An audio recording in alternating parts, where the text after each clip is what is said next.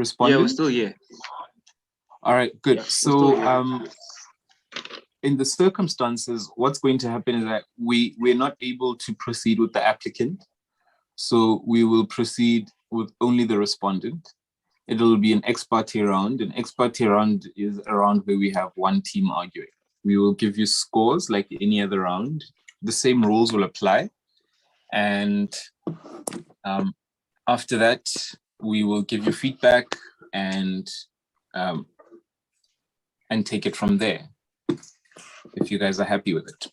Is everyone happy with that? Yeah, we're cool with it. My co-judges, are you ready?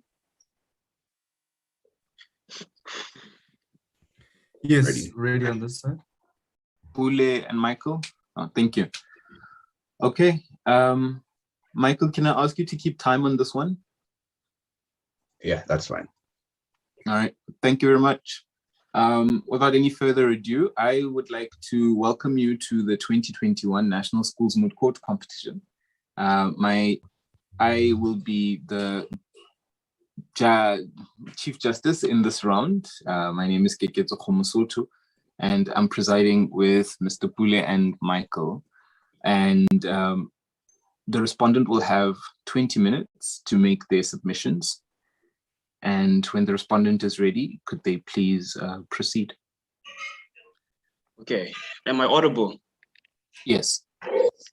Okay, I'll start in 5, 3, 2, 1. Chief Justice, your justices, my name is Rupumelo Nhlanga, and I'm with my co-counsel on the left, Mkabela TV Talent, and will be appearing on behalf of the respondent. I'll be speaking for 9 minutes, and my co-counsel will be speaking for 11 minutes. In today's court, we'll be humbling ourselves as the respondent to bring 2 submissions. 1, the Section 4 of the Code of Conduct doesn't violate the learner's right to privacy and education in terms of the Constitution of the Constitution. And secondly, we'll be submitting the fact that the SGB's decision was justified as it didn't violate the learner's right to peaceful assembly. The critical question before the court is whether Section 4 of the Code of Conduct is constitutional and whether its provision is actually in line with Section 14 and 29 of the Constitution, and whether the SGB's decision doesn't violate the learner's right to peaceful assembly. In response to this question, as the respondent, we submit that Section 4 of the Code of Conduct is constitutional as it is in line with Section 14 of the Constitution, which is the right to privacy, and in line with Section 29 of the Constitution, which is the right to education. And furthermore, yes. Could I interrupt you there in the beginning? Can you give us a brief summary of the facts, please? Oh, okay.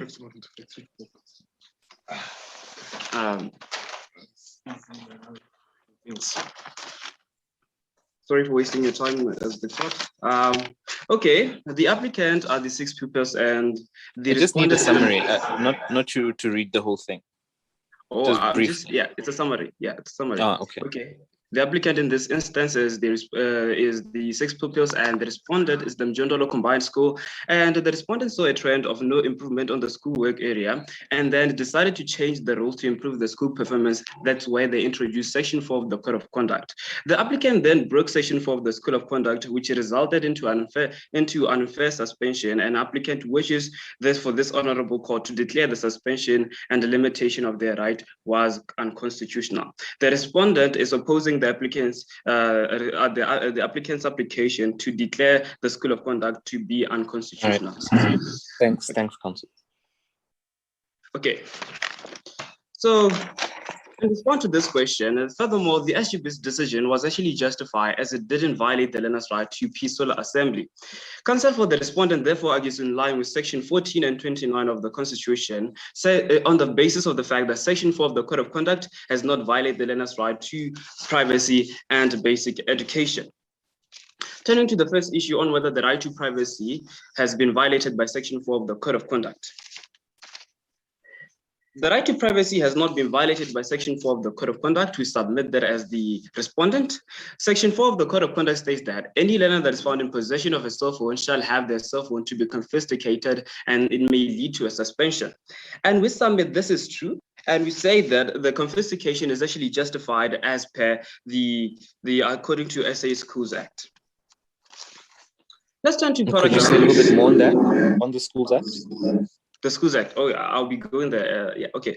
You will get my speech while I'm interpreting what I'm saying. So, okay, let's turn to paragraph 1 of the fact. States that, the fact that, sorry.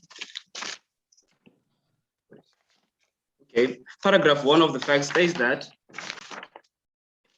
the pass rate was very low, with the school achieving a pass rate of 53% in 2018. Instead of paying attention in many classes, learners are always on social media on their cell phone, which justified the fact that the school was actually not having good results, because certainly a cell phone was seen as a potential risk in the school premises, which justifies the fact that any instance, the learners do not have to come with a cell phone, because it's actually harming the main objectives of the school to just teach and show what is actually based on the integrity. And some teachers sometimes were complaining about this because of the cell phone. So if the school wants to ensure that learning is actually progressible, it's justified for the fact that Section 4 of the Code of Conduct to be understood in this instance. Cognizant to Section 8A, subsection 2 of the South African Schools Act, it states that subject to subsection 3, the principal or risk delegate may at random search any group of learners or the property of learners for any dangerous object, which is the cell phone in this instance, or illegal drug, if a fair reasonable suspension has been established. You may ask yourself, Counsel, sorry, question, please. Yeah. In this instance, how is the cell phone, the use of it or the possession of it, dangerous to the extent that it would permit for a search without any further consequence, one would say? Because we'd understand if it's a knife, it's a gun, it's all right. How is the use of cell phones dangerous such that it would allow for a search to be authorized by the school, whereas, as you rightly just read out, that a search would be warranted if there are dangerous weapons or any substances that would be very harmful to children in the school?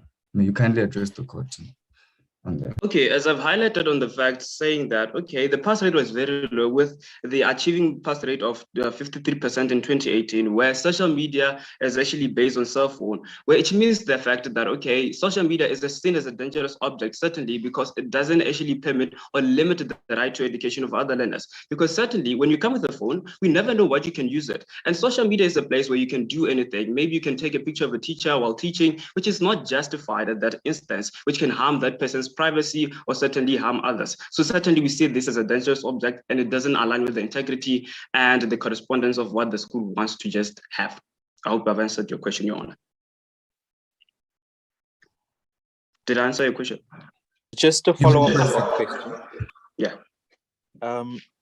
In 2020, when schools closed all across the country, many school children, school learners started using cell phones and technology to learn and to achieve the opposite of everything that you're saying, right? To increase pass rates, to get access to teachers. And that doesn't give me an impression that a cell phone is a dangerous object. It gives me an impression that a cell phone is actually an enabling technology that depends on how you use it, right? So just the mere possession of it in and of itself is perhaps not so bad. What do you think?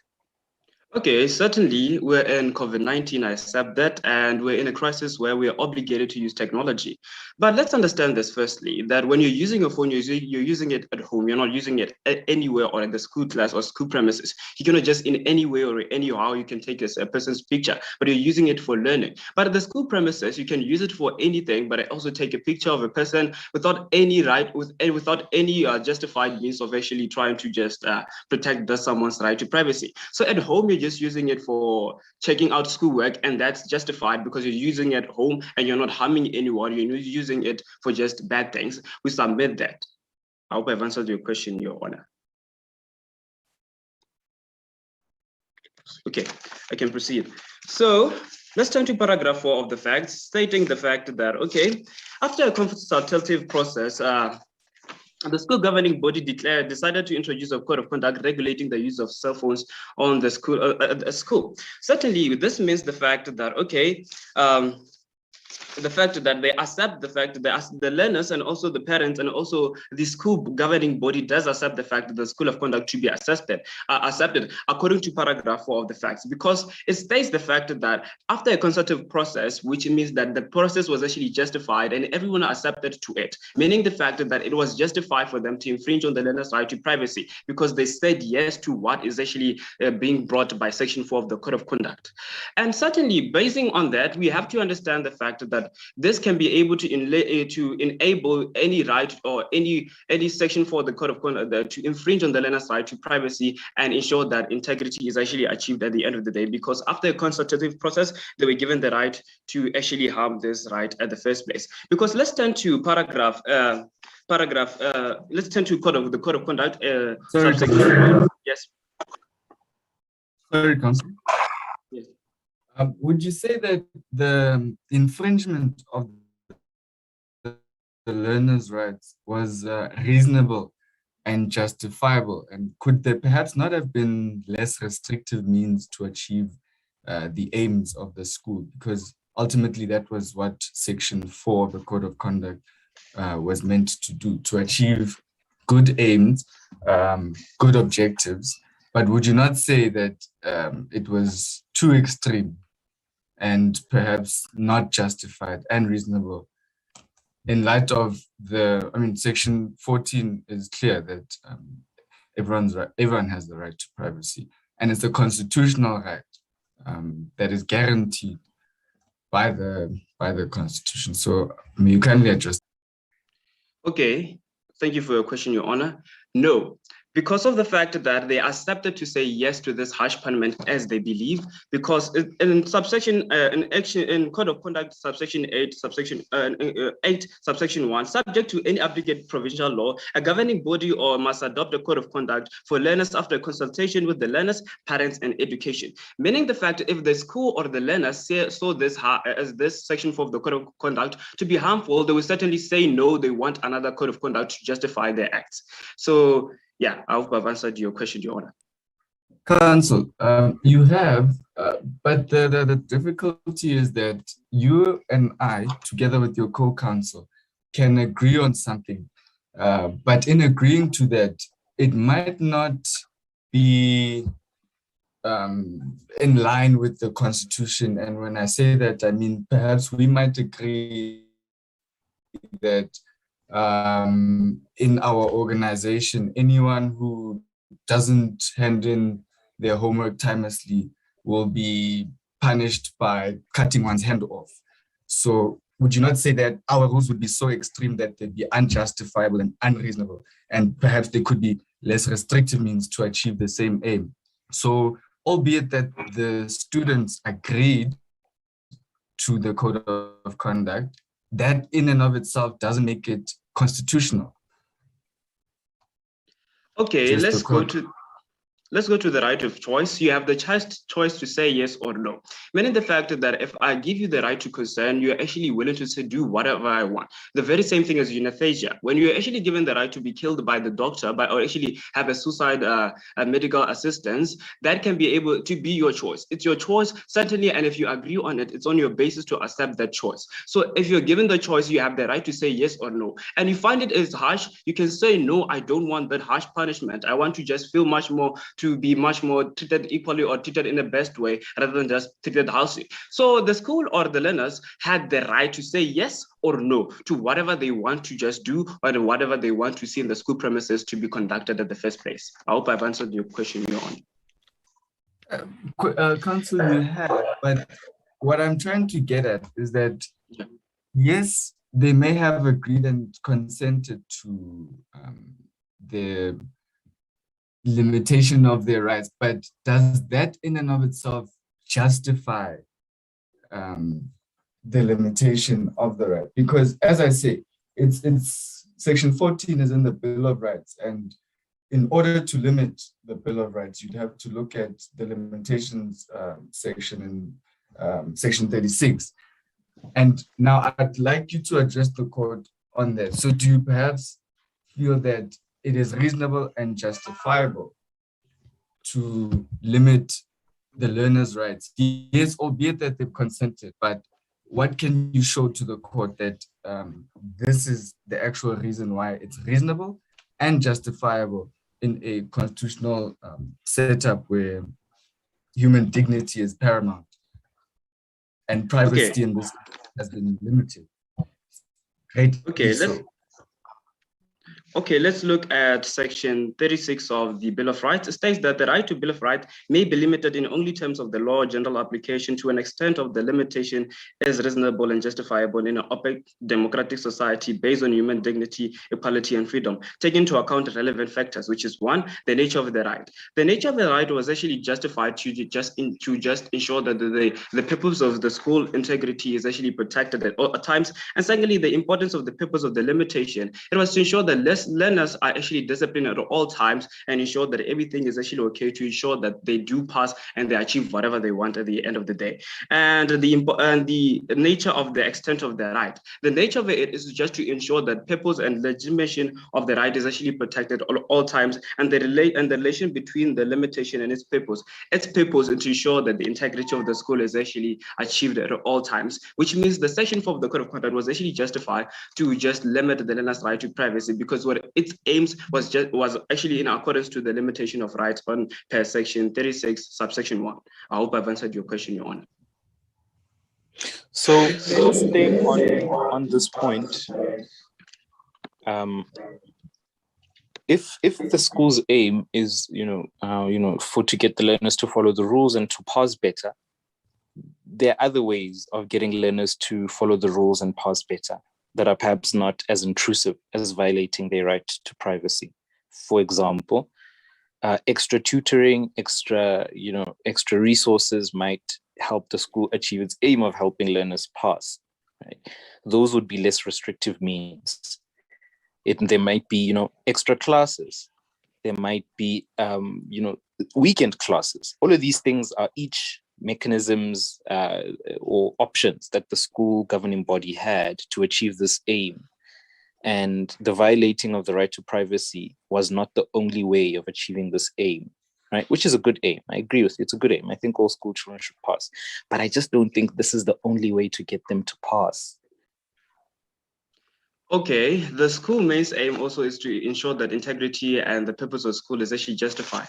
So this can be done only if you're actually disciplined. You cannot say that, okay, we have a weekend school, I can just dump this weekend schools and do not go to them. And tutoring schools, I must dump them and not go to them. I have the right to just do that. And also it means that if I'm not that disciplined to be harshly given such punishment, it won't be just certainly justified for me to go to school, because I know that if I want to pass much more, I can do anything, or if I can do whatever I want. But certainly under measures of being disciplined, you can actually follow what is actually regulated and ensure that you do what you get at the end of the day. And it is actually in the nature of the right to say that, okay, discipline has to be achieved at all times to ensure that people are actually listening, to show the seriousness of the school, and ensure that learners' right ensure the learners' right to education is achieved at all times. Because learners are just learners. They can do whatever they want if we just being soft to them. I hope I've answered your question, Your Honor. Yeah, thank you. Okay.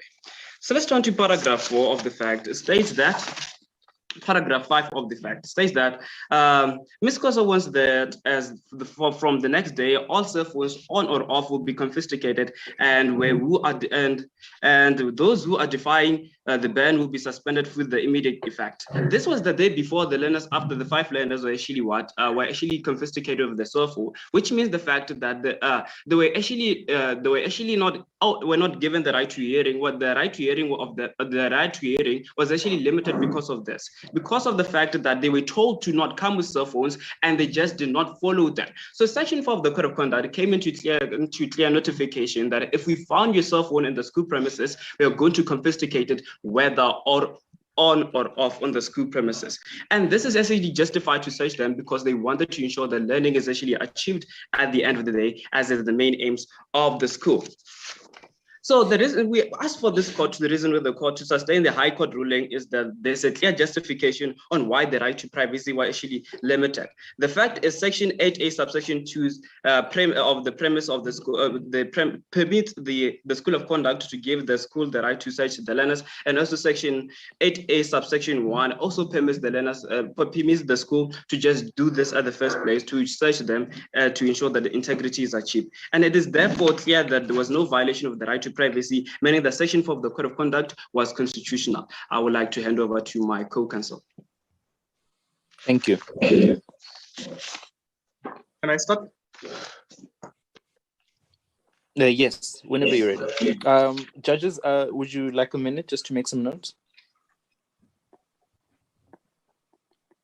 No, we can proceed then. Okay, I think you can proceed. Chief Justice, your justices. My name is Talent Mkavela, as my co-counsel Mhlangat Fumelo has mentioned, and I appear on behalf of the respondent. So today we have three critical issues. One, whether Section 4 of the School Code of Conduct violates the learner's right to privacy. Two, whether it violates the right to education. And thirdly, whether the SGB's decision violates the learner's right to peaceful assembly. Your Honor, my co-counsel has already addressed the first issue around the issue of privacy. So I'll address the other two issues, that is education and the peaceful assembly issue. Now, proceeding to address the second issue on whether this Section 4 of the School Code of Conduct violates the learner's right to education. We submit as the respondent that the limitation of the right to education by the School Code of Conduct is reasonable and justifiable. Your Honor, can we turn our attention to paragraph 4 of the facts that state that, and I quote, after a consultative process, the school governing body decides to introduce a code of conduct regulating the use of cell phones at school. Now, the part that justifies the limitation of the right to education by Section 4 of the School of Conduct, it is that does Section 4 limit the use, or does it limit the use as well as the possession? Or just the use? Your Honor, can you repeat your question? I'm not that clear on what you've said. Does the School Code of Conduct at Section 4, does it limit the use? Does it prohibit the use of cell phones, or both the use and possession of a cell phone? It limits the possession of a cell phone. So can I proceed, Your Honor? Okay. Yes. Now, the part that justifies the limitation of the right to basic education by Section 4 of the School Code of Conduct, it is that the learners and parents had consented to suspension prior to the creation of the School Code of Conduct.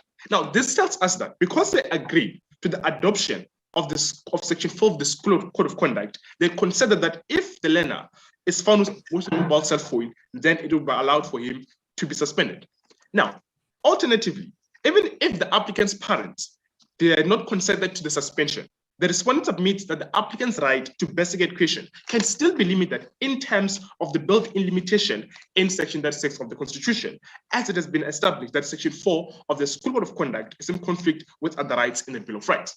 Now, in the alternative, the respondent admits that the applicant's right to basic education can be limited in terms of Section 36 of the Constitution.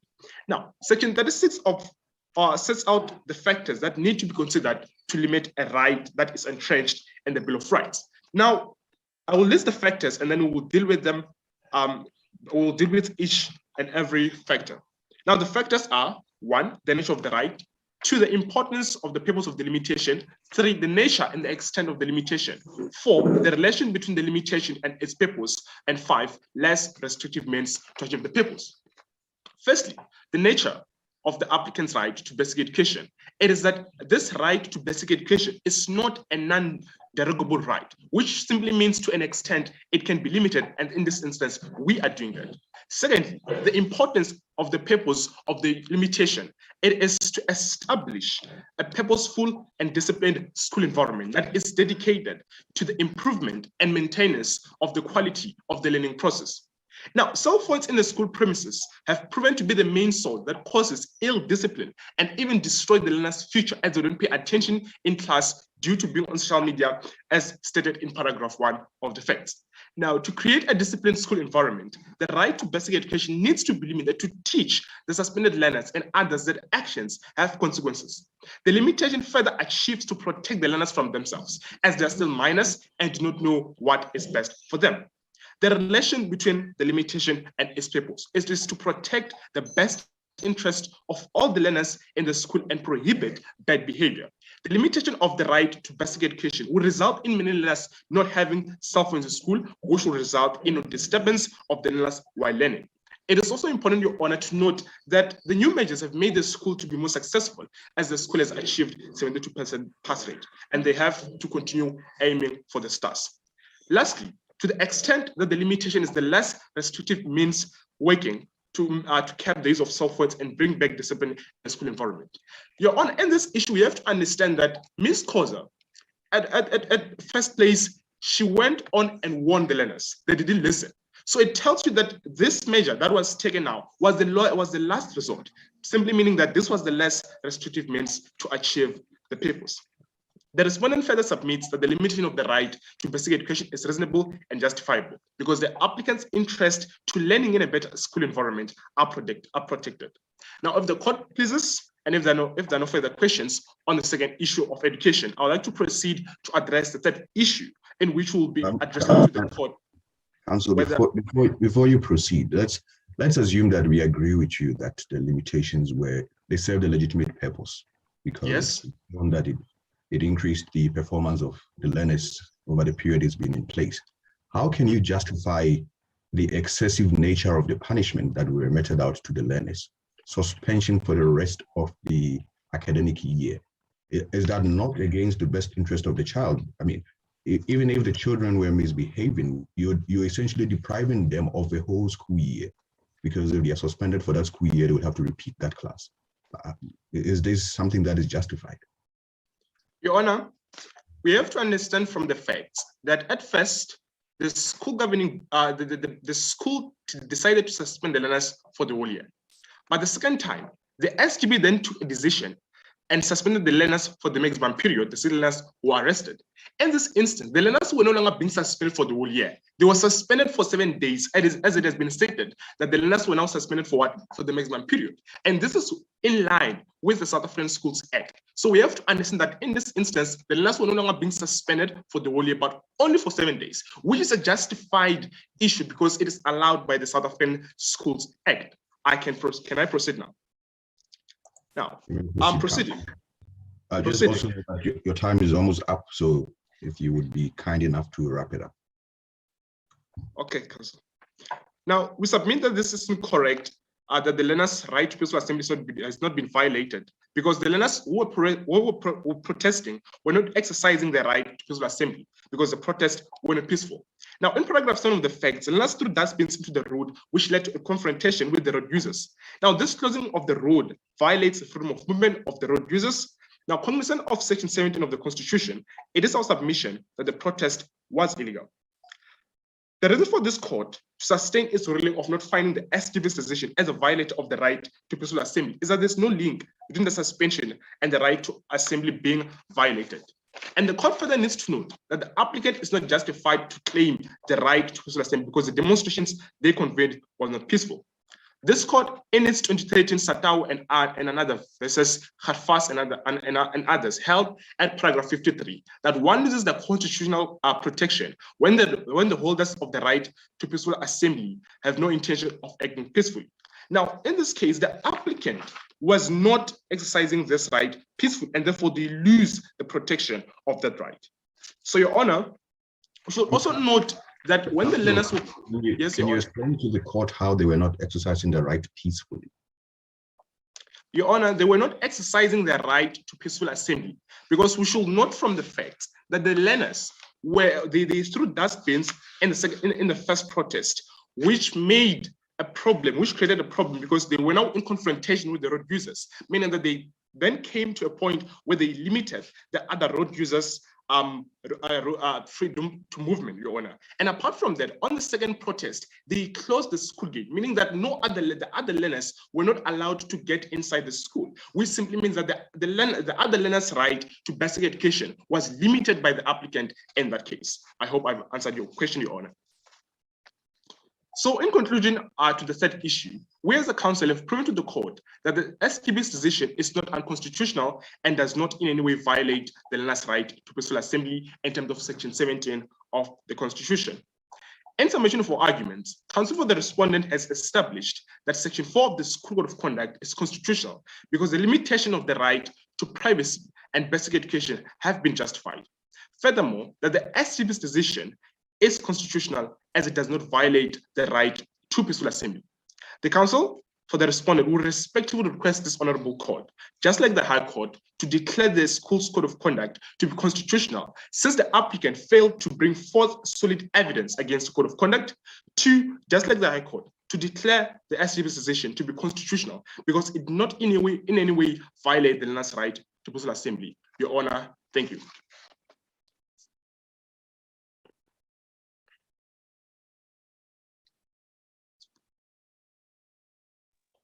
Sorry, I was on mute. Thank you very much, respondent team.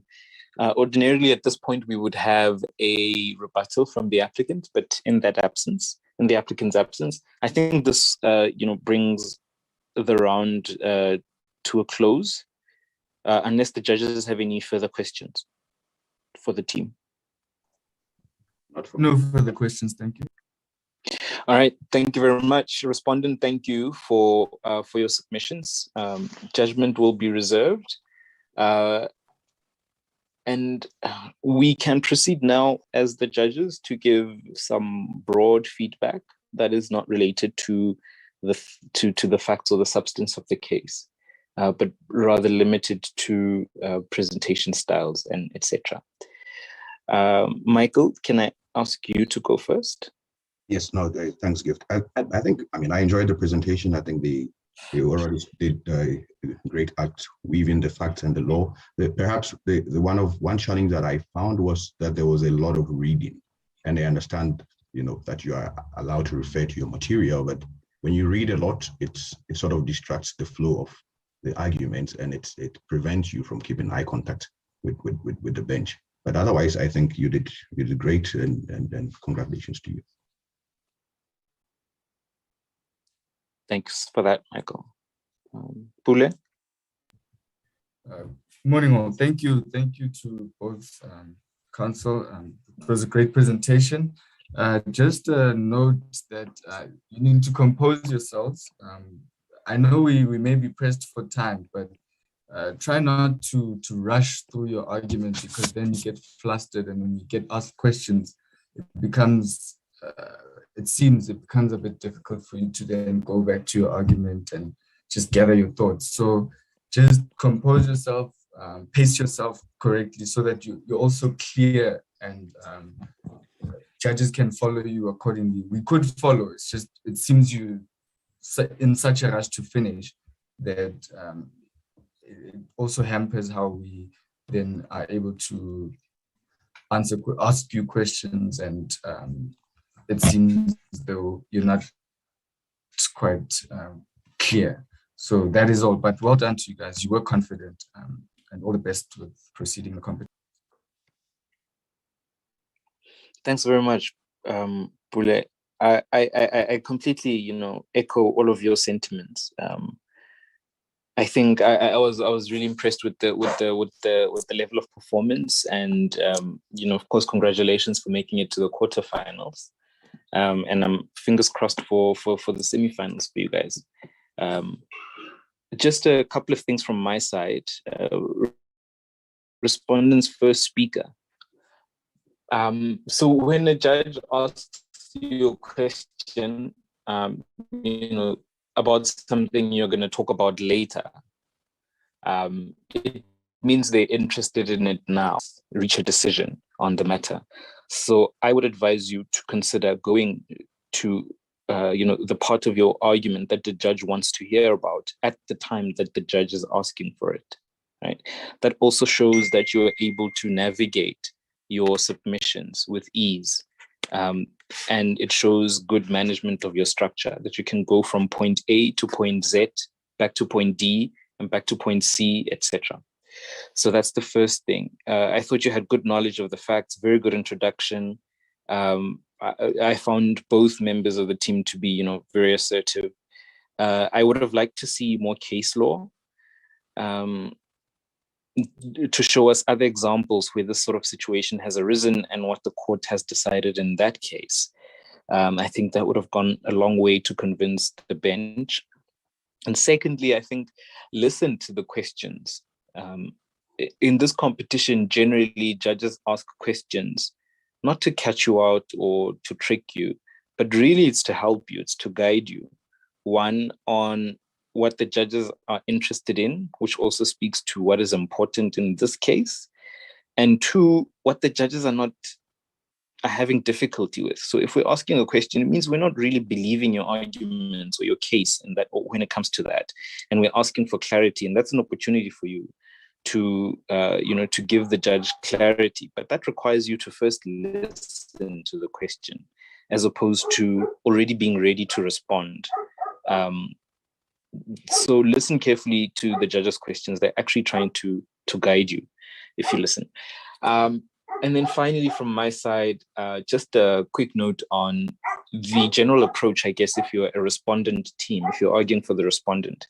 I mean, the case we're arguing for, it's for, against school children who, have gotten in trouble with their school, and, at the end of the day, they're minors and you want their best interest. But as the respondent team of lawyers, you don't want to come across as though, we care so little, even on a sentimental level, about these children's well-being and rights. We're all about the law. It has to be, black letter law. That's not a persuasive approach. I mean, it's right, it's correct technically. You have to defend your client, but there are different ways of couching your defense, right? One that doesn't make you come across as combative, as unreasonable, and sort of on the more, as though it's out of touch with reality. I think a more balanced approach would be to say, hey, listen, we understand that these are children, and we understand that that things could have gone differently, and we feel differently about that, but unfortunately, the school's rules are the school's rules, and we have to respect them. That sort of approach, as opposed to saying, no, absolutely no cell phones allowed, we will not even listen to, it's a different sort of approach when the judges receive it. I'm not sure if I'm being clear in that respect. And let me see my notes.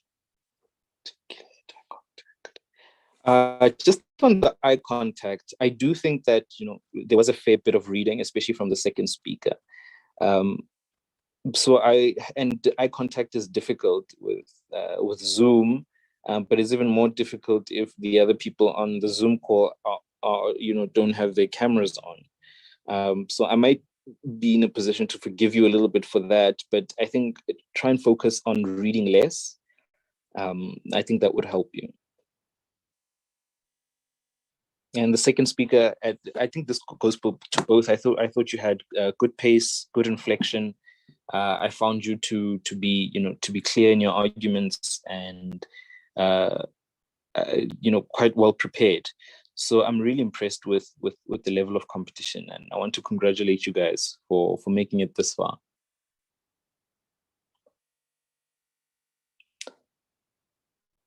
And that's it from me.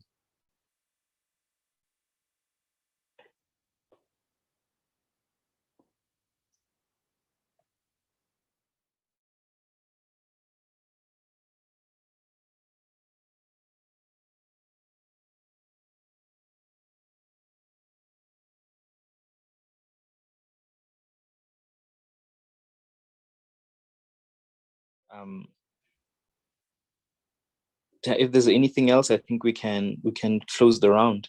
Judges, I think we need to fill in our score sheets separately and share with Joyce, I think within 10 minutes of the end of this call.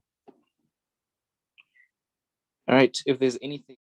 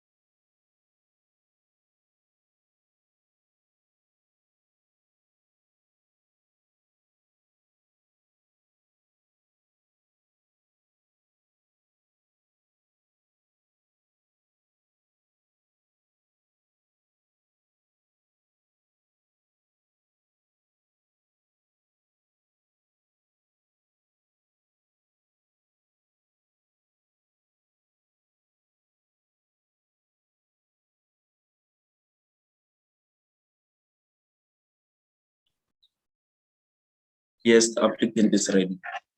Thank you, applicant. Respondent? Hello. I just saw your text. The respondent is ready. Thank you, respondent. Judges? All said, thank you. Thanks, Pule. Okay, technically, let us speak. We're ready. Okay. Let's proceed then. Welcome to the 2021 National Schools Moot Court Competition. I am Geketso Khomosoto and I will be Chief Justice in this round. We have in this morning's session, the applicant versus the respondent. Each team will have 20 minutes to make their submissions. And if the teams choose, they can reserve time for rebuttal and surrebuttal. If there are no further preliminary issues, I invite the applicant to begin with their oral submissions. Thank you, Justin. If it pleases the court, my name is Bagone Letawa, and I appeal with my co-counsel, Ms. Malalaza Netawapadzo, and we appear on behalf of this matter. From the time provided, I will be addressing this court for 9 minutes, my co-counsel for 8, and we have reserved 2 minutes for rebuttal. My honorable justices, this is an application for a declaratory order in the matter between the learners of Mjondolo Combined School, namely 14-year-old Mbali, 15-year-old Crystal, 16-year-old Precious and Apiwe, 17-year-old Eddie and Kato being the applicant in this matter, and the respondent being the public school of Mjondolo Combined School. Justices, this matter concerns the incident that took place at the public school of Mjondolo Combined School in Bramfontein in the Gauteng province. I'll be presenting the first 2 issues in this matter. The first regarding the unconstitutionality of Section 4 of the School Code of Conduct as it violates the appellant's right to privacy. Secondly, the issue that regards the unconstitutionality of Section 4 of the School Code of Conduct as it violates the appellant's right to basic education. And lastly, my co-counsel will address the court on the issue that regards the unconstitutionality of the school governing body cessation as it violates the appellant's right to peaceful life. My justices, the question presented before this honorable court is whether Section 4 of the School Code of Conduct is unconstitutional and whether it violates the appellant's right to privacy and basic education in terms of Sections 14 and 29 of the South African Constitution. If it pleases the court, I would like to give a brief summary of the facts in this matter. For a number of years, the public school of Mjondolo Combined School had encountered a problem with discipline and a high incidence of absenteeism amongst learners and teachers alike. The result, in the year 2018, the matric pass rate achieved was only 53%. In the year 2019, Ms. Kosa was appointed as the new head of the school and discipline was birthed to the school. The matric pass rate achieved dramatically increased to the percentage of 72. Thereafter, the school governing body introduced a code of conduct that regulated the use of cell phones at school. The code was then adopted and immediately implemented. Tetele is 17 years old and in grade 11. One morning, while still in class, his cell phone drops out of his pocket. His teacher, Mr. Mkize, sees it and immediately confiscates it. Thereafter, Sfiso undergoes a disciplinary hearing that results to his suspension for the rest of the year. The principal thereafter orders a search of the bags of all learners and 6 cell phones were found in possession. The 6 pupils who were found in possession of the cell phones were then suspended immediately for the rest of the year. As it pleases this honorable court, I would like to begin with issue 1 in this matter. Issue 1 primarily regards the unconstitutionality of Section 4 of the School Code of Conduct as it clearly violates the appellant's right to privacy under Section 14 of the Constitution of South Africa. After the principal ordered the search of all the bags of learners, 6 cell phones were found, and the pupils who were found in possession of those cell phones were then suspended for the rest of the year. The searching of the learners' bags is seen as a clear violation of the appellant's right under Section 14 of the Constitution, as it clearly states that everyone has the right to privacy, which includes the right not to have their person or home searched, their property searched, their possessions seized, or the privacy of their communications infringed.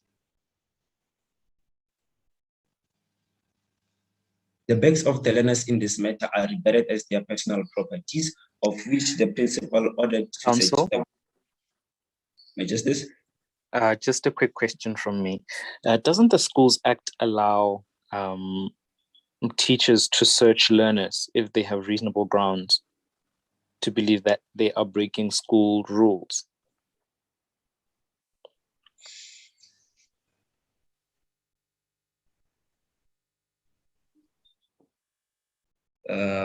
My Justice, would you please try to restructure the question in a much more clear way? Absolutely. So the South African Schools Act provides that the school principal has authority to search the learners if they have reasonable grounds to believe that the learner has broken a school rule. So isn't this justified by that?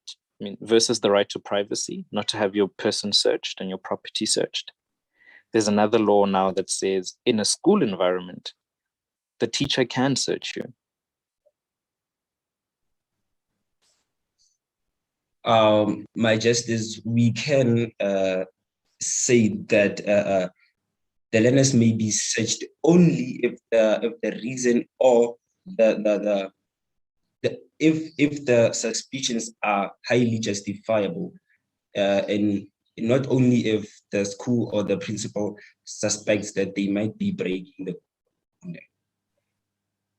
Counsel, before you continue, could you maybe then indicate to us what reasons or situations you would deem as justifiable?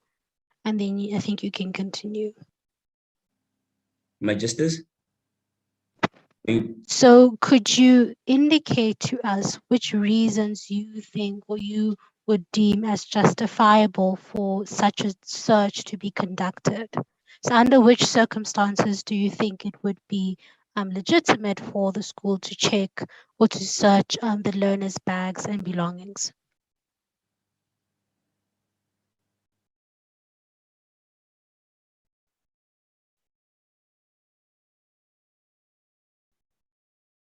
I would say that if the learners were found to be inconsistent with the code on numerous times, not only after the learners only broke the law once. Does that answer the question of my Justice? Thank you, Counsel. You may continue. As this act of infringement of the appellant's right under Section 14 under Section 14, Element B of the Constitution is in clear contradiction with Section 28, subsection 2 of the South African Constitution, which clearly states that a child's best interests are of paramount importance in every matter concerning the child. This is also in confluence with Section 28, subsection 3 of the South African Constitution, which states that in this section, child means a person under the age of 18. This refers to the applicant and is very much applicable because, as I have stated before, all the 6 learners are clearly well under the age of 18. However, the school and Section 4 of the School Code of Conduct do not consider the children's best interest as those of paramount importance in this matter concerning the children. This concludes that this concludes that the school didn't have the children's best interest at heart. Therefore, we submit that the Code of Conduct is inconsistent with Section 28, subsection 2 and subsection 3 of the Constitution, and also in contradiction with Section 14 of the Constitution. This is adequate evidence presented before this Honorable Court that shows that Section 4 of the School Code of Conduct has clearly violated the applicant's right to privacy. We humbly call to this court's attention the definition of unconstitutionality, which defines contrary to or violation of the constitution of a state or other sovereign institution. We submit that the court bases its decision upon Section 2 of the Constitution, which calls for the supremacy of the Constitution. It is by our argument that we respectfully plead this honorable court to notice the unlawfulness of infringement of the applicant's right to privacy, declare Section 4 of the School Code of Conduct unconstitutional, and to likely rule in favor of the applicant. If it pleases the court, I would like to proceed with issue 2 in this matter. Issue 2 in this matter regards the unconstitutionality of Section 4 of the School Code of Conduct, as it violates the learner's right to basic education. The right under Section 29 of the Constitution guarantees everyone the right to a basic education, regardless of external factors. The right to a basic education is an absolute right, which means that no one may be refused of this right. It is well established in our country that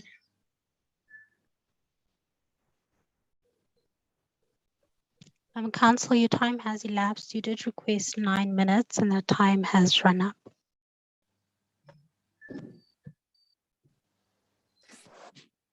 Thank you, Council.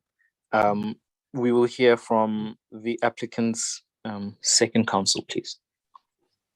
Justices, my co-counsel has tackled the first two issues that the applicant has brought to this court. They are the unconstitutionality of Section 4 of the School Code of Conduct and its violation of the applicant's rights to privacy, and the Code of Conduct, the violation of the applicant's rights to basic education. Therefore, I have one submission to make, which exclusively deals with the unconstitutionality of the school governing body's verdict and how it infringes the applicant's right to peaceful assembly in terms of Section 17 of the Bill of Rights of the South African Constitution. Prior to our argument, counsel for the applicant would like to put forward the fundamental law that our argument for the violation of the applicant's right to assemble, demonstrate, picket, and present petition will be based upon. That is, the Constitution is the supreme law of the land. Any other law that is inconsistent with the Constitution must be declared invalid and may, amongst other remedies, be amended. If the court pleases, I would now like to begin with the third and final submission. It was cited in Article 15, subsection 1 of the United Nations Convention on the Rights of the Child that, and I quote, "Its parties recognize the rights of the child to freedom of association and to freedom of peaceful assembly," close quote. And as South Africa agreed to be bound by the UN Proviso, Section 17 of the Bill of Rights states that, I quote, Everyone has the right, peacefully and unarmed, to assemble, to demonstrate, to picket, and to present petition. It is of paramount importance, honorable justices, that we take into account that the protest was carried out by minors who were concerned about the decisions being made by the school and the SGB that did not have their best interest at heart. We submit that the act of the learners staging a protest outside school premises cannot be deemed as a gathering. This is because the protesters were less than 15, but Mbali and Crystal only remained with the group as they were less enthusiastic. The SGB violated the learners' rights to assemble and used suspension as a defense mechanism. Yes, Your Justice. Yes, Your Justice. Sorry, just a clarification on the facts. You say the learners were less than 15. In the first instance, there were 6 learners who were later joined by 10. So that makes it 16. And thereafter, the numbers just kept on increasing. At one point, there were 100 learners. So just a clarification on the facts there. Were there not at all times more than 15 learners? And what do you have to say on the law in that regard? Justices, it is stated in the facts that 2 of the learners, Crystal and Bali, were less enthusiastic, therefore choosing to only remain in the school and rather be spectators.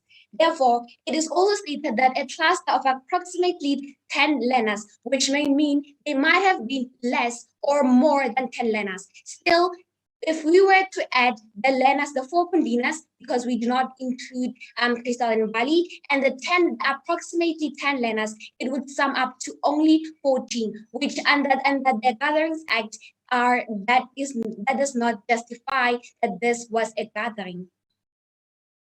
If that answers your Justice's questions, I would like to begin to continue with my submission.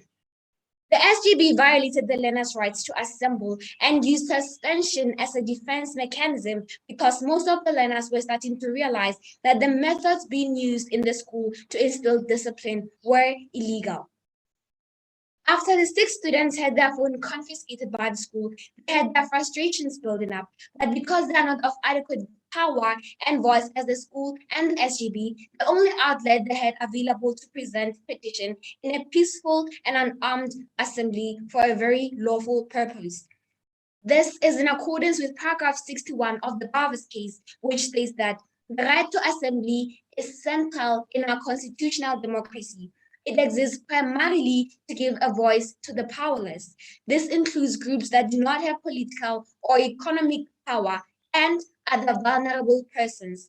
It provides an outlet for their frustrations. There was no other way that the applicant could voice their opinions. Ndondolo Combined School is a school that uses corporal punishment on students, and as the 6 learners were minors, they feared that. Counsel for the applicant finds the decision of the SGB unconstitutional, as even the principal herself took into consideration and accepted the fact that learners do have the right to raise complaints. What raises eyebrows and makes us question the constitutionality of the SGB's decision is that who was present at the urgent meeting that was held. It is vivid that the SGB did not follow the correct procedures when suspending Before we get to the procedural components, let's stay with the peaceful nature of this protest. From my understanding, the protest turned violent. There was throwing of dustbin in the road, and there was a blocking of a school gate, etc. Is that sort of conduct allowed when we talk about peaceful protest? Is that a peaceful protest? Mayor Justice, please rephrase the question.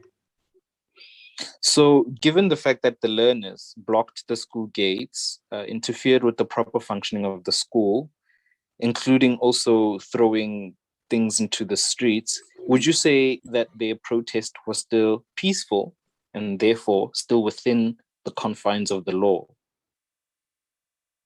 Was it a peaceful protest? Several points on that, Your Justice.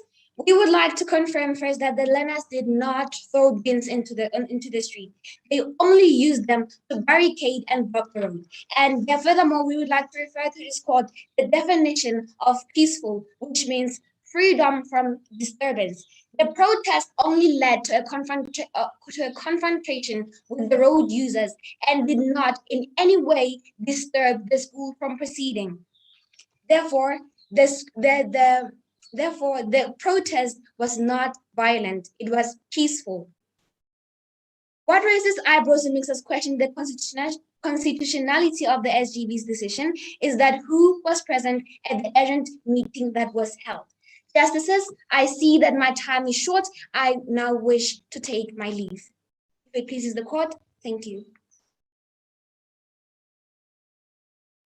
Bailiff, how much time do we still have left for the second applicant, please?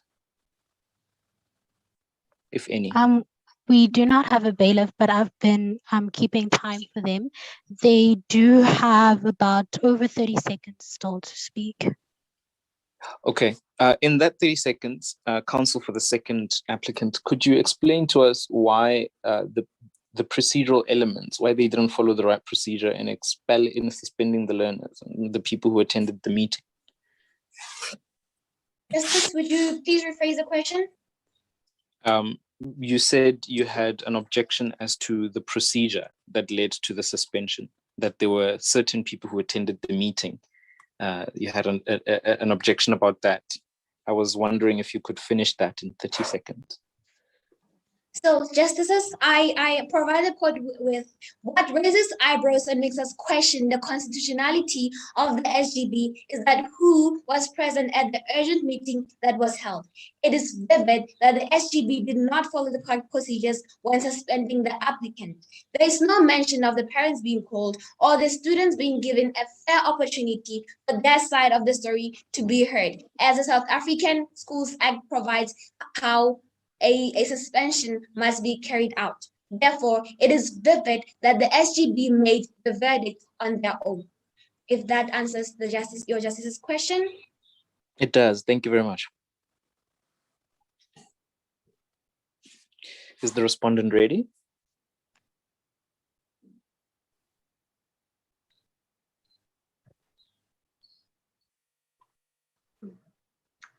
Okay. Respondent, are you ready? Yes, we're ready. Okay, please go ahead when you're ready. As the court pleases, I will be addressing the issue of how the SGB's decision is not unconstitutional and how it does not violate the learner's right to peaceful assembly in terms of Section 17 of the Constitution. My co-counsel, Ms. Nyelana Nzege, will be submitting the issue of how Section 4 of Mjondolo School's Code of Conduct is not unconstitutional, nor does it violate Section 14 of the Constitution, being the right to privacy, and Section 29 of the Constitution, being right to basic education. Section 17 of the Constitution says, everyone has a right to peaceful assembly, to peacefully and unarmed to assemble, to demonstrate, to picket, and to present petitions, aligns with the Regulations Gatherings Act that speaks about the notice of gatherings.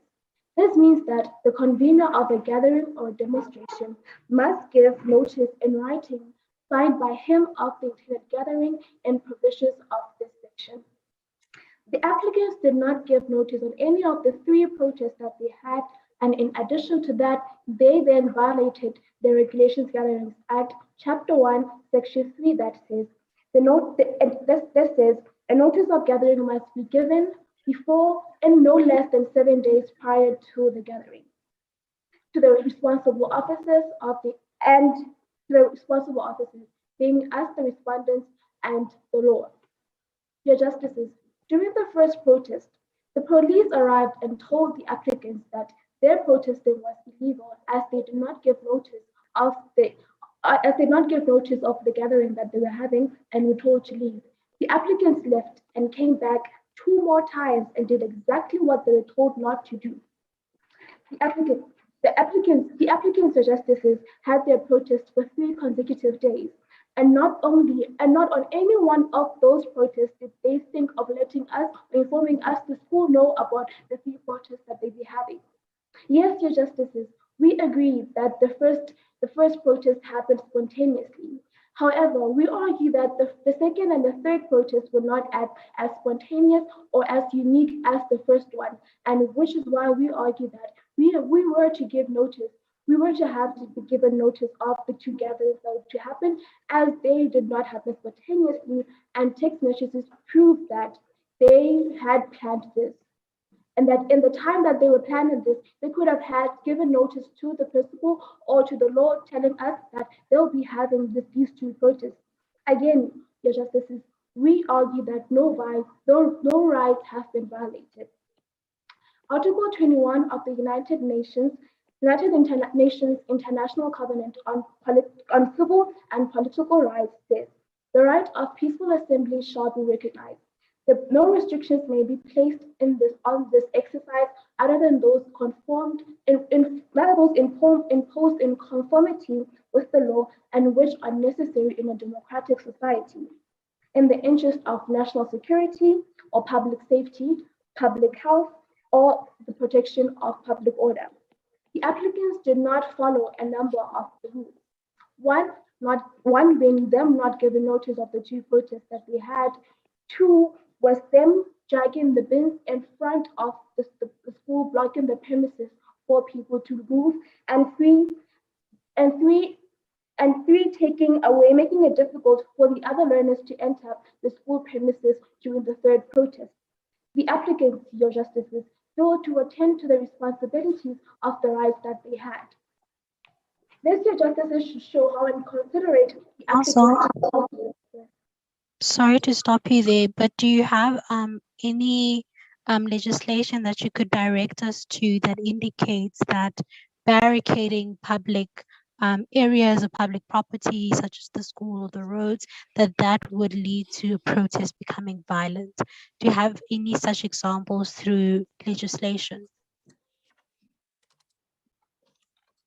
No, your justices. However, I have a right I have a right that says that everyone has the right to a healthy and safe environment of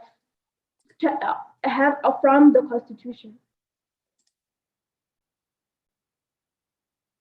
Thank you, Council.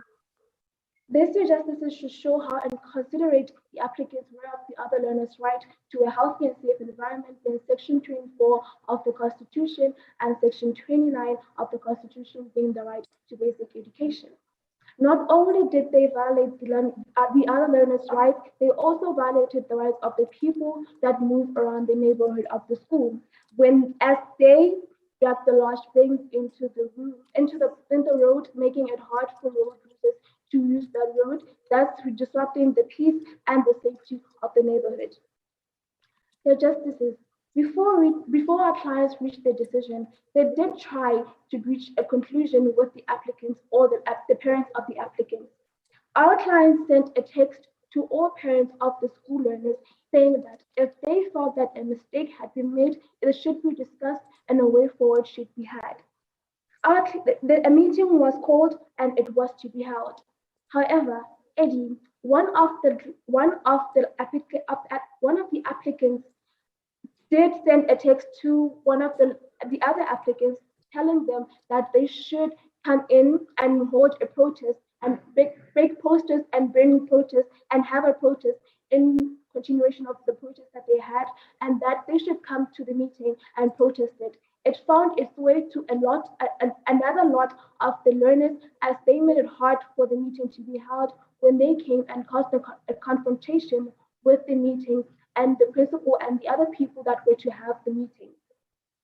They took away a chance when they did that, when they had their protesting in front of the meeting, that in front of the gates of the school, they took away an opportunity that could have prevented everything else from happening, an opportunity that could have had the grievances heard, an opportunity that could have made sure that we hear them out because the meeting was held because due to prior to the notice and prior to the gatherings and the protesting that the applicants had. However, they blocked the entrance to the school and the meeting could not be held. The school governing body's decision did in no way violate the learners' right to peaceful assembly and in terms of Section 17 of the Constitution, as our clients did try to meet them halfway. Our client's decision was in no way unconstitutional because before the final decision was made, our clients did try to reach a conclusion with the applicants. And yet the applicants did not allow them to do so because they blocked the entrance to the one meeting that could have prevented everything. Counsel for the respondent therefore pleads that the Honorable Court rules in favor of the SGB's decision as constitutional and that our clients did in no way violate the applicant's right to peaceful assembly being Section 17 of the Constitution.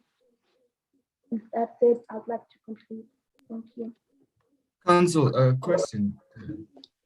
Would you not say that on a balancing? We can't hear you, Justice.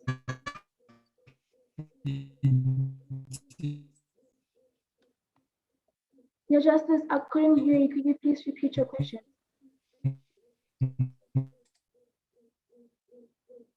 Struggling with my connectivity. Can you hear me now? Yes. Can you hear me now? Yes, Your Justice. Yes. I can. Oh, great. Thank you. Now, on a balancing of competing interests, on the one hand, of course, there's the interests of the school, but on the other, the interests of learners. Now, as you say, it's constitutional. The decision of the SGP was constitutional to suspend them for the maximum period. But now their interests as children, the best interests of their education and the like, would you say that could there not have perhaps been more or less restrictive means to achieve the same aim of instilling the discipline and maintaining order? Because if you think about it, the children assembled because they realized that their rights were not being upheld. For example, the code of conduct was passed, that's Section 4, but perhaps it was bulldozed onto them. So would you not say that the learners were justified in protesting the way they did, albeit that the circumstances may have turned otherwise in terms of the burning of buildings and the like. Justice, could you please repeat your question one more time? Okay, so what I'm getting at is, you say the SGB's decision was constitutional. What I'm asking now, was it how was it reasonable and justifiable in the circumstances? Your Justice, before the protesting, the learners knew very well of the code of conduct, and also what the repercussions of the code of conduct of not adhering to the code of conduct was, and also in their suspension, when they could learn their lesson.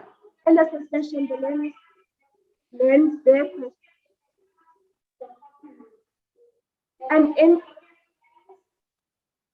And in the suspension, they learned their lesson, and the learners who still received schoolwork while doing the suspension. Your Justice, did you hear me, or should I repeat what I said? No, thank you, Counsel.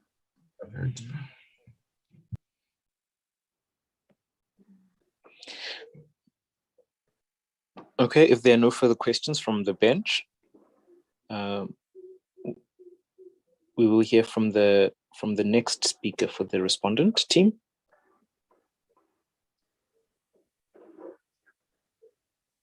When you're ready.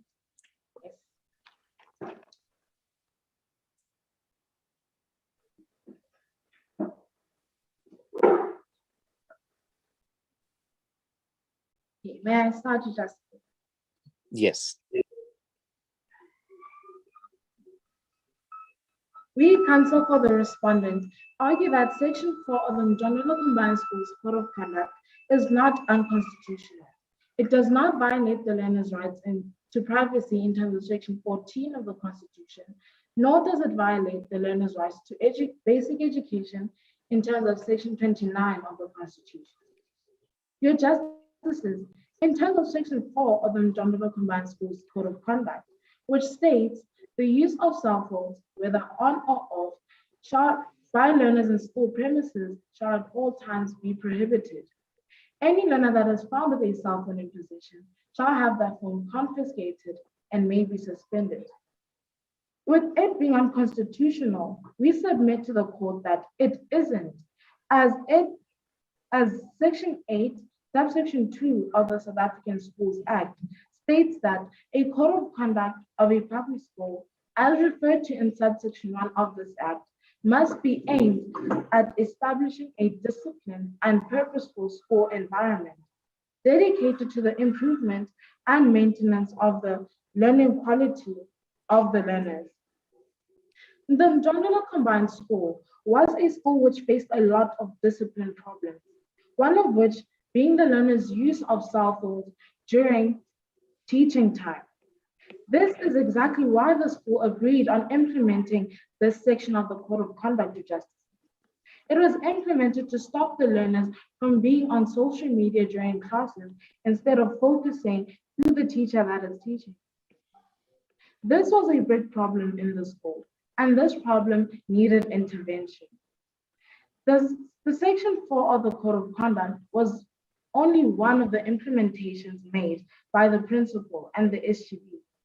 Yet the improvement of the school's pass rate from 53% to above 70% was a clear indication that indeed all these implementations were in the best interest of the learners and their learning process, and in correlation with the laws in the South African Schools Act. Secondly, in terms of the learners' rights to privacy being violated, we, counsel for the respondent, argue that the learner's right to privacy was not violated. The school had simply practiced Section 36 of the Constitution, which speaks on the limitation of rights, and privacy, and the right to privacy is a limitable right. The school's limitation of the learner's right to privacy was also in accordance with Section 8A, subsection 3, Article 3 of the South African Schools Act, which states that the school may conduct a random search if a reasonable amount of evidence of illegal activity taking place is given. Earlier on that day, Council, yes, Your Justice. question, please. Was the possession and or use of the cell phone illegal in the sense that perhaps one could get criminally convicted? Or was No, it merely wrong in terms of the school's code of conduct? No, Your Justice, one could not get arrested for that.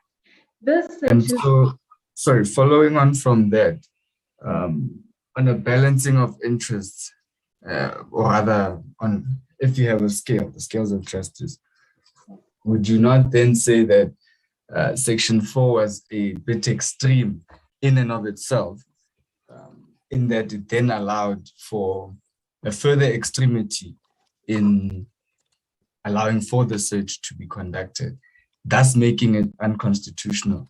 How would you say it was reasonable and justifiable, given its aim and how it infringed on the constitutional rights of the learners, as you pointed out?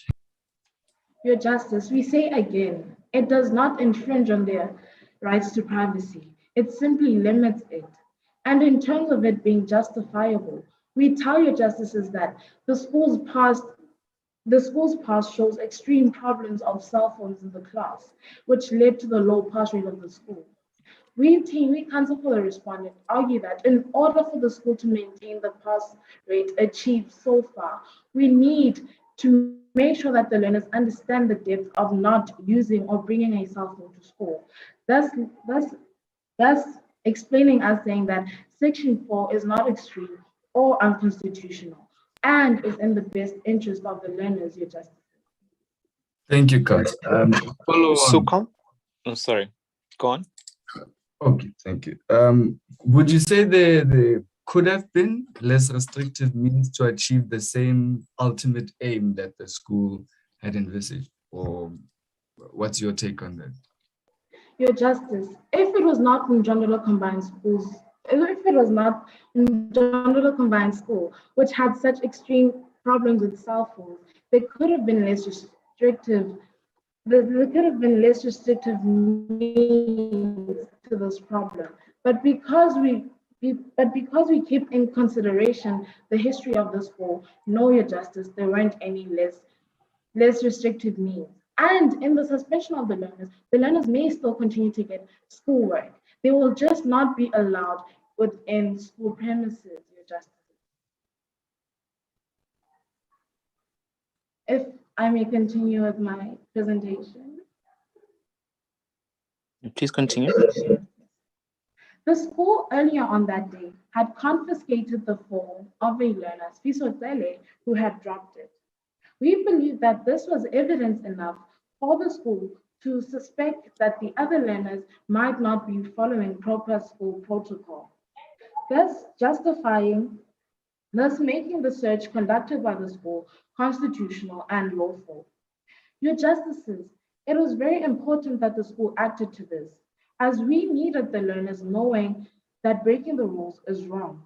We couldn't have the learners of Njondolo Combined Schools going back to the comfortability of using cell phones in class and not focusing to what the teacher is saying.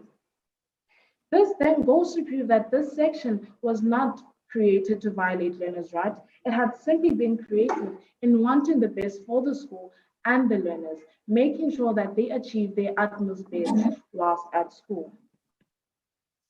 Your Justices, lastly, Your Justices, to the learners' claims of their right to education being violated, we argue that the learners knew about the Section 4 of the Code of Conduct, which had been implemented.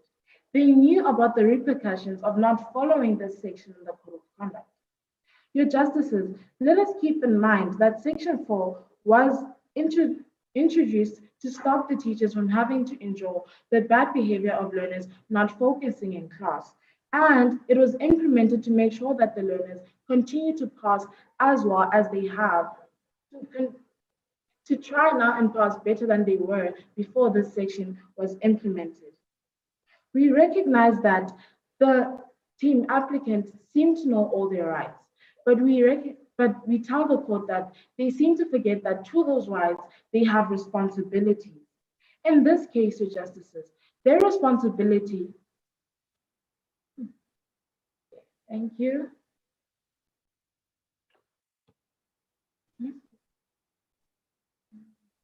All right, thank you very much. Applicant, do you have a rebuttal? Yes, Your Justice. My Justices, counsel for the applicant has 3 points on rebuttal to bring forward in response to the respondent's submissions. The first being that the right to basic education is an absolute right. That means no one may be refused of this right. Secondly, being that the applicant's right to assemble peacefully was not justifiably limited under the law of general application. And even if the right was limited justifiably, as the respondent claims, it was not done under the law of general application. We should take into account the fact that there were 40 other learners with Crystal and Buddy at the 5:30 p.m. protest, yet they were not suspended. Furthermore, approximately 100 other learners convened the following day, but this time around, the applicant was not present. Yet when the SGB called the urgent meeting and decided to suspend the applicant, it does not consider to simultaneously suspend the 100 conveners as well as whose actions caused the school to be closed. Lastly, we submit that the respondent has failed to take into account and into consideration factors considered for a justifiable limitation as cited by Section 36 of the Bill of Rights. Less restrictive means such as calling the parents of the applicants or putting them in detention are reasonable measures that could be used to ensure discipline in the school.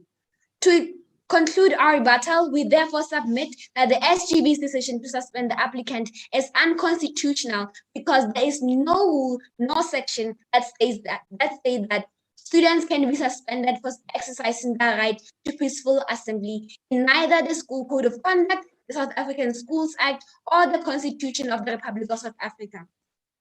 If the court is satisfied, counsel for the applicant respectfully prays for an order to number 1, declare that the High Court was incorrect in finding that there was no violation of the applicant's right to peaceful assembly. Number 2, to rule that the student's suspension was an unjust and it shows an infringement of the right to assemble, which cannot be subject to Section 36 of the Constitution. If it pleases the court, I now wish to take my leave. Thank you very much.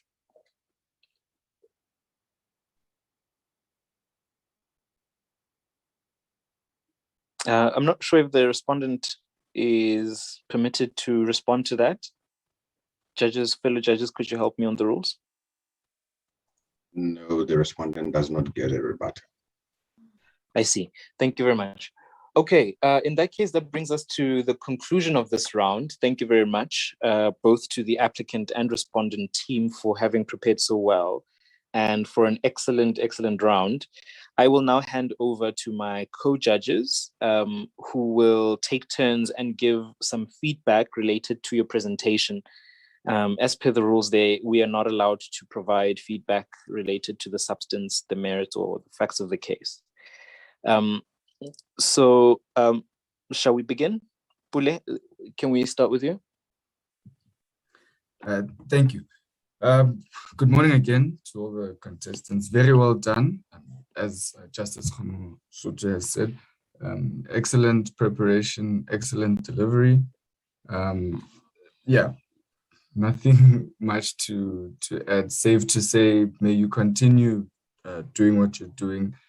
Good intimate knowledge of the facts then allows your research to be enhanced because now you're looking at loopholes, looking at ways to address certain points, and the teams have done very well to do so. And yeah, just keep up the good work. Don't slack at this point, and all the best as you progress through the competition. Thank you. Thank you so much. Justice Sekati. Good morning to everyone. I don't have much on my end in the form of feedback. I would also like to share my sentiments in saying that you did quite well. You could see that you did take a considerable amount of time preparing for the competition, and it is always nice to hear different approaches to the facts, and you have shown a lot of creativity in that regard. The only thing that I can advise you to do, two things actually. The first is just make sure that you bulk up a bit on your authority. So, in addition to the Constitution, look more into the Schools Act, look more into the Regulation of Gatherings Act, and just make sure that you're familiar with all of the relevant provisions regarding each argument that you make. I think you made the right arguments. You just need that authority to back you up. So to say that in accordance with section what of this provision, this is what our submissions are. The second thing that I would advise you to just keep in mind and maybe practice together is answering questions. So I'm sure you didn't expect some of the questions that you received, and that is okay. And I think that you approached the questions quite well, considering, the kind of questions you were asked. But I do advise you to practice answering questions. Maybe whilst the one speaker is practicing, the other can just act as a judge and then raise certain questions. This will make sure that you're not completely thrown off guard when judges ask you questions, especially if you proceed to the semifinals and finals. But yeah, other than that, well done. Hopefully we will see you in the semis. But yes, keep doing what you're doing.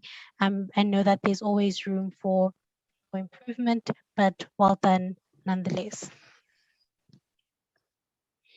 Thank you very much. I was very impressed with this round. I thought you guys had prepared very well, and it came through in your presentation. I was thoroughly impressed with how well you guys had prepared in terms of the delivery of your submission as well. So very well done on that score. The technical things are all there. I think you guys each had good pace, good body language, good introductions, very good structure, good time management that could improve here and there. You know who you are. I thought you guys had good inflection. You spoke calmly in a good pace. Overall, I thought this was a very high level, impressive round. I'm really, really impressed. But with that being said, this is a competition. And, I think the most important part of this particular competition is perhaps, not the scoring or, winning is great, but I think this particular competition is aimed differently. It's aimed at, teaching learners and communities about the values of the Constitution. And I think you guys have, excelled at that, at absorbing and understanding those values and those competing interests, and how do we balance and negotiate those situations. So very well done on that score for really embodying the purpose of this competition. I'm very impressed. I wish you all the best for the semi-final, and fingers crossed. Congratulations. Judgment is reserved. You guys should hear from Joyce or the other organizing teams about how you did. Thank you very much. If there are no further questions from your side, I will close this round. Judges, anything else? Nothing else, thank you. All right, thank you very much. Jessica? Nothing from my end. We still have her. I see. I don't know if you can hear me, but there's nothing from my end. I can, thank you. Thank you very much. This now brings us to the close. Congratulations again, and have a good Friday, and have a good weekend, and good luck. Bye-bye.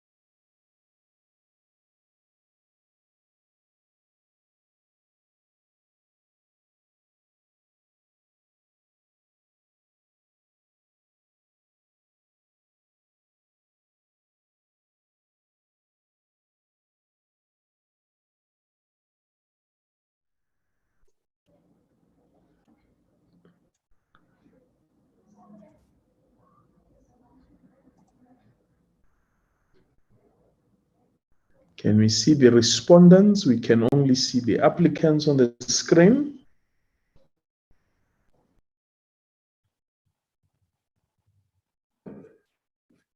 Good morning to one and all. Are we audible on the other side? For that. The justices.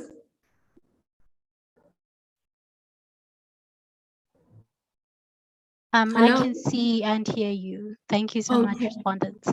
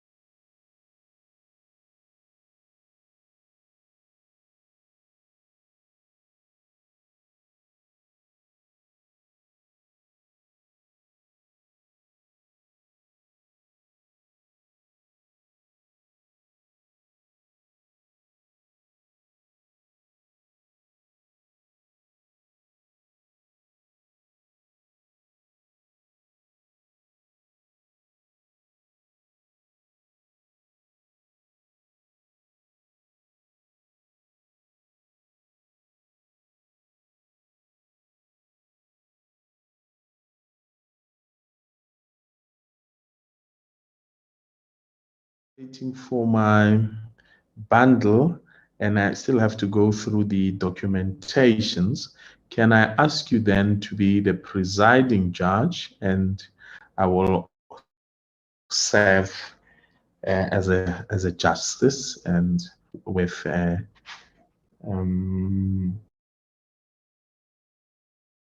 Michael. Is that in order with you? So that we That do is not delay. okay. No issues. Yes, please, let's proceed so that we don't delay. I think we've delayed for some time now, and I'll just serve as a justice. Thank you very much. Okay. Thank you so much, Prof. Good morning to everyone, to the applicants and to the respondents. So we have your surnames and we have your allocated times. I will be showing you time cards as your time runs out, so you will know when you are left with about 5 minutes, 1 minute, and when your time has elapsed. So just in the interest of time, I think we can just move to the applicants. Could you please switch on your video? And whenever you are ready, the first speaker on behalf of the applicant, you may approach the bench.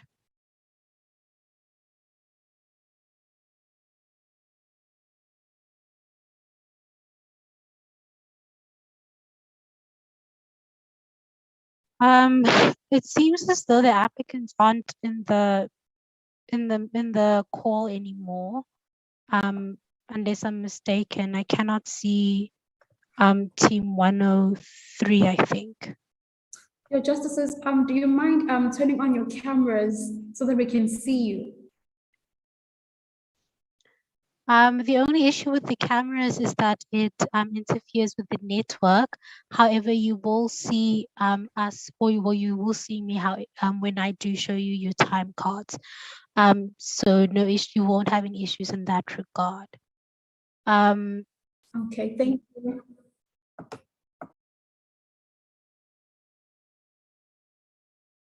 But yes, it doesn't seem as though team 103 is here anymore. I don't know what the reason for that could be.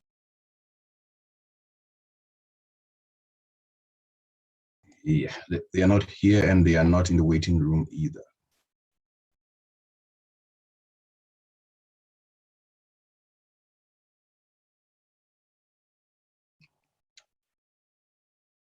Webcast support, can you please assist?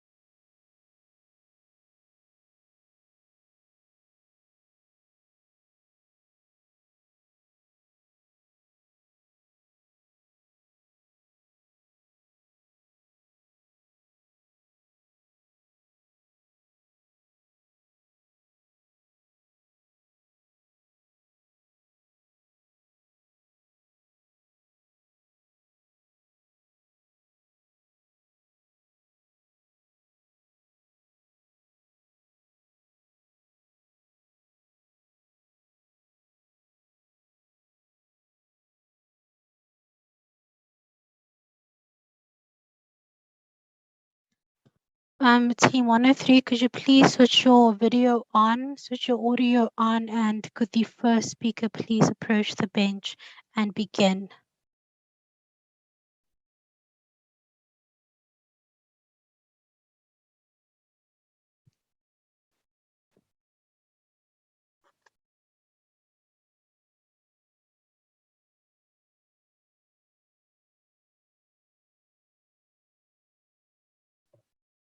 Team 103, I'm not sure if you can hear me, but could you please switch on your video as well as your audio?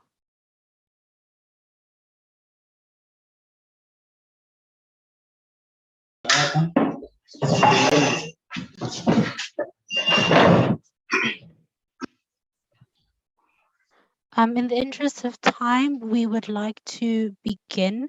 So could the first speaker on behalf of the applicants please approach the bench?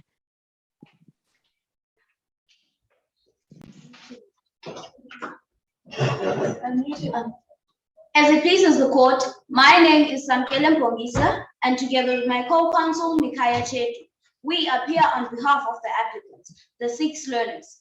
I will be taking 11 minutes of this honorable court's time, and my co-counsel will be taking 7 minutes of this court's time, and we have reserved 2 minutes for rebuttals.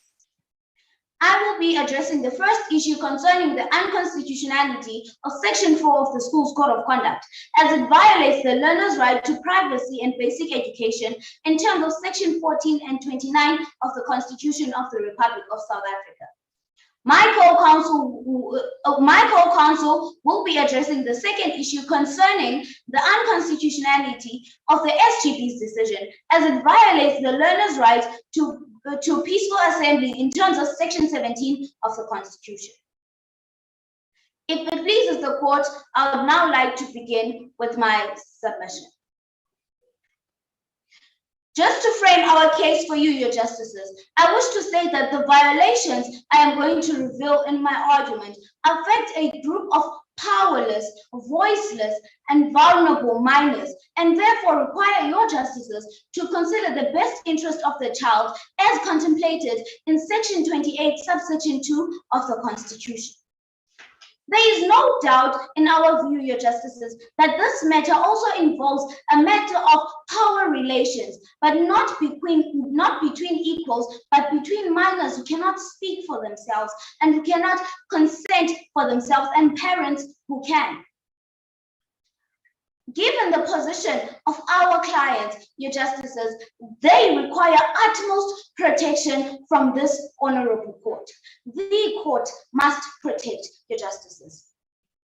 As it pleases the court, I would now love to deal with the first argument, the violation of the right to privacy. In the case of Amapungane versus Minister of Justice, Correctional Services and others in 2021, held in the Constitutional Court, paragraph 2 states that at the heart of this matter is the right to privacy, an important constitutional right, which, according to this court, embraces the right to be free from intrusions and interference by the state and others in one's personal life. This stems that a person's privacy cannot be invaded by anyone, even by the state. Privacy is very essential to an individual for the development and maintenance of a mature and stable personality. Everyone, your justices, I mean every single soul on earth has that something or some things that they do not want to be revealed in public, as that would make them feel so little of themselves and affect the way they look at themselves. Things like sanitary pads, medical documents that may have the child's medical records, and love letters, your justices. It's no secret that these learners are teenagers and they receive these kind of things and they do not want them to be revealed in public. Counsel, I'm sorry, I'm just going to stop you there. The Schools Act does empower schools to search the belongings of its learners if it suspects that there is any material or any goods that are prohibited by a school's code of conduct. Similarly, the school's code of conduct also sort of gives schools the right or the entitlement to have to restrict certain rights, such as the right to privacy, if the school feels as though it is in the best interest of the learners. So in consideration of that, do you still think that the right to privacy cannot be restricted at all, especially considering the reason for the restriction as per the facts? As it pleases the court, I was just getting to that, Your Justices. However, we say that we are not saying that privacy cannot be restricted in any way. We say that in this case, Your Justices, when the school limited the right to privacy of these learners, it unjustifiably and unreasonably limited the right of these learners, Your Justice. You may continue, counsel. If it pleases the court, Your Justice, I would now like to continue with my submission. Your Justices, as I have already said, we have humbly submit that when doing the search, the school unjustifiably limited this right in terms of Section 36 of the Constitution. Section 36 of the Constitution provides 5 factors that you must consider when limiting a right. Yes, Your Justice, privacy is not absolute. However, privacy is very important to a person in a way that it gives them a sense of individuality.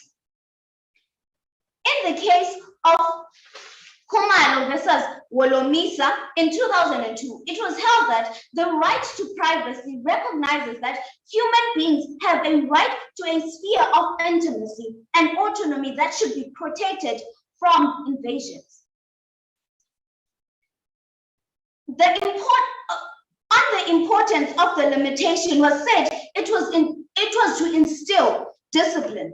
The extent to which the school limited this right is too extreme. There is absolutely no link between their purpose and the limitation, as the facts show that the school has been changing for the better since the new principal arrived. The Constitution requires one, when limiting a right, to consider less restrictive means. Now, Your Justices, in this case, there are honestly other measures that could have been that the school could have taken to achieve their purpose. For example, one professor, for example, by the name Kevin Brown from Lee University was facing the very same problem of disruptive use of cell phones in a classroom. What he did, he came up with a creative way of not having those cell phones disruptive in class, and by not totally banning the use of cell phone on school premises. He came up with the idea of putting a poster board next to the door of the class. Now this helps when a learner is coming in the class, they will put their phones on the poster board and then get into class. This also helps the professor to identify who's present or absent in his class. Now, when the learners are getting out of the class, they can take their phones at the poster board when they are going out of the class. Now, these means show that the school jumped to the most restrictive means without showing that other mechanisms do not work. Now, to show that the school was reasonable, it was really unreasonable and justifiable. In the case of Amapungana versus Minister of Security, as I have mentioned before, Your Justice, in that case, the minister lost, despite arguing that invasion of privacy was justified by the need to investigate and combat serious crime, guarantee national security, maintain public order, and thereby ensure the safety of the Republic and its people. There is no doubt here, Your Justices, these are legitimate and important purposes, but the minister lost, proving that the bar for invasion of privacy is very high and the school lowered it for a group of powerless, voiceless, and vulnerable minors. The court must protect your justices. Moving on, your justices, if there are no questions so far, I would love to touch on the right to education. Another issue brought before this court, your justices, is whether the right to basic education has been infringed or not. Our answer to that, your justices, yes, definitely, it has. And we have 2 or 3 reasons to show this. Firstly, the period of suspension is unreasonable. Secondly, this right is a means to access other constitutional rights, and also less restrictive means could have been taken. Education gives you access to other important rights, such as human dignity. Education and human dignity are fundamentally linked. In a sense that with education, you can create an image for yourself and be respected. Dignity is one of the most important things to human spirit.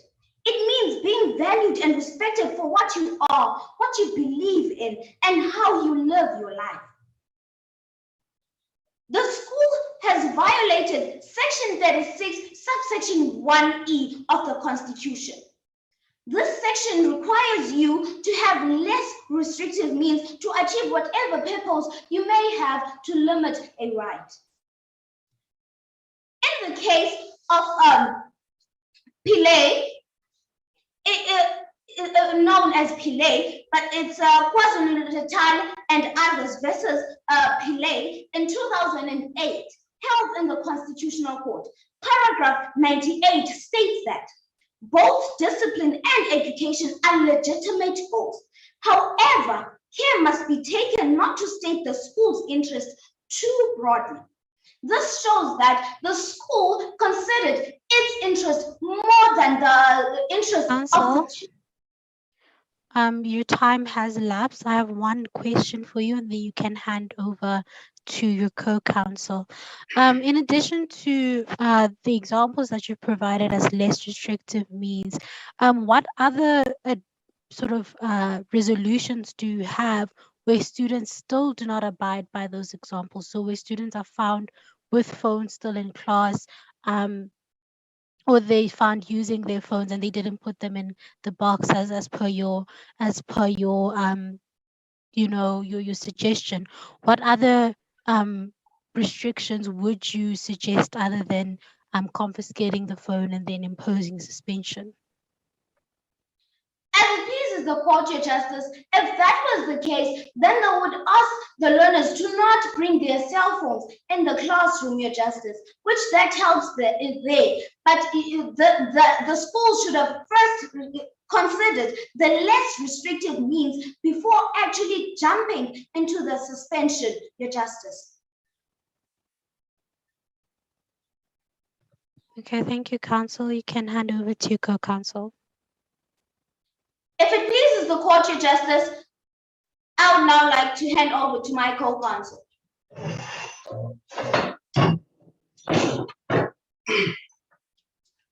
As it pleases the court, as my co-counsel has promised, I'll be addressing the second issue, which is the unconstitutionality of the SGP's decision as it violates the learner's right to peaceful assembly in terms of Section 17 of the Constitution. Your justices, in addressing this issue, we will show how this right is linked with defending other rights, which emphasizes its importance. Secondly, we analyze the power relations that exist in this case. Addressing how this right defends other rights, we make reference to Hodds versus University of Cape Town 2017. It was held that Section 17 is linked to access and exercise of other important rights, such as freedom of expression and associations, in terms of Sections 16 and 18 of the Constitution. Your justices, this is why we say Section 17 is important as it allows everyone to raise their concerns without fear of being victimized or criminalized. It was again emphasized in the case of Satao versus Gavas 2012. Paragraph 61 states that the right to freedom of assembly is central to our constitutional democracy. It exists primarily to give to give voice to the powerless, just like the applicants. Importantly, we say that exercising this right helps to protect violations of other constitutional rights and enrich our constitutional democracy. I will now turn to the analysis of power dynamics.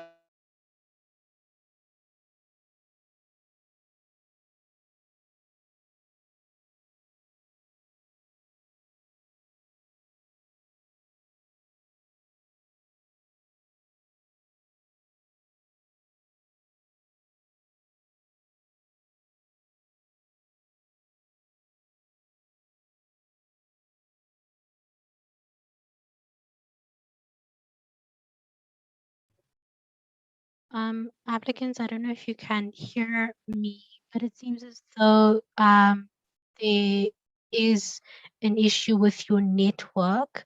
I'm not sure if it's just on my end, but if you can hear us, then okay.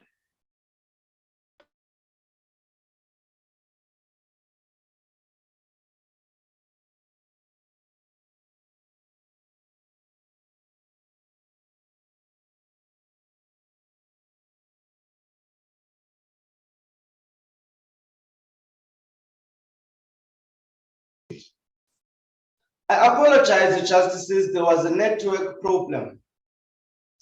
As it pleases the court, I would now love to continue with my second argument. I now turn to the analysis of power dynamics between the schools and children. Your justices, it is a plain fact that the applicants who are minors do not have economic, political, and social power.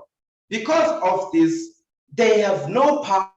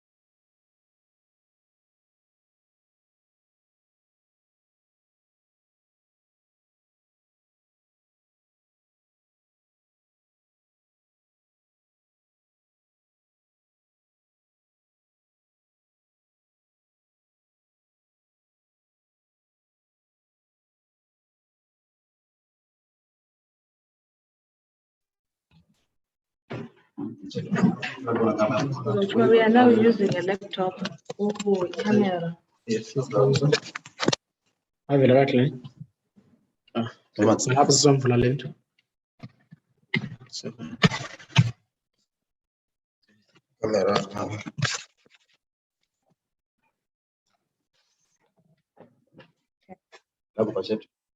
As if this is the code, I would love to ask if the justices are hearing me.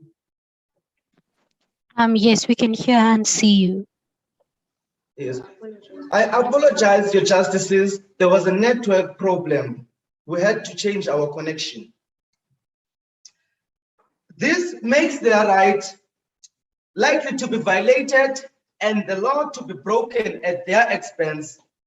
This is why corporal punishment was used despite being explicitly prohibited by law. In reality, the whole protest was kickstarted by the violation of the right to privacy and education, as my co-counsel has stated in our submission. and by the fact that they had no direct access to those in power in Jondolo Combined High School. As it pleases the court, I would love to continue if there are no justices, if there are no questions by your justices. For example, they could not run to the SGP because it has made the controversial code. They could not run to their principal, to their parents, because they are part of the same SGP. They could not run to the principal also because she ordered a search that led to their suspension. Just like Van Damme in the movie titled Nowhere to Run. Well, that's if your justices are fans of movies. They had nowhere. So I don't think we have any contentions regarding the right to protest in and of itself, but our contentions regard the legality of this protest, one, and also the learner's failure to submit a notice. So could you maybe just move on to that and indicate to us why you would submit that the protest is protected under Section 17, and why you disagree with the measures taken by the school in addressing the protest? As it pleases the court to make this the picture of the justice. As it pleases the court. Could you not hear me? Yes, I could not hear you properly, Your Justice. Okay, so to rephrase, the issue that we have is not necessarily with the right to protest, but rather whether the protest that took place is protected under Section 17. So could you indicate to us why you don't think that the protest that took place was violent, one? And secondly, could you indicate to us any disputes or issues that you have with the approach that the school took in responding to the protest that took place? As it pleases the court, Your Justices. Firstly, we submit that our protest was not violent. Our protest was not peaceful. We take the Regulations of Gatherings Act, Act 205 of 1996, the Gatherings Act, 1993. It shall be a defense to a change of convening a gathering in contravention of subsection 1A, that the gathering consent took place spontaneously. So we prove that, we submit that, Your Justices, the protest was spontaneous. And there's nothing that is linking my clients to the sporadic violence that occurred in the Counsel, although we can appreciate that the first protest was spontaneous, the ones that followed surely cannot be. Could you maybe indicate to us how those following protests could be considered spontaneous if they were planned in advance? Your Justices, what you must first understand, what we must look this matter in this way. My clients are fragile, they are vulnerable children. The second protest, they did not act unpeaceful, because what they did, they only carried the bins to the school gate because they were seeking for attention. And regardless of the principle of power dynamics in this case, the principal was referred to as a general. So the protest was the only alternative they had. We all know that the general is a leader of the army. So she is in command of everything. So they had no power to influence the SGP because of the code of conduct is more restrictive means. And the suspension that led to the protest should be the last resort of the school, the justices. As it pleases the court, if the justices is served with my answer, I would now love to continue with my submission. As it pleases the court, As it pleases the court, I would now request this honorable court to grant me 2 minutes to sum up my submission. Counsel, I'm going to give you 30 seconds to summarize, and then you can take your lead of the court. As it pleases the court, we finally conclude to say that even the evidence in WhatsApp messages should not be permissible in this court because it was all improperly obtained from my clients. In fact, here, the rights of my clients were infringed. As it pleases the court, I would now love to take my leave. Thank you, counsel. Can we have the respondent team please switch on your video and audio? Applicants, you can switch off your audio and video. I'll give you a few seconds to just get ready. Whenever you're ready, respondents, can we have the first speaker approach the bench? As it pleases the court, I am Aluso Luata, appearing on behalf of the respondent. I will be addressing issue 1, that is the submission that section 4 of the Schools Code of Conduct is not unconstitutional as it does not violate the applicant's rights to privacy and basic education in terms of section 14 and 29 of the Constitution.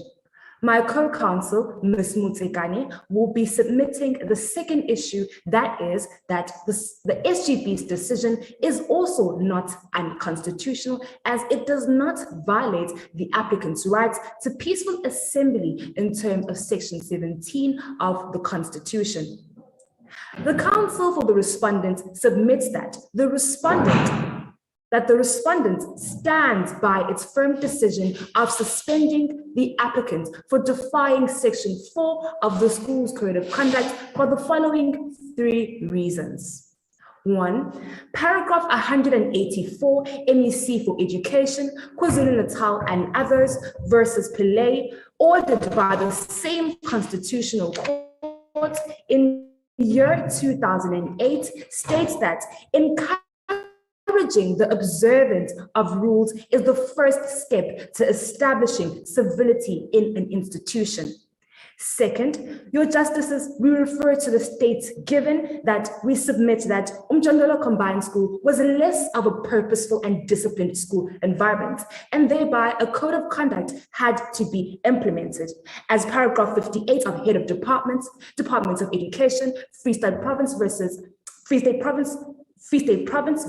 Valcom High School, Head of Department of Education, Free State Province versus Harmony High School, states that a code of conduct must be aimed at establishing a disciplined and purposeful school that is dedicated to the improvement and the maintenance of the quality of the learning process.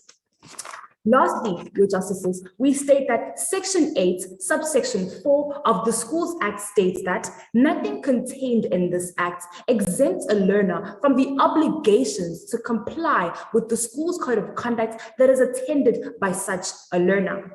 We put into great aspect the importance of abiding to a Schools Code of Conduct because paragraph 98 of MEC for Education, KwaZulu-Natal and others versus Pillay, that was ordered by the Constitutional Court in year 2008, emphasized that both education and discipline are indeed legitimate goals.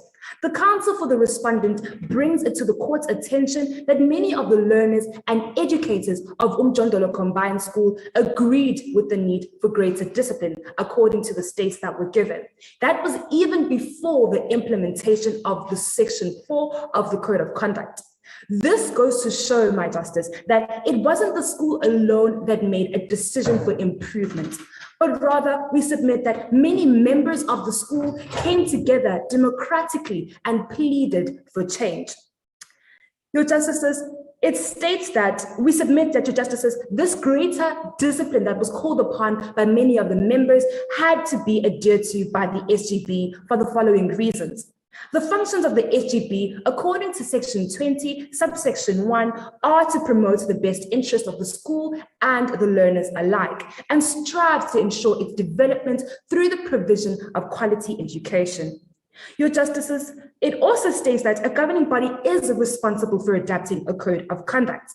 And lastly, a governing body, according to paragraph 63 of the head of department that was declared by the Constitutional Court, it states that a governing body is akin to a legislative authority within the public school setting. It is responsible for the formulation of certain policies and regulations.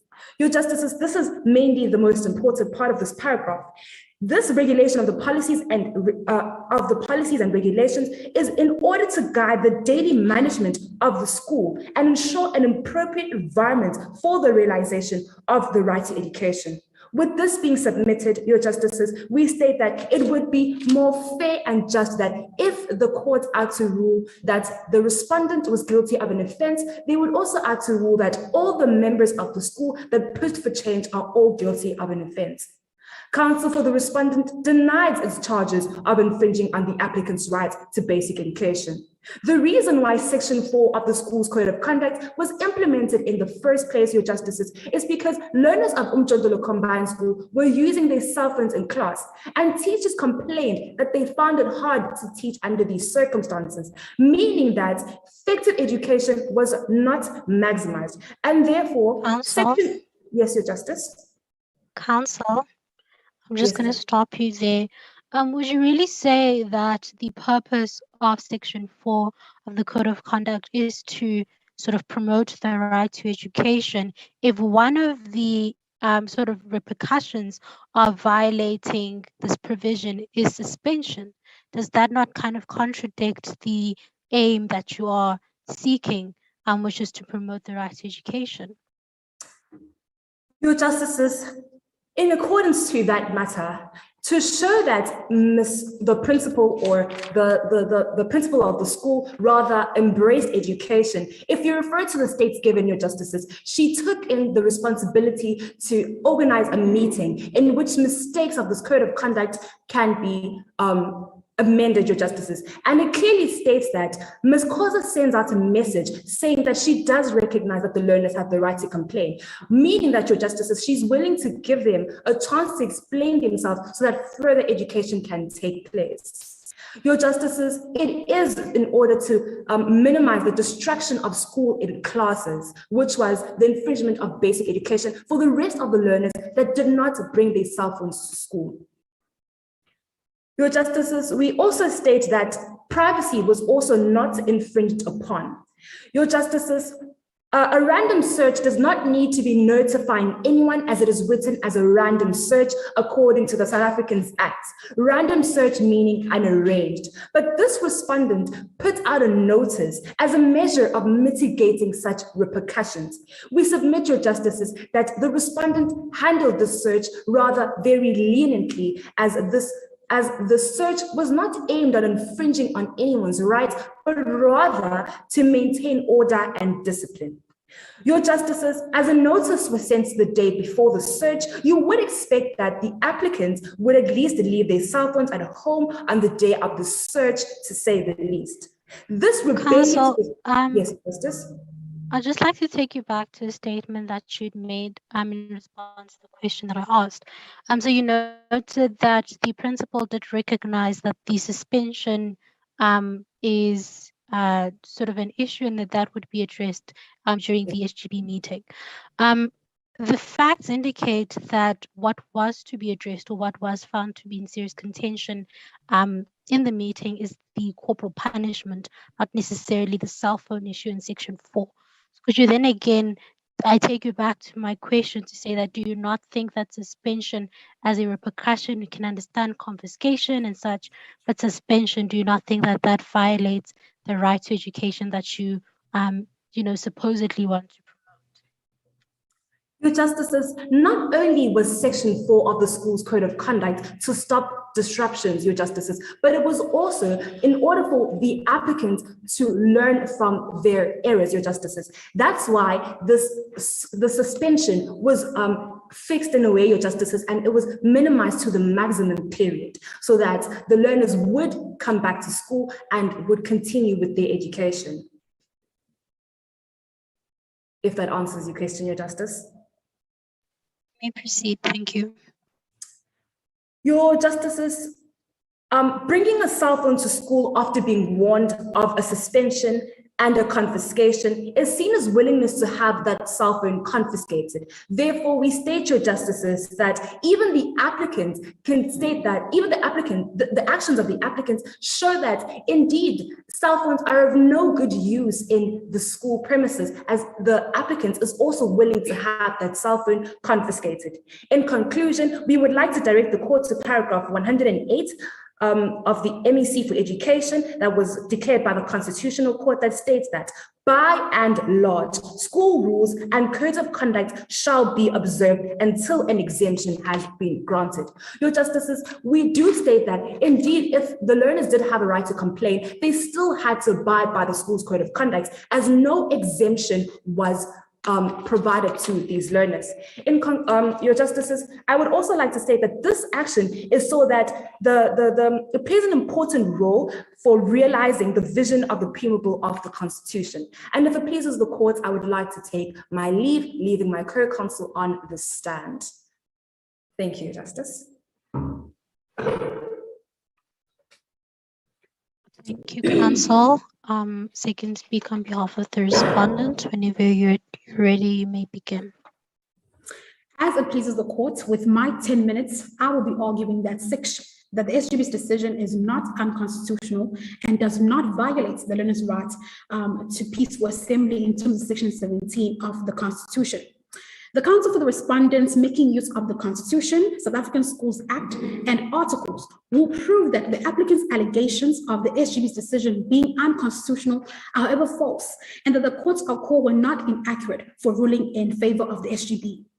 Drawing back to the state of facts, we are asserted that on the day of the search, obedient learners kept their cell phones at home and were compliant with the school code of conduct in terms of section 8, subsection 4 of the Schools Act. Therefore, it would be unjust to those obedient learners if the SGB overlooked the misconduct of the 6 learners. My co-counsel has already dealt extensively on the issue regarding the SGB and the code of conduct. However, for the sake of my argument, an SGB comprises of learners, parents, and the teachers of the school.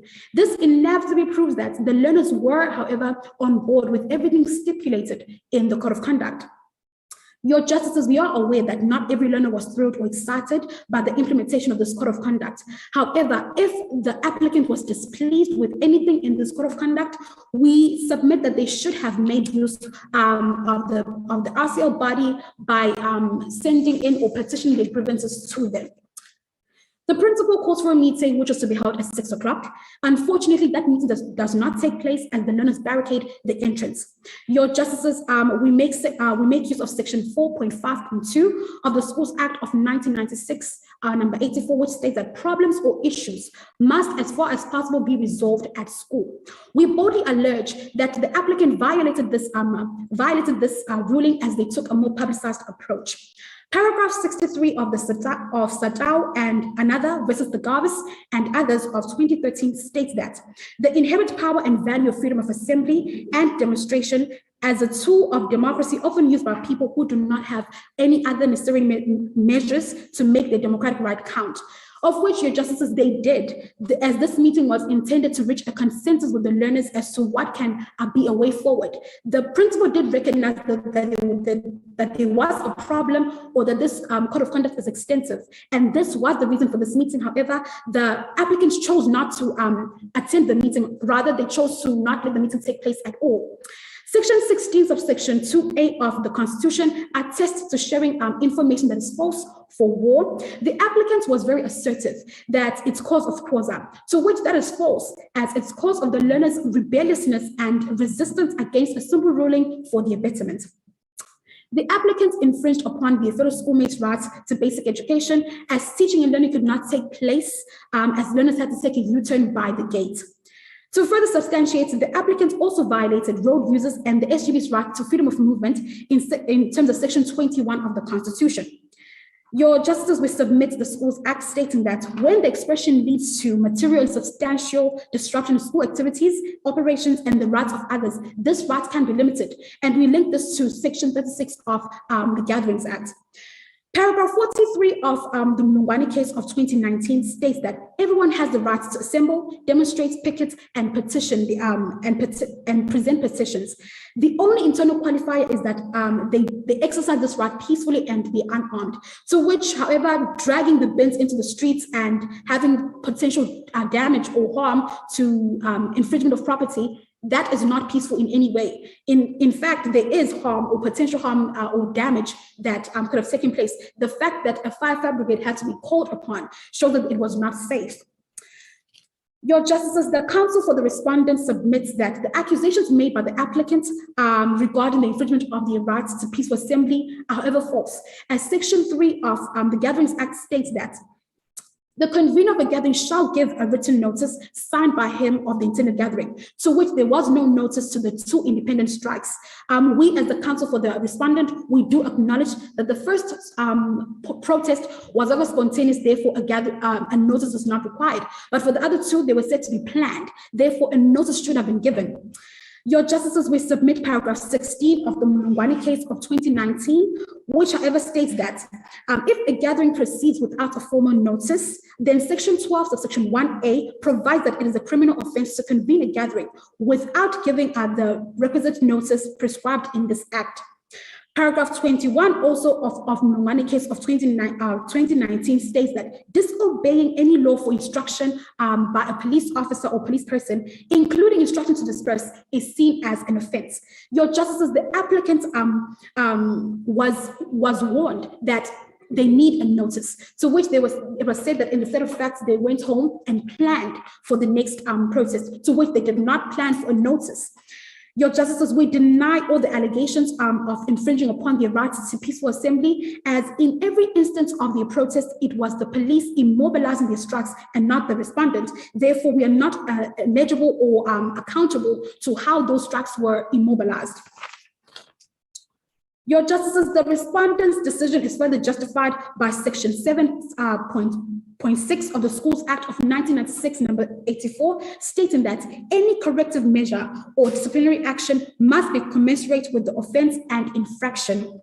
Corrective measure may become more severe with subsequent repeated infractions. Learners should not think that they cannot be suspended simply because it's their first offense. We also submit Section 11 subsection K of the Schools Act of 1996, number 84, stating that repeated violation offense of school rules and or the code of conduct may lead to suspension. Your justices, we lastly substantiate this point with paragraph 22 of the Mlungwane case, once again stating that implicit in this injunction is the fact that a limitation can arise. It must be clear from the terms of the law that it limits a guaranteed right and that the extent of this right, however, is reasonable. Your justices, at first, the counsel for the respondent did acknowledge that the suspension was extensive, to which we did try to make an effort to reach a consensus with the learners. The learners were resistant to that. We limited their rights to education and peaceful assembly as it is justified that they were violent. And to that extent, your justices, it is limitable in terms of Section 36 of the Gatherings Act. Lastly, your justices would like to submit, it is for these affirmative reasons that the counsel for the respondent respectfully requests this honorable court to declare that the court's call were inaccurate for ruling in favor of the SGB, were however not inaccurate for ruling in favor of the SGB's decision, as it is not unconstitutional and we did not violate the learners' rights to peaceful assembly. We also plead that if this court, however, ought to rule in the respondent's favor, it would keep the learners suspended, as Section 4 of the Code of Conduct is constitutional and does not violate the rights to privacy and basic education. If there are no questions from the justices, I would like to take my leave.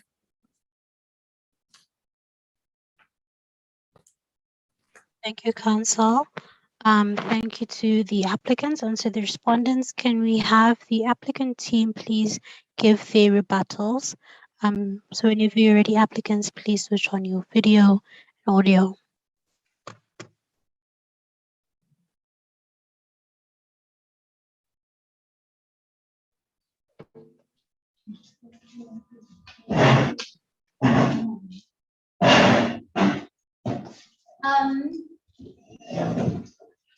As it pleases the court to justices, I will be doing the first part of the rebuttals and my co-counsel will be doing the second part.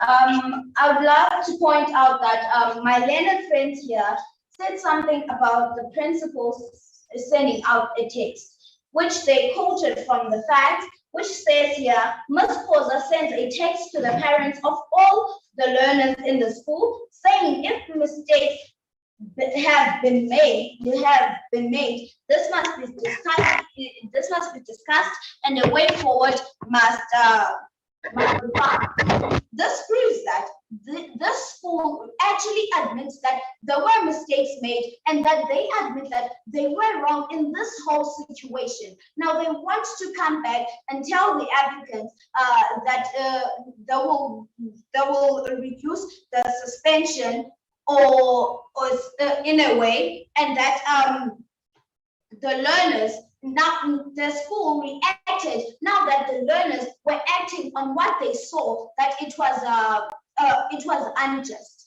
and now the principal now wants to make amends. Secondly, they also mentioned that they reduced the suspension to a maximum period. Now, for the fact that they were planning or they were willing to suspend a learner for a whole year is just unthinkable in an open democratic country, your justices. Now I'd like to hand over to my co-counsel. As it pleases the court, my learned friend said that the meeting was for the concerns of the applicants, and the applicants did not choose themselves to come to the meeting. The facts show that the principals, the facts emphasizes that the principal called the parents urgently. Counsel, your time has elapsed. Thank you. As it pleases the court, I would request this honorable court to grant me 30 seconds to sum up my rebuttals. Counsel, I think we have heard the gist of your arguments from the first speaker. In any event, one speaker should give the rebuttals. So you may take your leave of the court. Thank you. As it pleases the court.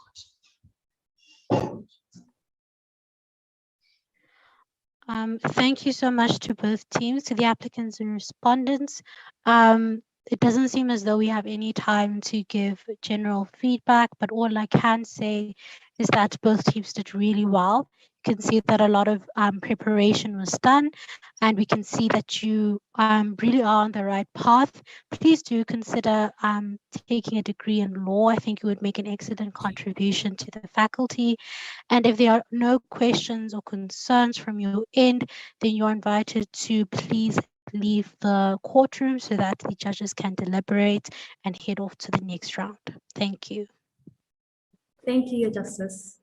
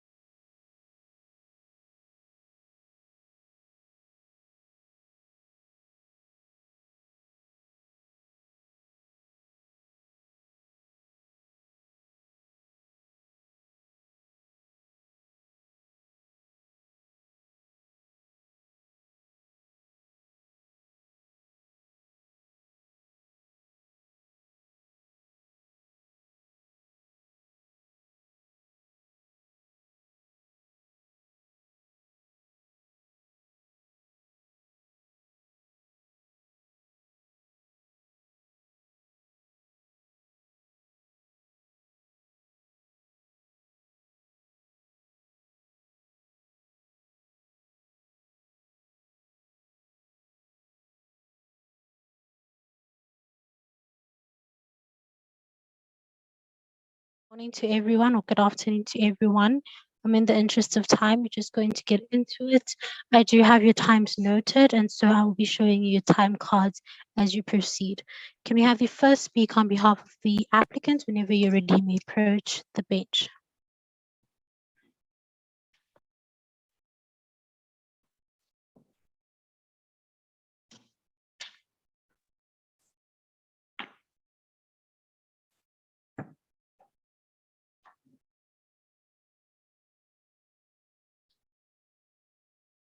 Good morning, Justices. May I proceed? Yes, Counsel, you may proceed. Good morning, your Justices. I am Rema Nsmcc, counsel for the applicant. My co-counsel will be Tapiwa Nashe Matumbura. I would like to reserve 9 minutes for myself, 9 minutes for my co-counsel, and 2 minutes for rebuttal. If it pleases the court, I would like to make my first submission. The legal facts and the legal question. In the case before the court, the 6 learners who will hereinafter be referred to as the applicants asserted that the Section 4 School Code of Conduct of Njondolo Combined School is unconstitutional and violates the applicant's right to privacy and basic education in terms of Section 14, which is privacy, and Section 29, which is education, of the Constitution of the Republic of South Africa, which will also be hereinafter referred to as the Constitution, Act 108 of 1996. Furthermore, the school governing body's decision to suspend for the maximum period the applicants Precious, who was 16 years old, Tato, who was 17 years old, Apiwe, Eddie, Crystal, and Bali was in extremis and a gross overreaction to the applicant's right to privacy, Section 14, and the rights to expression, Section 16, and to peaceful assembly in terms of Section 17 of the Constitution. As counsel for the applicants, we submit that the relevant sections were a direct infringement on the applicant's rights and that their constitutional rights were unjustly limited. If it pleases the court, I would like to make my second submission. Regulation on the use of cell phones. Now, before the applicant makes its submission on the regulation on the use of cell phones, it would like to submit to the court that the restriction on the well-being of the learners defeats the purpose of the effective learning process.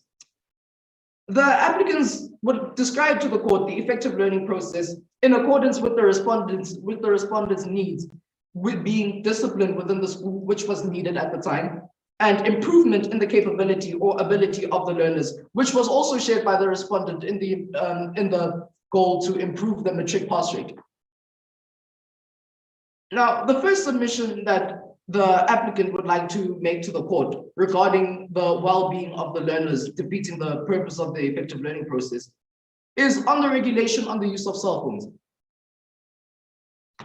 The applicant would like to submit to the court that learners need their phones so that they can be able to make the full use of their learning process. The applicant submits to the court that the demographics of Braamfontein make it difficult for learners to actually grasp all of their information and use the learning environment to its full capacity due to parents working long hours. Some kids arrive home late, others have to do all the house chores. The only place where the learners can make the most of their education is while they're still at school, through the use of cell phones. The learners also have to arrange transport to try and make means for them to be able to get back home. The applicant would like to submit to the court that the Constitution protects the students in this case in terms of Section 16B and D. Section 16B being freedom to impart or receive ideas, and Section 16D being academic freedom and scientific research. Now, the applicant would like to submit to the court that the respondent has limited the applicant's rights to freedom of expression, Section 16. Based on the fact that cell phones were actively used to disrupt the learning process. The applicant. Yes, Your Justice. Before you proceed with that, you noted that, considering the demographics of the school learners and such, that they would need to have their cell phones on them to contact their parents and so forth, could they not then approach an educator or someone within the school to assist them in that regard? Is that your only argument to support the use of cell phones on school premises? Your Justice, the applicant would like to submit to the court that the necessity of cell phones in the classroom, in the classroom, based on the demographics of Braamfontein, are very heavily based on the fact that they are not able to actually, the students are not really that able to make use of the learning process when they get home, in terms of the fact that they won't be able to concentrate as well as they would at school.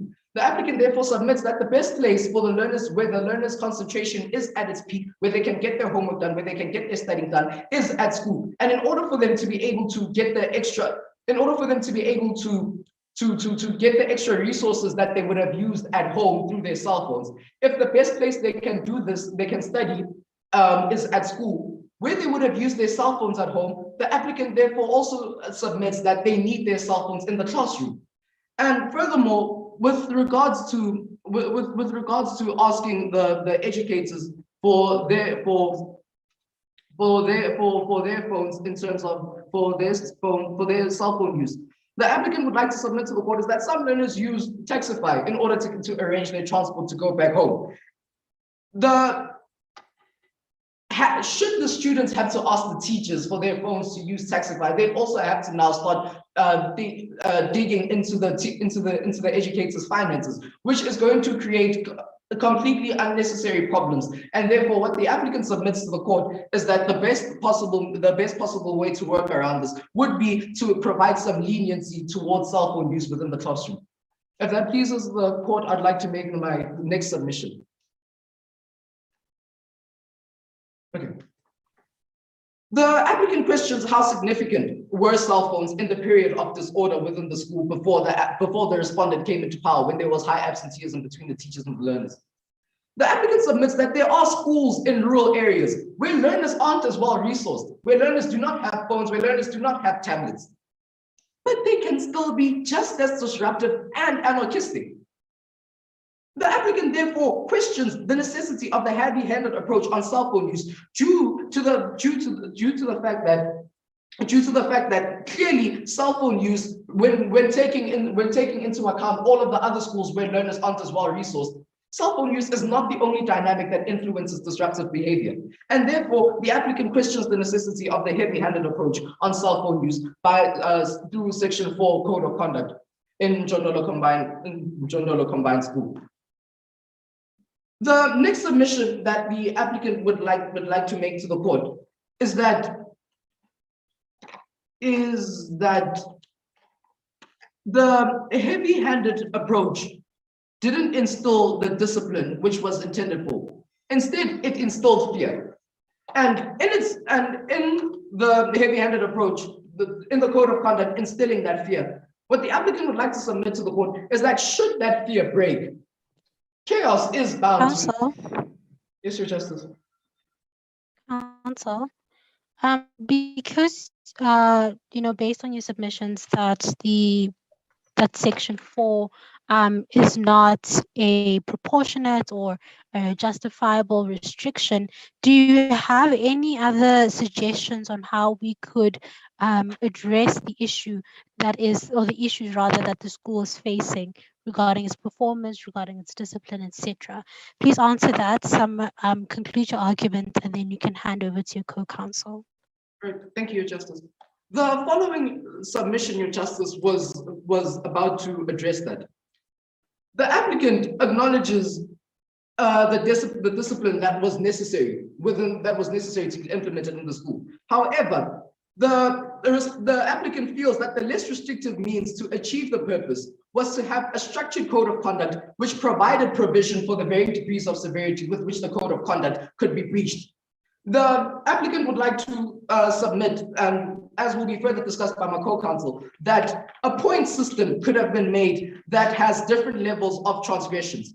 Not only would this have achieved discipline, it would have provided much needed leniency towards cell phone use in order to accommodate students. The two last submissions that the applicant would like to make to the court before I take my— Thank you, counsel. Your time has elapsed. You can hand over to your co-counsel. Your Justice, may I have 1 minute of my co-counsel's time? I will grant you 30 seconds to summarize your arguments and then hand over. All right, thank you, Justice.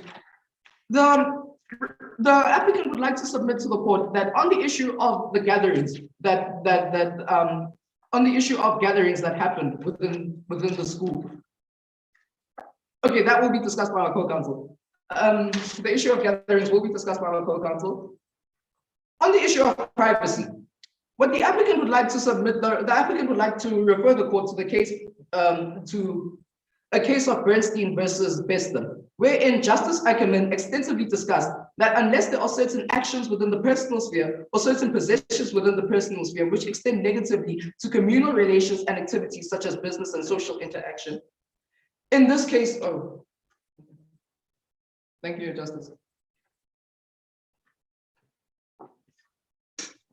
Thank you, counsel. Can we have the second speak on behalf of the applicant? May it please the court, I appear on behalf of the applicant in this matter. If it pleases the court, I would like to go on to my first submission of the day. The applicant's rights to be heard. Section 33, just administrative action, states that everyone has the right to administrative action that is lawful and reasonable and procedurally fair. To define administrative action as any decision taken or failure to take a decision by subsection A. In reference to an organ of state, it's when exercising power in terms of the Constitution, or exercising a public or performing a public function in terms of any legislation. Everyone whose rights were adversely affected has the right to be heard, of which the learners of Njondolo Combined School felt that they did not have this right. This imposes the question, is there an RCL council?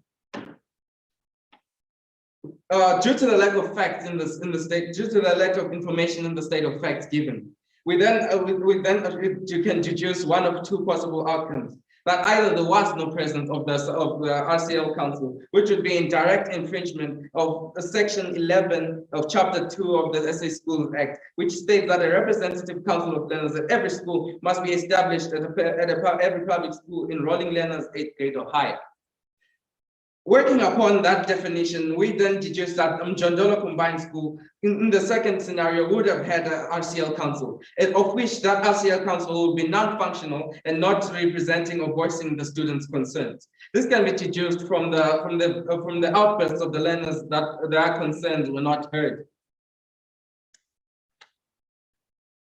To direct the court to chapter 2, section 8 of the SA Schools Act, which is the Code of Conduct.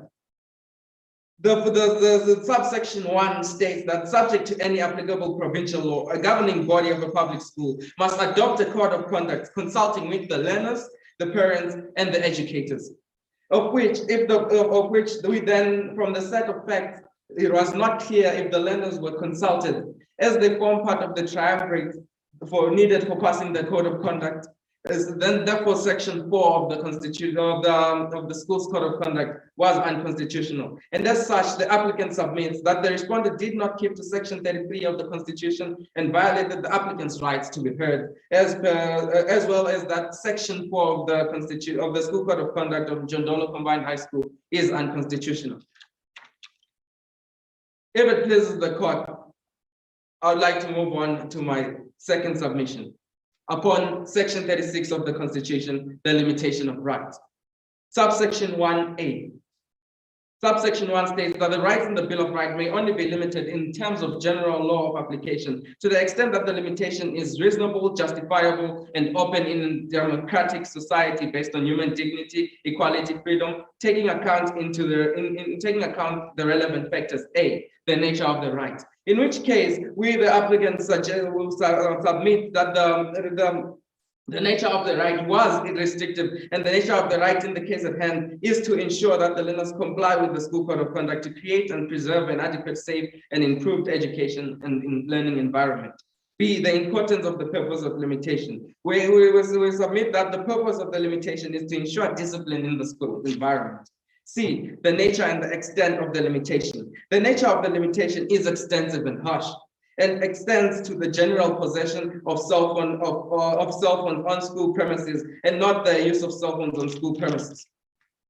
D, the relation between the limitation and its purpose. The relation between the limitation and its purpose is to achieve a high standard of learning and was blown out of proportion as the limitation only serves to inspire unsettlement, distrust, and intensify dismay in the school, in turn not achieving the purpose. E, less restrictive means to achieve the purpose. There are countless less restrictive means that the respondent could have taken to achieve the same purpose, such as the demerit system, hearings and confiscations of cell phones found in wrongful use, and in turn limits the use of cell phones on school grounds rather than the possession of cell phones, as well as they could have had a structured code of conduct which provides for the varying degrees of severity in which the code of conduct could have been breached, as stated by my co-counsel. As per subsection 2, which states that provided in subsection 1, except for as provided in subsection 1 or in any other provision of the Constitution, no law may limit any right entrenched in the General Bill of Rights. As the applicant has submitted that the respondent did not keep to subsection 1 of the section 36 limitation of right. As such, the limitations placed by the respondent on the applicant's rights are unconstitutional. If the court if the court does not need to be addressed on anything regarding this matter, I'd like to move on to the next point. Consultation as a restorative process, quoting Ubuntu. The school acknowledged that there might be underlying issues within the school and called for meetings with the parents. Again, the applicant stresses that there was no mention of the learners being involved in this process. Learners, in fact, protested at the school on the night of such meeting, and such meeting was due to take place. The applicants felt that there was means of highlighting their cause and dissatisfaction in the suspensions. The core of Ubuntu is that the person is a person through their interactions with others, and the school's lack of consideration shows a disregard of the applicant's rights. Ubuntu should be the root of human rights issues. Ubuntu is important in every constitutional matter, as this is the founding value of the Constitution. To refer the court to a locus classicus, S versus Makwenyane, in which Justice Langer proceeded to link the respect for life and dignity with the African philosophical concept of Ubuntu. The dominant theme of the culture based on Ubuntu is that life of another person is at least as valuable as one's own. As such, the Constitutional Court described that the right to life and dignity is the most important of all human rights. To refer the court to section 39 of the Bill of Rights, interpretation of the Bill of Rights.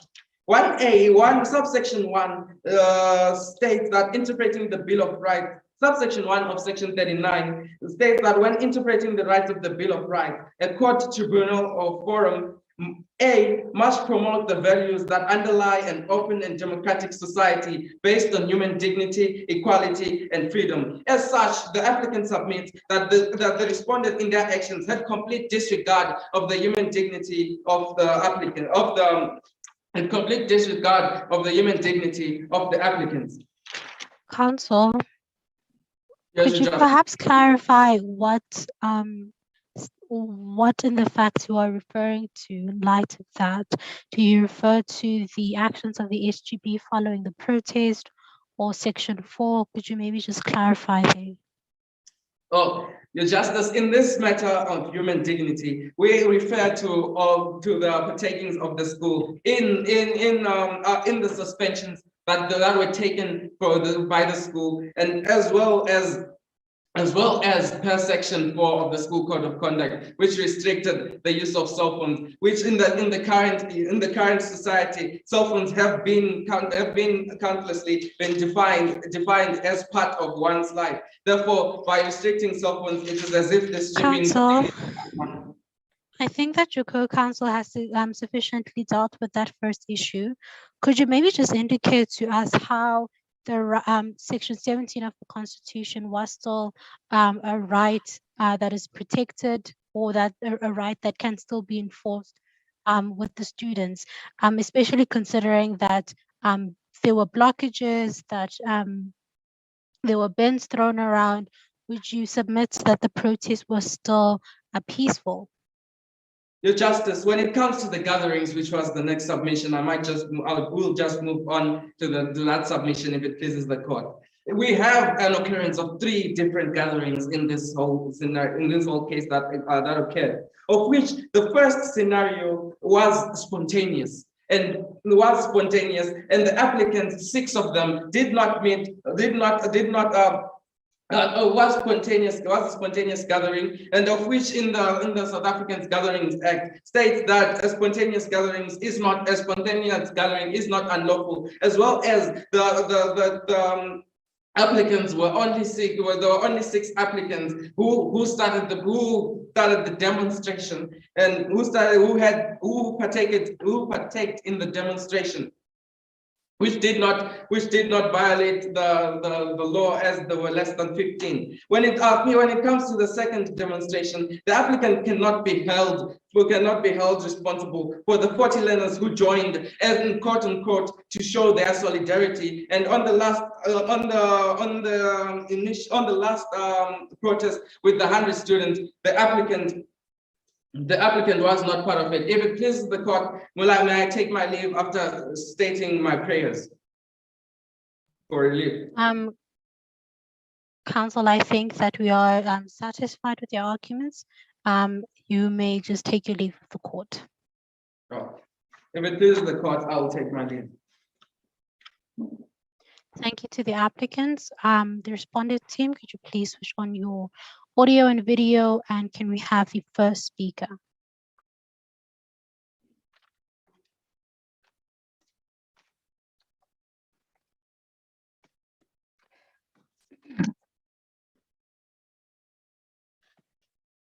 Chief Justice, your justices. My name is Mpela Masero, and to my right is my co-counsel Moloko Molele, and we will be appearing on the respondent. I will speak for 12 minutes. To address that Section 4 of the School's Code of Conduct is not unconstitutional and doesn't violate the learner's right to privacy and basic education in terms of Section 14 and Section 29(1) of the Constitution, respectively. My co-counsel will speak for 8 minutes to further address that the SGB's decision is not unconstitutional and doesn't violate the learner's rights to peaceful assembly in terms of Section 17 of the Constitution. My lords, my ladies, the matter in question today is the constitutionality of Section 4 of the School's Code of Conduct and whether the learner's rights to privacy and basic education in terms of Section 14 and Section 29 of the Constitution, respectively, as composed in the Constitution, have been violated or not. We further question the constitutionality of the SGB's decision and whether it violates the learner's right to peaceful assembly or not in terms of Section 17 of the Constitution, respectively. My ladies, my lords, I would like to bring light to the court that discipline is indispensable for effective teaching and learning in a school. A code of conduct promotes proper and good behavior and sets standards for a positive discipline. During the drafting and final adoption of the Code of Conduct, all members were consulted, And for this reason, we believe that the school's code of conduct is constitutional, and as such, its implementation and enforcement cannot lay ground to its unconstitutionality. For it is stated in our facts that after a consultative process, the school's governing body decides to introduce a code of conduct regulating the use of cell phone at a school. And then this led to Section 4 of the school's code of conduct, which clearly states that, and I quote, "The use of cell phones, whether on or off by learners on school premises, shall at all times be prohibited.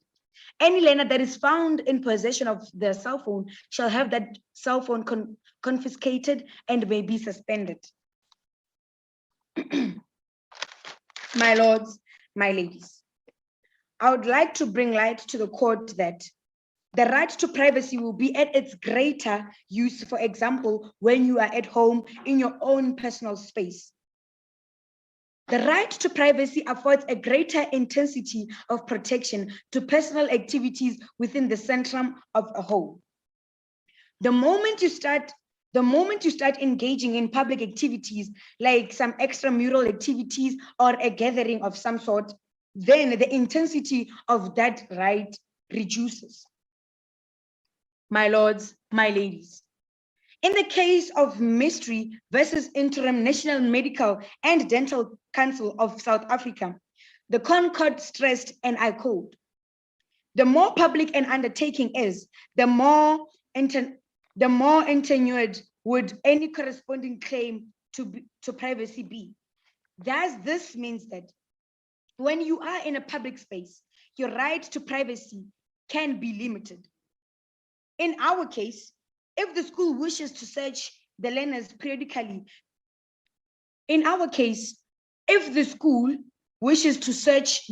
bags periodically to avoid, for example, possession of harmful substances in the school premises, then the principal has all the powers to do that.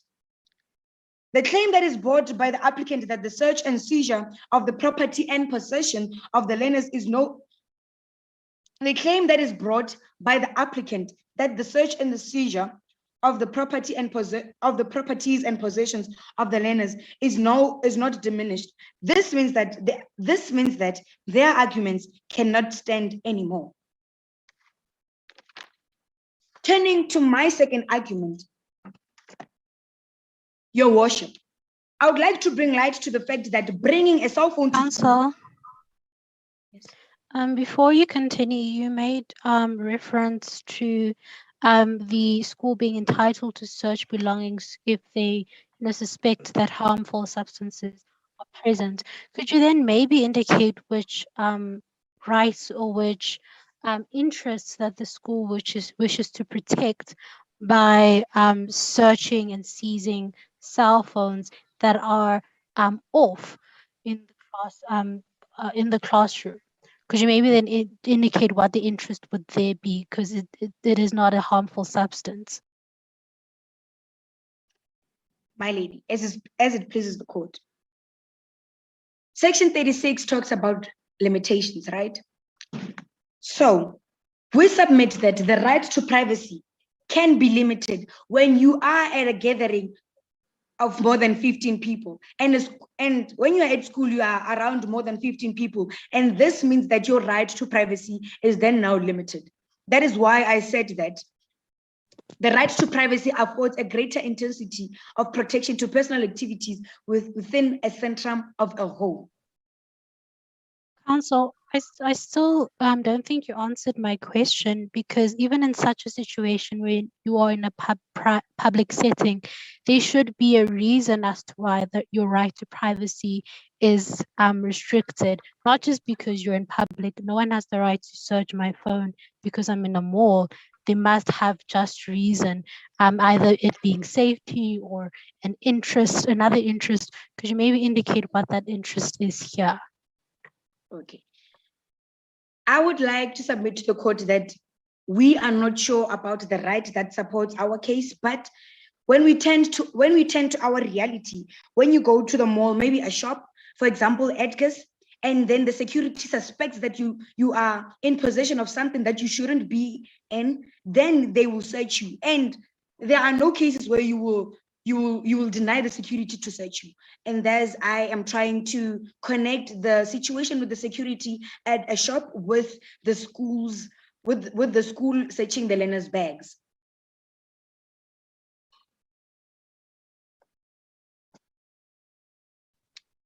You may continue, Council.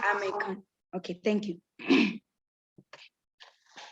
Your Worship, I would like to bring light to the fact that bringing a cell phone to school is a privilege given by the school's management, and as such can be taken at any moment to bring about change and drive school children towards positive discipline. I believe the court will agree with me when I say that ever since the principal has arrived at the school, there has been greater improvements. The introduction of the school's code of conduct, section 4 to be precise, is in no way unconstitutional, as it does not violate anyone's rights. A line must be drawn to distinctly differentiate between a constitutional right and a privilege. So thus we submit that bringing cell phones to school is a privilege granted by the school's management and not a right. My lords, my ladies, in January 2011, the new act was passed which provided clearly defined powers to conduct searches and seizures operations at school premises. I just want to understand how we come to the conclusion that bringing a cell phone to school is a privilege. It is not that the school acquires the cell phone for the learner. It is the learner's own property. It is not that the school does not contribute in any way towards the learner's possession of that particular cell phone. So I'm just wondering how it is a privilege that is granted by the school, because the school doesn't contribute in any way towards that particular possession.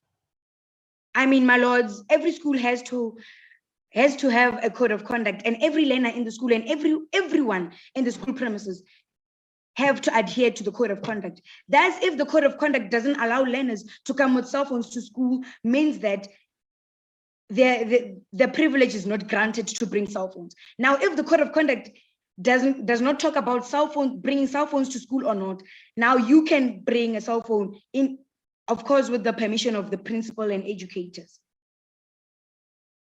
I don't know if I answered your question or not. You may proceed, Councillor. Thank you. My lords, in January 2011, the new act was passed which provided clear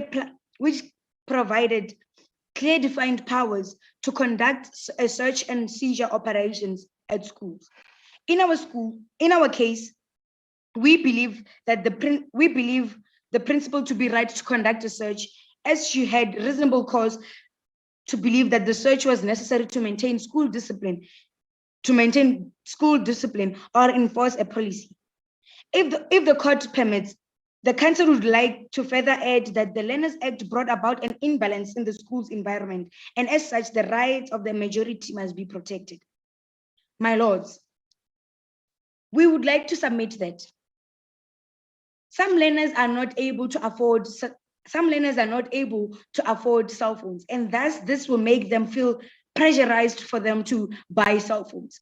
This is one of the reasons why my client conducted a code of conduct which includes not having cell phones in the school premises. The applicant continued talking about how cell phones will bring about a greater change and advantages in their learning activities. Well, at school, we have our teachers, and every day they bring their cell phones. If you go to your fellow teachers and ask them to give you their cell phones or a computer or a laptop, to be precise, they can, because they know that you will be needing that equipment so that you gather more information about school stuff. We'd like to bring light to the court that every school has the privilege of having a laptop, at least one laptop to adhere to any need or want of the learners. In the case between Ntoyake and Minister of Safety 2000, in this case, the court defined the word seize as not only taking but detaining an item. Thus, we'd like to submit that we did not only take the cell phones, my client did not only take the cell phones, but they detained them for further evidence to prove that indeed the learners breached the code of conduct. If it pleases the court, I have no further submissions and I would like to give my co-counsel the rest of my time remaining. Thank you, counsel. Can we have the second speaker on behalf of the respondent? If it pleases the court, my name is Malela Mulogo, as my co-counsel has spoken before. Honorable Court, it now boils down to learners conducted an illegal protest and they should be seen guilty of. The applicant indicated section 17 of the Constitution, which states that everyone has the right to peacefully unarmed to assemble, to demonstrate, and to picket, and to present their petitions. Yes, the learners may evoke their rights to protest, but they should not turn a blind eye to the stipulations that the protest must be conducted peacefully. Your worship, if a gathering proceeds without a formal notice, then section 12(1)(a) of the Regulation of Gatherings Act 205 of 1993 provides that it is a criminal offense to convene a gathering without giving the requisite notice as prescribed in the Act. We believe that section 12(1)(a) of the Constitution is a limitation to the right of freedom to assembly in section 17 of the Constitution. The uncalled for behavior of the 6 learners led to their suspensions from school, as suspensions is being part of the penalty for disobeying the code of conduct and as stated in section 8 subsection 3 of the Schools Act 1996 of guidelines for a code of conduct for learners. The call was accurately constitutional and does not violate the learners' rights in terms of section 14 and 29 of the Constitution. The decision taken by the school's governing board. Yes, ma'am. Could you perhaps indicate how suspending students and effectively denying them the right to go to school does not violate section 29 of the Constitution? My justices, you should bear in mind that these learners that we are suspending, they're not only learners who just breached the code of conduct, but they also conducted some illegal activities in the school grounds. Therefore, we do not believe that they should be in the same environment as our school children. Just to stop you there again, I'm referring specifically to the code of conduct because that is what you made reference to. And one of the penalties for having a phone is suspension. So could you maybe just make your submissions in that regard, and then you can move on to the protest. Okay. Yes, I believe that it was fair that they suspend them, as they promote, they deprive the learners of, the other learners of our school, and they do not bring about a positive influence into the school grounds. Therefore, they should be. We believe that the act of suspending them was actually accurate. If I answered your question. You may proceed, Counsel. The decision taken by the school's governing body was taken in the interest of the education and safety of learners. The 6 learners had no intentions of acting peacefully as they got physical and dragged things across the school gate. The school was also set on fire with this sort of behavior. Their assembly was no longer peaceful, but violent and extremely dangerous. This then means that the learners lost their... Yes, ma'am. Could you make any submissions regarding the burning bins and all of that if the culprits were not found for this? Do you think it is safe to impute that action on the students if no culprits were found? The police officials identify the culprits to be the learners, and they appointed them as the suspects. Therefore, we believe that the police will not make a mistake in finding that the learners indeed were the ones that were the culprits. If I may proceed.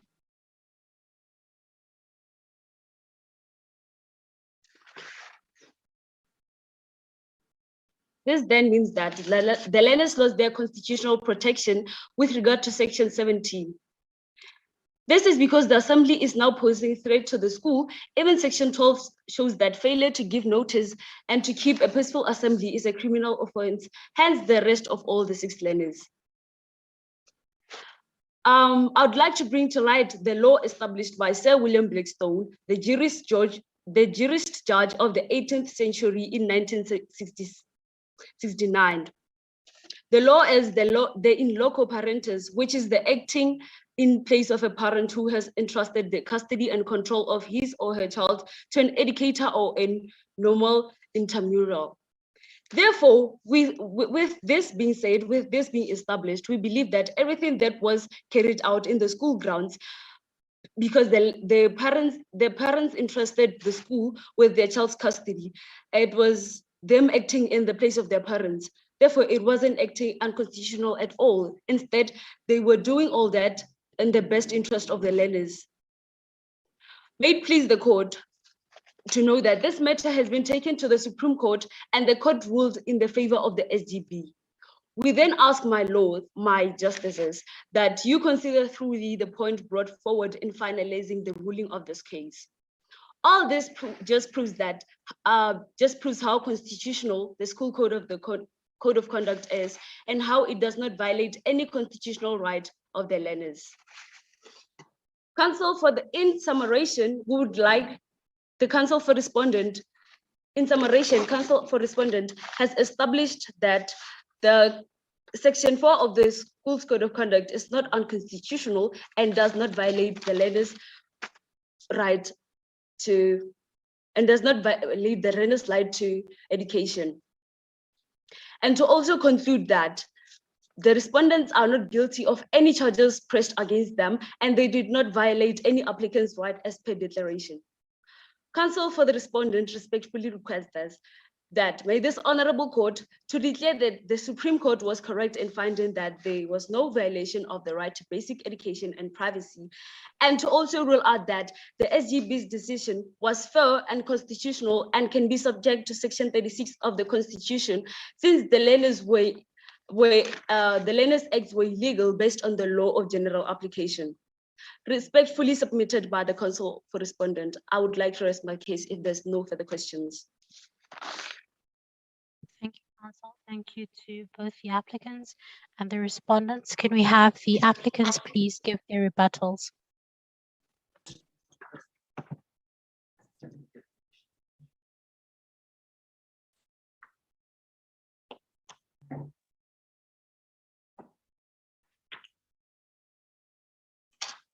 Once again, good morning, your justices. I am the counsel presenting the rebuttals.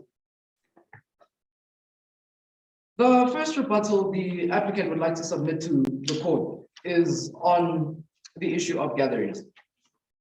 As per the regulation of the Gatherings Act number 205 of 1993, a demonstration includes any demonstration by one or more persons, but not more than 15 persons. A gathering means any assembly, concourse, or procession of more than 15 persons in or on any public road as defined in the Road Traffic Act 1989, Act number 29 of 1989, or any other public place or premises. Now, what the first thing that the applicant would like to submit to the court is that in the first gathering, it was spontaneous and it was less than 15 people. Thus, it was a demonstration. And secondly, it did not need any notice.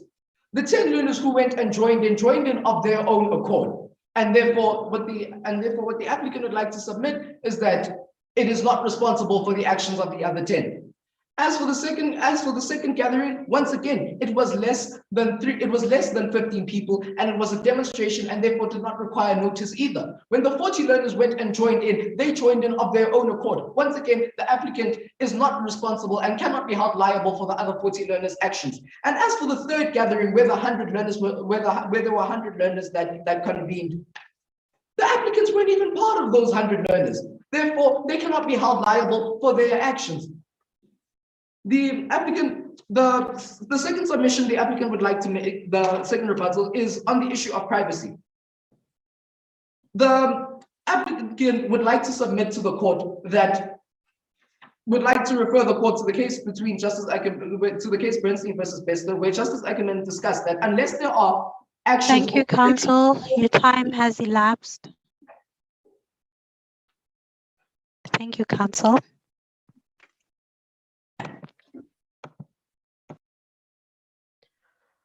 Thank you so much to the applicants and to the respondents. In the interest of time, we will not be giving feedback from all the judges, but I would just like to say that you guys did well. You did show that you were well prepared. And I wish you all the best with the rounds to come. Hopefully, we will see you in the semi-finals. If there are no questions or concerns from your end, we invite you to please leave the meeting so that the judges can move on to the next session and deliberate. Thank you. Thank you very much.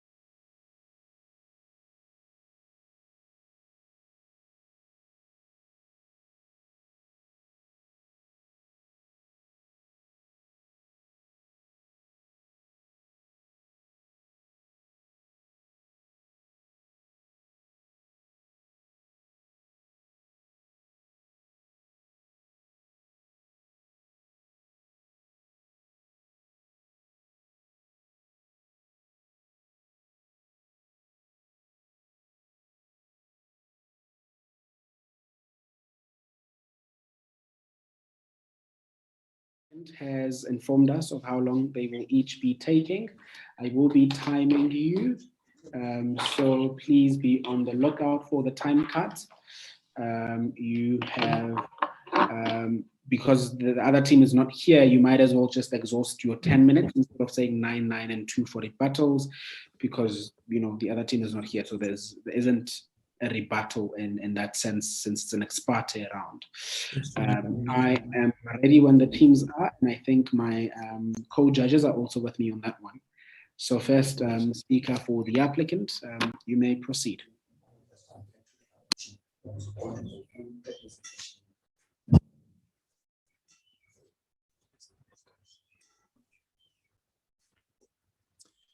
If it pleases the court, Your Justice, my name is Nsmcc, and along with me is my co-counsel, Nonkuselo Sitonga, and we will be appearing on behalf of the applicant.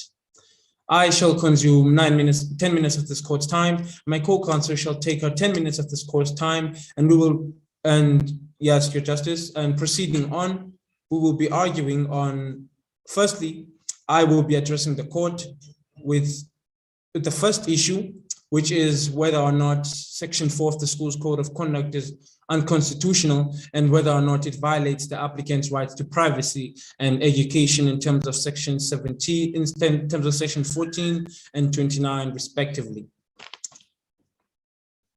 If it pleases the court, Your Justice, I would like to proceed. Your Justice, firstly, we put forward the importance of the rights to privacy. Your Justice, this right is essential to autonomy. It is essential to the human dignity, and it promotes the sense of security and confidence, Your Justice. Now, Your Justice, the Constitution realizes this importance as they stipulated Section 14 of the Constitution, which is about the protection of the rights to privacy. Your Justice, we therefore submit to the court that the respondents in this matter did not acknowledge the applicant's rights to privacy, as they inflicted a code of conduct which incited a search of the learners' bags and the confiscation of their phones. Your Justice, we therefore argue that this was done without a justifiable reason or without reasonable suspicion in terms of the South African Schools Act.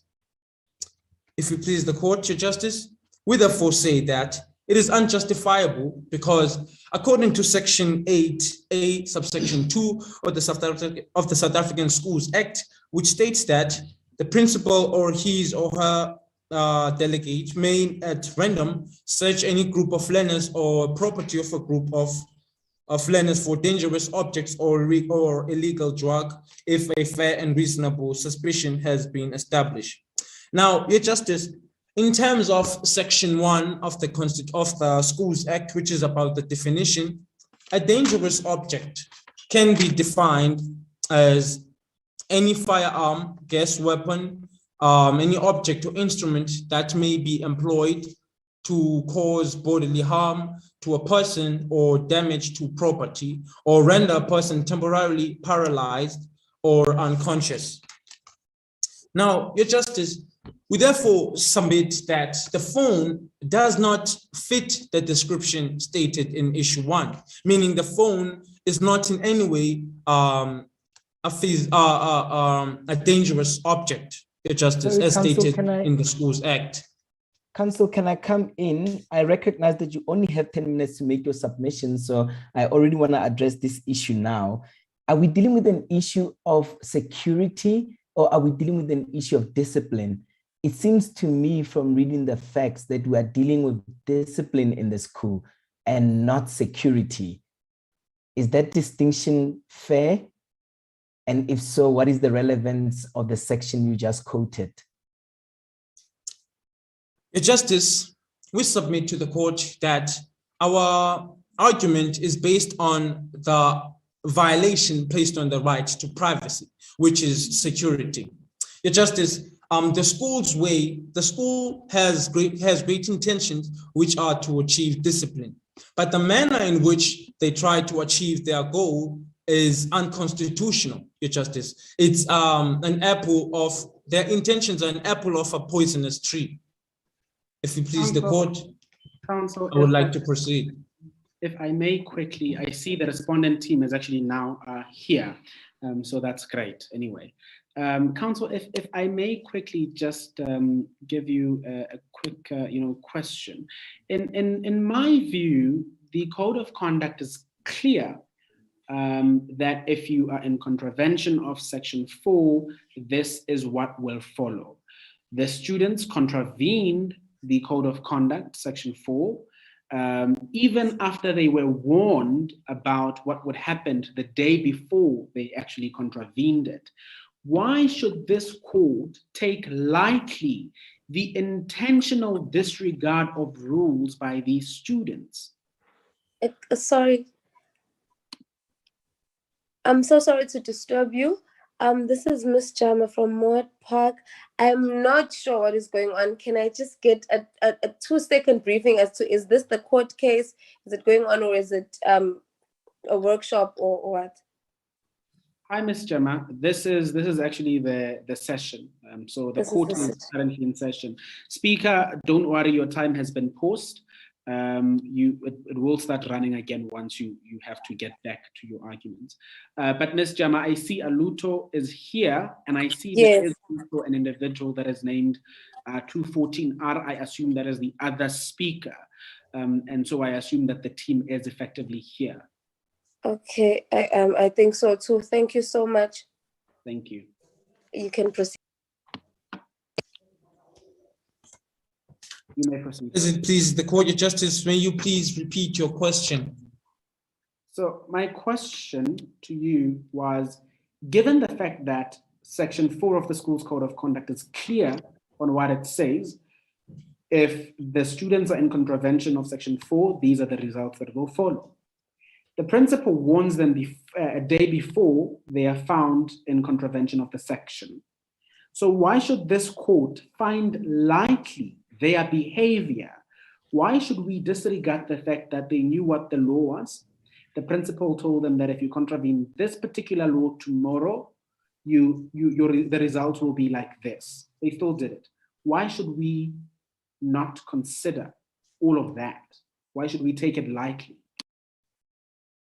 Because firstly, Your Justice, the respondents or the school cannot state its interest too broadly, as in terms of the Pillay case, Your Justice, it is also stated that in order for, it is also stated in section 9 and section 8, that in order for the right to privacy to be limited, it must be of reasonable suspicion. And Your Justice, the school has no reasonable suspicion because their way of, or their reason is not in accordance with the Schools Act, Your Justice. Granted, the learners misbehaved, but the manner in which the school conducts its ways of operating is unconstitutional and thereby violate the learner's rights to privacy and to education. Your Justice, in terms of section 36, it is stated that the rights in the Bill of Rights may be...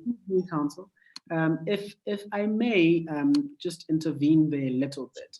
I mean, I understand that the right to privacy is quite a very important right. However, it's not an absolute right, especially when we are dealing with that right in context of public spaces, public activity, and so forth. So, for example, this very court has in the past, in the Mystery versus the Interim Medical Council of South Africa, said that when we are dealing with the right to privacy in public spaces, public institutions, public activity, the right and the corresponding obligation on the state to protect that right isn't as strong as when an individual would be exercising that right in their own private realm. So since a public school is effectively a public institution, should we as a court not consider that the right was limited appropriately? As it please the Court, Your Justice, no. Because firstly, we submit section 36, subsection 1, which states that the rights in the Bill of Rights may be limited only in terms of general law application, to the extent that the limitation is reasonable and justifiable in an open and democratic society based on human dignity, equality, and freedom, freedom. We Let's assume therefore, that we know that clause. Let's assume that we know that clause. Now show me what are you contending in accordance with section 36 has not been fulfilled in this case? Your Justice, we therefore submit that firstly, human dignity is an important interest to the child in terms of section 28. It's one of the important interest of the child. Therefore, Your Justice, by in the process of limiting a right, the respondents or in the process of limiting the right, the respondents should have considered the violation of the human dignity, as their ways of limiting might violate this right, Your Justice, in a way of humiliating, Your Justice. It was not less restrictive mean, because it violates the applicant's rights to privacy, Your Justice. And they did this without the consideration of what was mentioned in the Schools Act.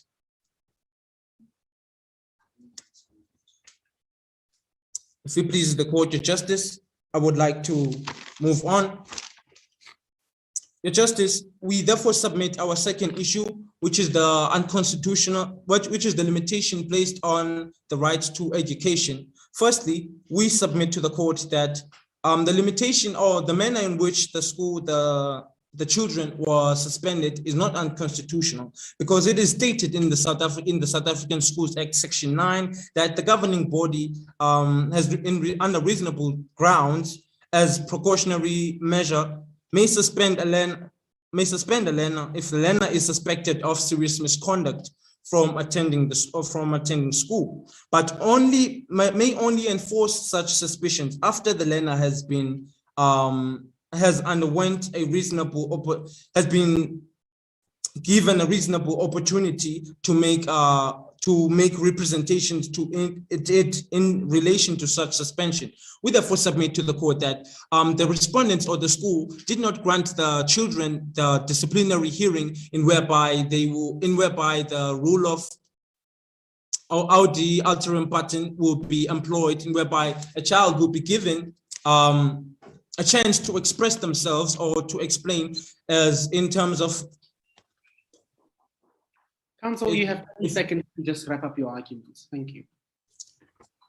If you please the court, Your Justice, since the rule of the alteram patent wasn't employed, whereby the child will explain their reason or express themselves, we therefore render it unconstitutional. And also, Your Justice, we also say that the limitation placed on the right to privacy, it was unconstitutional due to the existence of less restrictive ways, and the school did not seek such ways as suggested in the 6th edition of the Bill of Rights Handbook, when it was stated that a limitation will not be proportionate. Very much, counsel. Your time is up.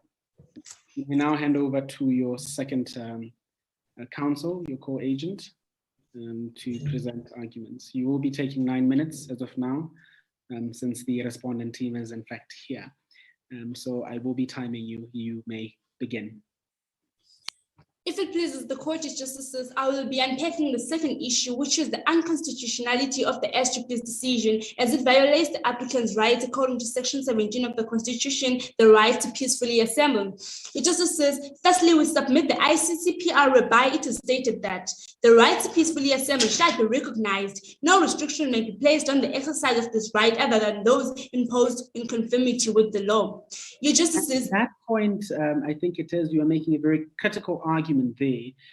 You have basically indicated that the right to assembly is qualified by peaceful measures. In this case, can we indeed say that the students exercised that right peacefully?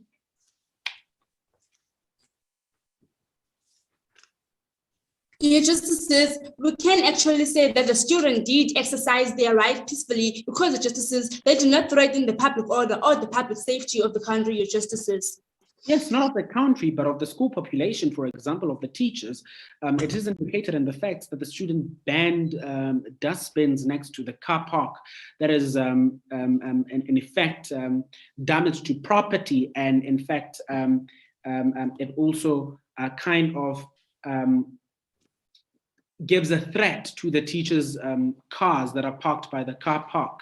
But secondly, there was a building, the admin block, which was set into fire. That is complete arson to immovable property. So how do we then say there was no violence? It was peaceful.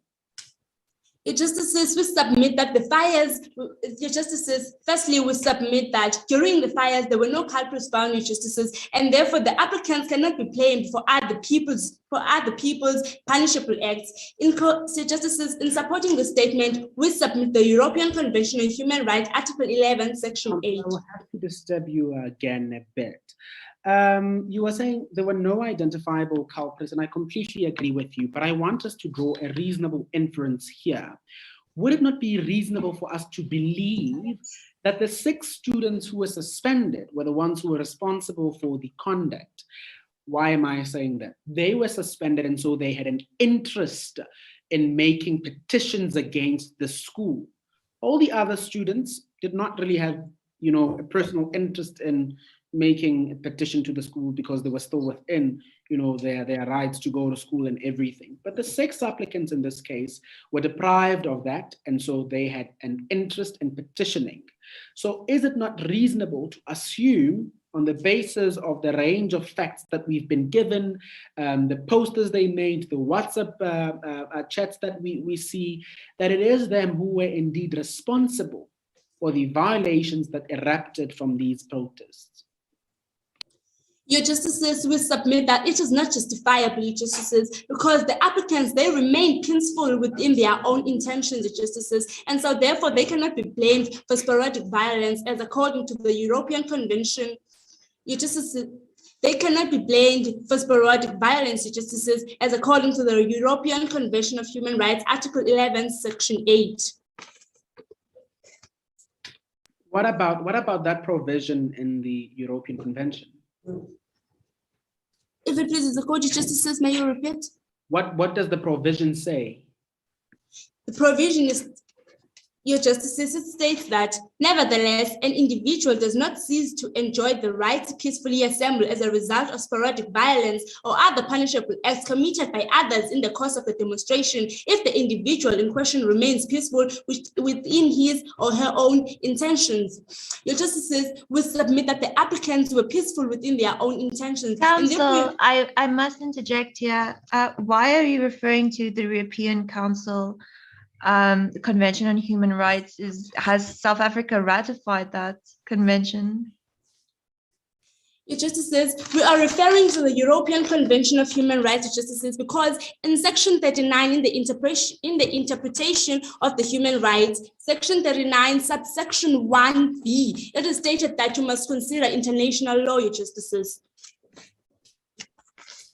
Proceeding on, your Justices, in the Mlungwana case, your Justices, the Western Cape High Court, proceeding on, your Justices, in the Mlungwana case, the Western Cape High Court stated Section 12, subsection 1 of the RGA to be unconstitutional because the Justices, one cannot be held criminally liable for not providing a notice to Justices. It is stated that you cannot be held criminally liable for not providing a notice as the extent is too harsh. In this case, the Justices, the learners, yes, they did not provide a notice to Justices, but they cannot be suspended on the basis that they did not provide a notice for a protest to Justices. The learners were not suspended because they did not provide a notice. The learners were suspended. These are 2 separate incidents. The learners were suspended because they had cell phones with them. By the time they were protesting because they were suspended. Not that they were suspended after the protest. No, they were suspended before the protest. So how do we reconcile these facts, Counsel? If it pleases the court, your Justices, can you please rephrase your question, your Justices? You were saying that the learners cannot be suspended for exercising their right to petition. And I'm saying the learners were not suspended for exercising their right to petition. The learners were suspended for being in violation of Section 4 of the School's Code of Conduct. And we need to distinguish these facts. The learners were not suspended because they were protesting. They were already suspended by the time they were protesting. So why are you saying the learners were suspended on that basis? I think Your Justices, the reason as to why I am saying this is because it just says the school did actually amend the suspension from the rest of the year to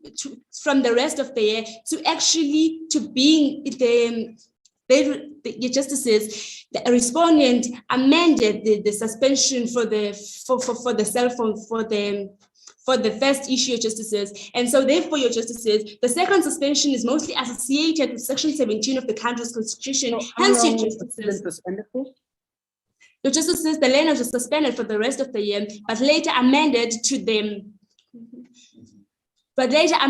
maximum period, your Justices.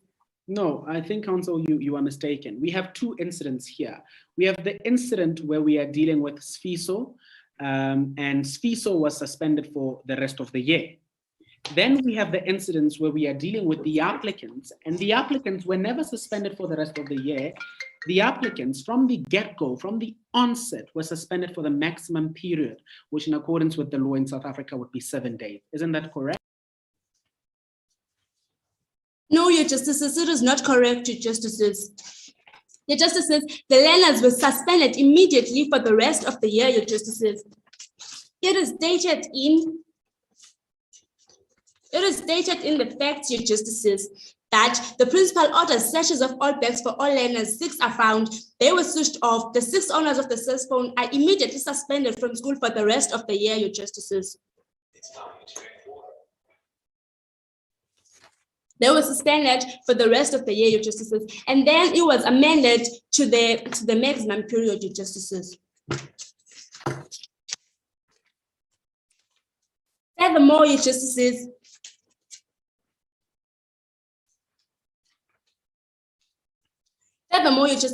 we submit the United Nations Human Rights Office report, which states that the lack of collective efficiency could be antecedent for people getting involved in violent actions during protests, your Justices. We submit that, your Justices, the applicants were not being as violent, your Justices. They were just retaliating against the school's decision of immediately suspending them and depriving them of their rights to basic education. Your Justices, in paragraph 61 of the Satao vs. Gavaskate, it is stated that the right to peacefully assemble is central to our constitutional democracy. It exists primarily to give a notice to the powerless. Your Justices, the minors in this case were powerless. They were left with the autocratic school rules, Justices, which deprived them of their rights to basic education, and so they resorted to protesting, your Justices.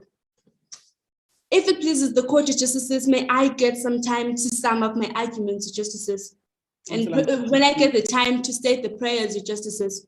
Unfortunately, Counsel, the court has already extended its kindness to your co-counsel, and unfortunately unable to extend the same to you. However, gladly we do have the prayers that you want to make, and so you may assume that we know your prayers and you can take your leave. We will now hear from the first respondent.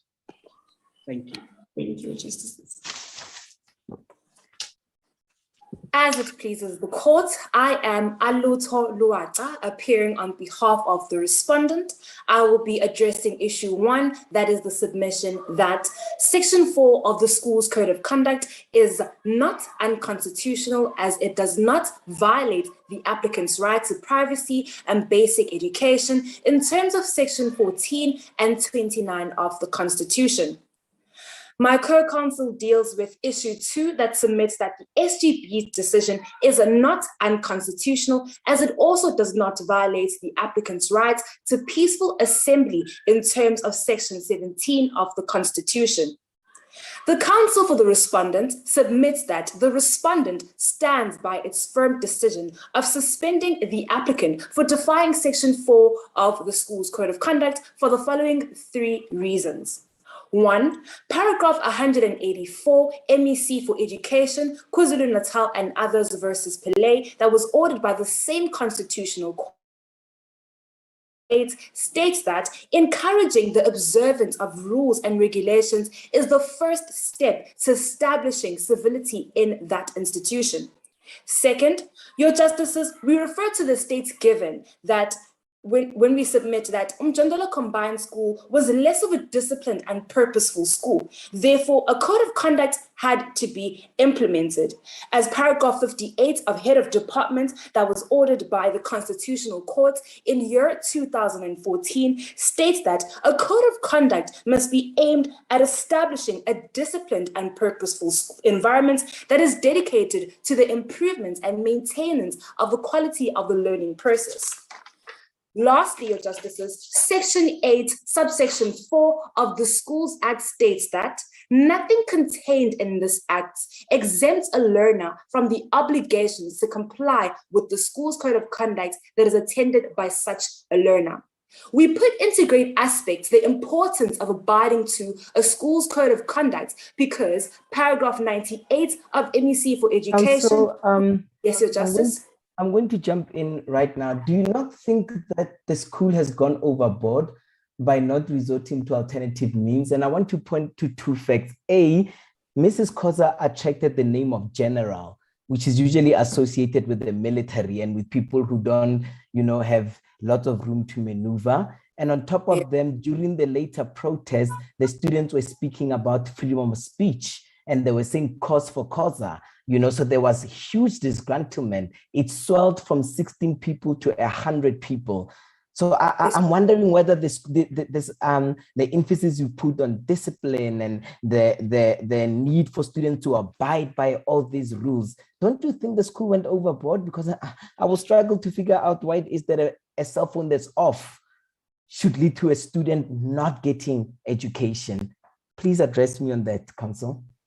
Yes, Your Justice. Firstly, I submit that Ms. Koza did send the school a message to state that if any mistakes had been made or omitted in the code of conduct, they would be discussing the way forward, which goes to show that she's less of being dictatorial, Your Justices, as she does state in the facts that she understands that learners do have the right to complain. As Your Justices, I'm going to have to once again interrupt and go back to the facts. I mean, I think she took, and correct me if I'm wrong, you know the facts better than me. She took a cell phone on the one day and then said from tomorrow, all the cell phones will be confiscated. There wasn't even a period of a week to listen to students. There wasn't a cooling off period. It was just the next day, the rule will be implemented and this will happen. So just keep that in mind as you make arguments about her reasonability. Yes, Your Justice. But on that, just to add on my learned colleagues who know the law more than I do, I know the facts more than he does. I think we complement each other quite well there. The facts, after indicating that she says the following day, if they are found to be in possession of the mobile cell phones, they will be confiscated and they will be suspended. But then the subsequent paragraph then says she then orders the search of the bags of the student. To me, it seems as if she didn't even wait until the next day before she actually conducted the search and the seizure. She says tomorrow, if this happens, then this will happen. And then she proceeds nonetheless to conduct the search the very same day. Your Justices, we submit that the mere fact that she actually did indicate that the search would take place is rather lenient, Your Justice. And we also state that even if the applicants did have complaints on behalf of the school code of conduct. Say I accept your submissions that she is lenient. Yes, Your Justice. Let's put her out of the picture. Now I want us to address the code of conduct itself. The constitutionality of the code of conduct itself. The provision, sections 14 of the Constitution, is quite very clear that every person has the right to privacy, which includes one, their right not to be searched, and secondly, the right not to have their possessions seized. So in this case, you have a provision which allows for the search and the seizure of property that belongs to the learners. Isn't this a direct violation of the constitutional provision protecting the right to privacy, especially as has been correctly pointed out by my learned colleague here, that the students were not even using the cell phones. Some of the cell phones were off. The cell phones never caused any distraction to the learning activities in the school. So how is this provision reasonable and justifiable insofar as it criminalizes the mere possession of a mobile cell phone, an object that cannot even considered to be a dangerous weapon, as has been argued by the applicant? Council, before you go, sorry, Council, before you go on, I do want to give you an opportunity to give us a full answer. I just want to remind you, I do want to hear your answer, please, on leniency. Sorry, we have been interrupting, but I want to hear your answer on leniency. I'm keen to see how you will respond to that, to the weighing of those degrees and decisions. So just don't forget that one. Your Justices, which question should I answer first? Up to you, but I'm just putting it out there that I still want my answer too, please. Thanks. Yes, in any order, but as long as you answer all of them. Your Justices, firstly, a random search does not need to be notifying anyone as it is written as a random search according to the South African Schools Act. Random meaning unarranged, your Justices. So the fact that Ms. Khoza still conducted the search in that very same day is justifiable, your Justices. And in fact, she did state that there would be a search, even though there is hours that are separating from the random search. However, she did send a notice, your Justice, of which she did not need to, as it is a random search. If that answers your question, your Justice. On leniently, that was on leniently, your Justices. Secondly, your Justices, even if the code of conduct was of the fact that the applicants did not, that they felt that it was unconstitutional. One paragraph 185 states, your Justice, that by and large, school rules and codes of conduct shall be observed until an exemption is granted. And your Justice, Njondolo Combined School has not granted an exemption. You need to take into consideration the fact that this code of conduct too was after its implementation, even the applicants were quick to act in a certain way, Justice. That you have made thus far, but my concern is basically one: is the code of conduct itself lawful? If it's lawful, if it's unlawful, it does not have any force, which means students don't even have to comply with it. After all, every law in the Republic must be in line with the Constitution, as it must pass constitutional muster in terms of Section 2. So my question is effectively, is it in line with the Constitution, and how? Because it seems to be against Section 14 of the Constitution.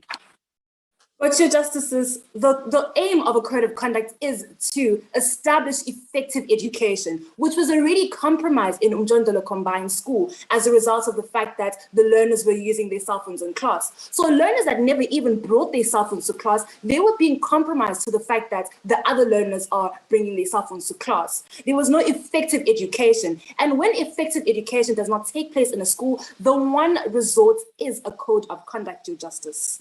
If that answers your question, I would like to conclude. You may conclude.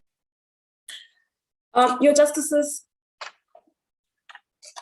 we state that by and large, school rules and codes of conduct shall be observed until an exemption has been granted. In this way, schools will model for learners the way in which disputes in our broader society should be resolved. We state, your Justices, that the applicant did not approach the respondent in a way that agrees that a way forward can be implemented. If it pleases the court, I will leave my co-counsel on the stand. Thank you very much. We may now hear arguments from the second agent for the respondent. Your Justice, before I begin, can you please just signal to me if you can hear me correctly or clearly, because I live in a very noisy environment and there's a lot of background noise. We can hear you very clearly. Thank you. Permission to begin, your Justice. Yes. With my 10 minutes, I will be arguing that the SGB's decision is not unconstitutional, as it does not violate the learner's rights to peaceful assembly in terms of Section 17 of the Constitution. Your Justices, drawing back to the state of fact, it stated that we asserted that on the day of the search, obedient learners kept their cell phones at home and were compliant with the Code of Conduct in terms of Section 8, subsection 1, subsection 4 of the Constitution. Therefore, it will be unjust. Sorry, Counsel. Yes, I just didn't quite get what your arguments are going to be about. Can you just repeat it? You jumped in quite fast. Just let me know, what are your arguments going to be about?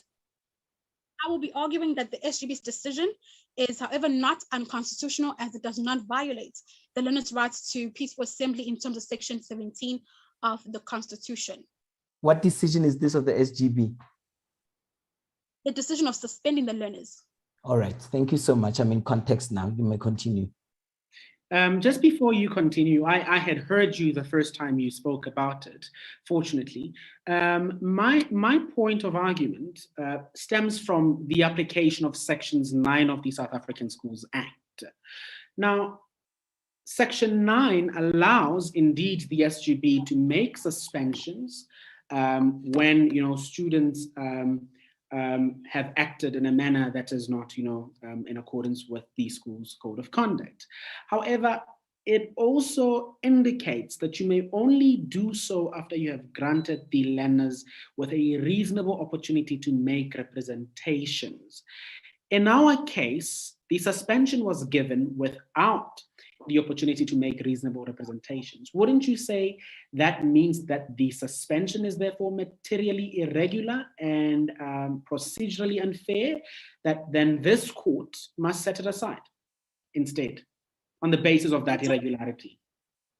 Your Justice, the counsel for the respondent does confirm that the code of conduct was, however, not practical, and therefore that is why Ms. Khoza agreed to, or sent a message that we should, however, come together and discuss if there were any mistakes to reach a consensus. And we should also, however, apply the Ubuntu principle of S versus Umakwanyana, as the state of fact states that Umjondo Combined School had been an e-discipline school for a very long time, to which this is the first time in a long time whereas discipline is being infected. Therefore, there are going to be loopholes in terms of how the rules are set and application can take place.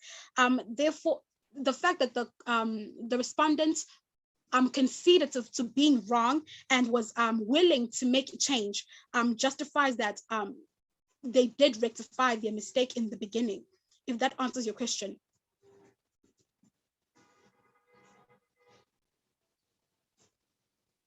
You may proceed.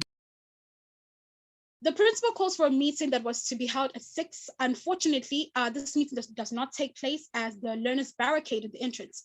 Your Justices, according to 4.5.2 of the Schools Act, of 1996, it states that the problems and issues should, as far as possible, be resolved at school, to which we can boldly allege the applicant having defied this ruling as they're taking a more publicized approach. Now, Your Justices, I refer you to paragraph 63 of Sadao and Another versus the Garvis and Other of 2013. It states that the inherent power and value of freedom of assembly and demonstration as a tool of democracy often used by people who do not necessarily have other means of making their democratic rights count, to which the applicant had another way. Another way could have been petitioning their grievances to the RCL, and another way was this meeting, to which they Let me quickly just interject there a bit. I mean, the very same judgment, Garvis, basically says to us that still, nonetheless, everybody has got the right to demonstrate, to assemble, to gather, to petition, as long as they do it within the ambits of the law. So why should they exhaust all of these other, is there a requirement that they exhaust other remedies before they exercise their right to petition, to demonstrate, to assemble? Your Justices, not necessarily. However, saying that the applicants became violent, if not abused their rights expression, that right was limited by the respondents, as they did not do so justifiably or lawfully, if that answers your question.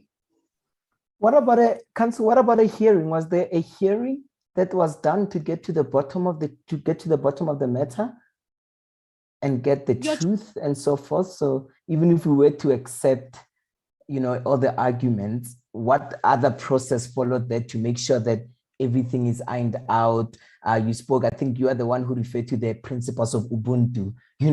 Would those principles not demand of us to actually sit down, cool down the temperatures and figure out what happened and who's to blame? Your Justices, the counsel for the respondent did confirm, however, that we were eligibly incorrect, or that we did realize that this code of conduct is ever not practical, and therefore we justified by the fact that almost courts are called for a meeting that we can iron out any issues, if there are any, of which there will be many, as Umjolo Combined School discipline is something foreign to the school for so many years. Therefore, this first code of conduct cannot, of course, just be effective immediately or meet everyone's needs to state. I hope that answers your question. It does answer my question. I might be jumping a little bit here, but what would you want this order to give, having given that answer?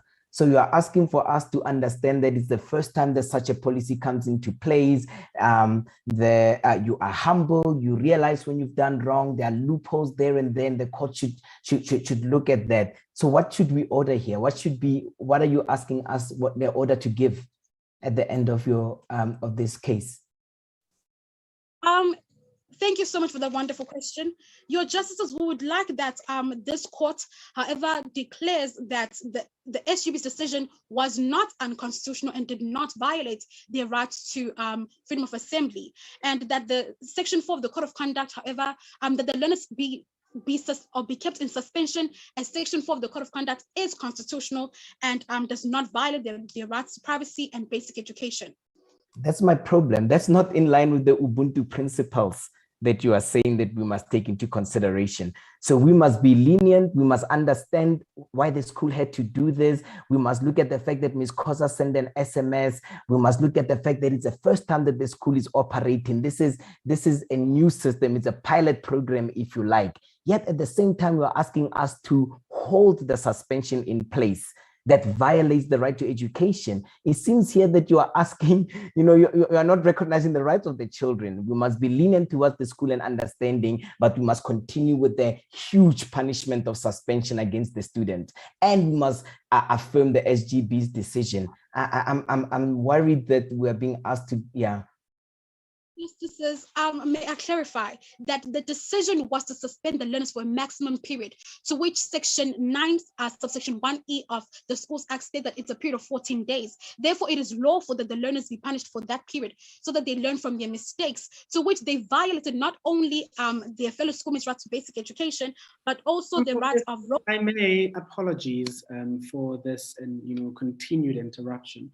If I may, I'm not sure if you are familiar with the Moko versus acting principle of Umalusi Secondary School.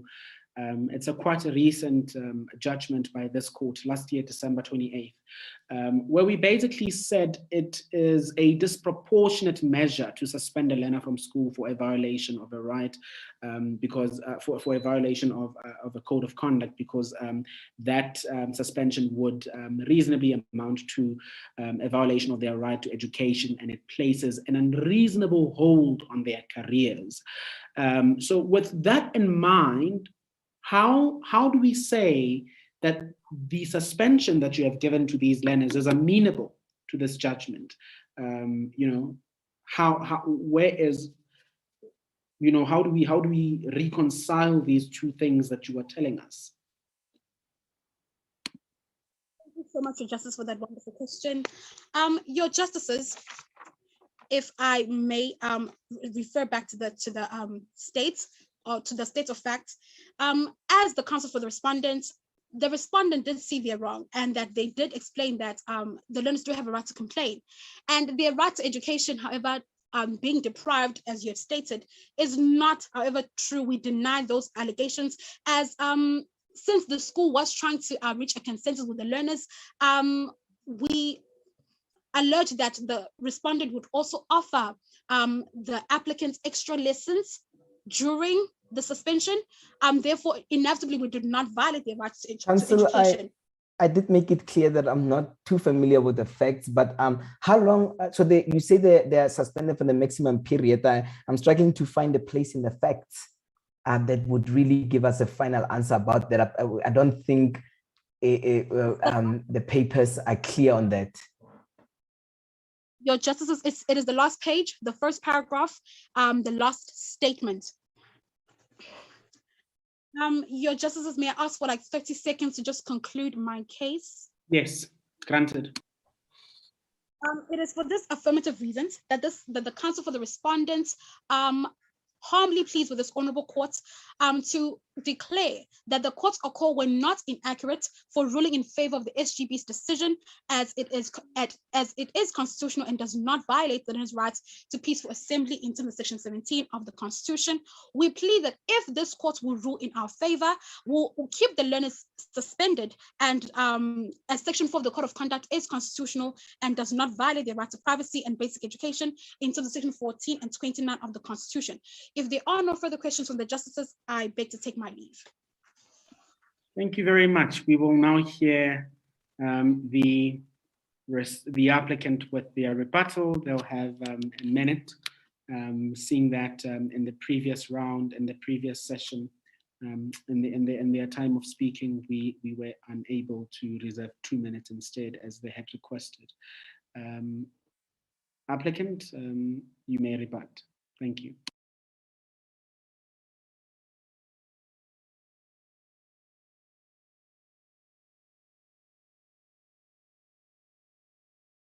Please unmute yourself, applicant. Please unmute yourself.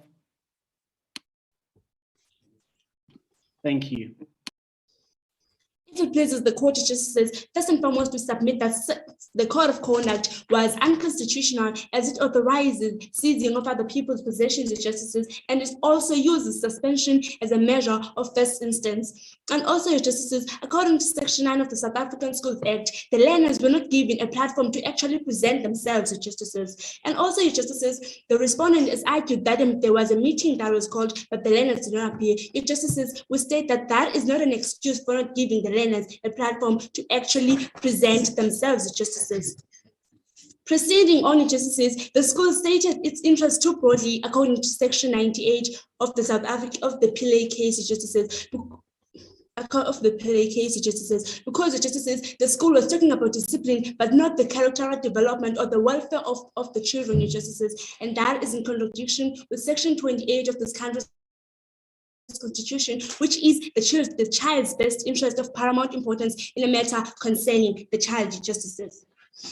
And also, justices, we submit Section 8A of the South African Schools Act, justices, which says that this session may happen on the basis of reasonable suspicions for dangerous object or illegal drugs. Yet, justices, we submit that cell phones do not fall under dangerous object or illegal drugs, justices, and therefore making the respondent's argument on that incorrect, justices.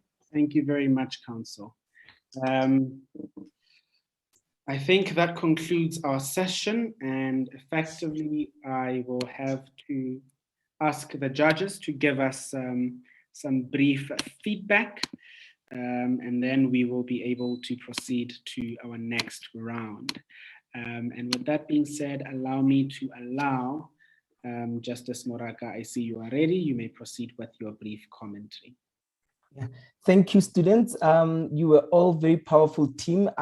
We gave you a lot of comments, a lot of good comments in the earlier rounds, but remember this round is to qualify to go to the next round. So we're gonna keep that aside. You'll see all the nice things when you get your score sheets. Now, my one advice is this.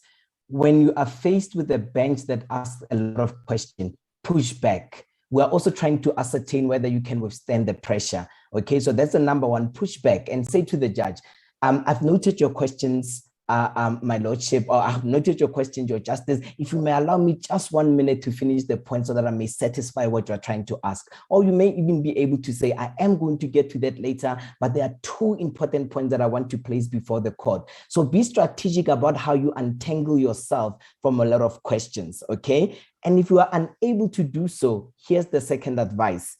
Stay on the question. All of you are rushing because you want to keep all of your information there. We can judge you just from dealing with one question during your whole submission. So you don't need to make sure that all the 7 points that are on your paper will have to be made. You can stick to the question, engage with the bench, emphasize the important stuff with relation to that, and you should be fine. Okay, so questions are not there to derail you or disturb you. They are there for us to truly test how well you know the facts, how well you know the law, how you respond to spontaneous feedback from the bench. So that's going to be very important if you make it through to the next round. Be able to push back, be confident, and don't worry if your time is running out. If you see that the judges are passionate about a specific issue around privacy or around assembly, stay on there. And then at the end, you can say, Your Lordship, I can see that I don't have time on my side, but I will say quickly that we are arguing that it was right to assemble on the basis of Section 3. Thank you so much. That's all that you do. No judge will punish you for that because we take into consideration the number of times we interrupt or so forth. But otherwise, lots of confidence. You spoke very clear. You knew the law well, and you responded. You kept all of your cool. So well done. Thank you. Thank you very much, Justice Moraka. Justice Cherie Oliver, would you like to add some comments? Yes, I would. I would like to congratulate both teams on a very confident and clear presentation. I very much enjoyed the additional research on international law. And I want to commend you on your familiarity with the sections of the Constitution and the case law surrounding it. If there's one piece of advice I can give is focus on Section 36 of the Constitution and the limitations clause, because a lot of the judges' questions will surround whether or not the rights are justifiably limited or not. So just familiarize yourself with that and become comfortable in answering questions and formulating arguments about whether or not the right is justifiably limited or not. Simon? That's all from me. Thank you very much. Yes, Justice Simon? So sorry, I just forgot one point that the students, I also think, I don't know if the other judges will agree, that they can also drop that habit. I know we all do it of, have I answered your questions? Have I answered your question? Be confident. Assume that you have answered it. To say, Your Justice, Section 5 does not allow that. Hence why my next argument is, and then you just proceed and transition smoothly. So if you have to wait and listen in, did I answer, did I not answer it? It is not the platform for us to give. If we're not asking or following back, assume that you've done it and just move swiftly along. That also saves you time. It doesn't eat away from the seconds between transitions and so forth. So that's going to be very important when you get to the next rounds. Thank you. Sorry for that last bite. I completely agree with you there. Mine is very shortish. Well done to all the participants. I thoroughly enjoyed listening to you. It must be difficult having a judge like me in your bench. I know the facts more than you do.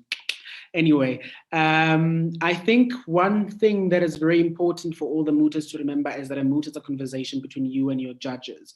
And so when I engage with you and I ask you a lot of questions, during your proceedings, during your argumentation, please do remember that I'm just merely having a conversation with you and I'm trying to be convinced by all means to find in your favor. And that's the only reason I'm really engaging with you, because I really want to find in your favor. But moreover and above, I cannot hold myself from asking you questions most of the time because I know the facts as much as you do. And so don't, take it badly. I would say my advice is when you get questions so that you're not flustered, try to relax and smile. That will assist to channel your energies in the correct way. Otherwise, I really wish you guys all the best, and I hope to see you guys in the semi-final and in the final rounds. Best of luck to you both. You can now leave our court for us to be able to continue with the next round. Thank you. Bye-bye. Thank you, Justice.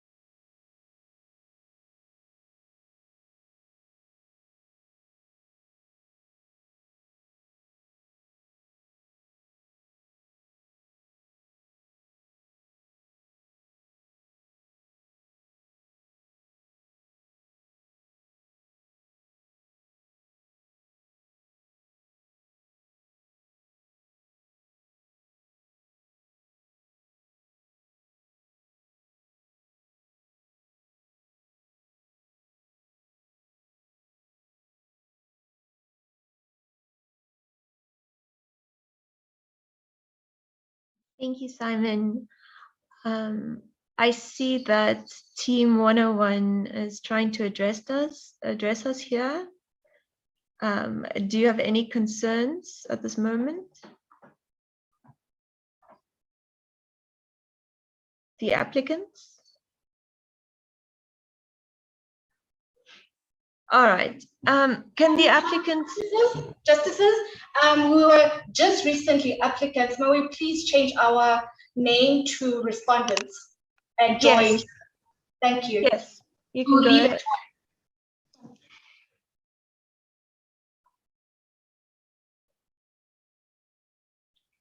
All right. So will the applicants in this case, will the first speaker from the applicants please indicate what their names are and for how long they will be speaking?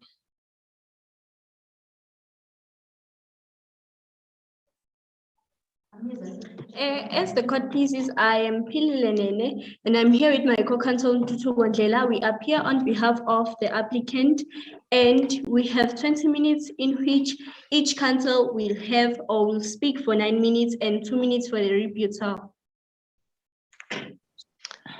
Thank you. And can you please indicate your names in the chat so that we can get the correct spelling?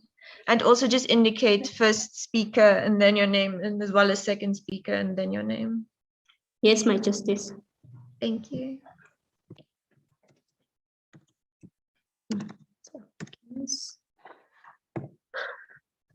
First counsel.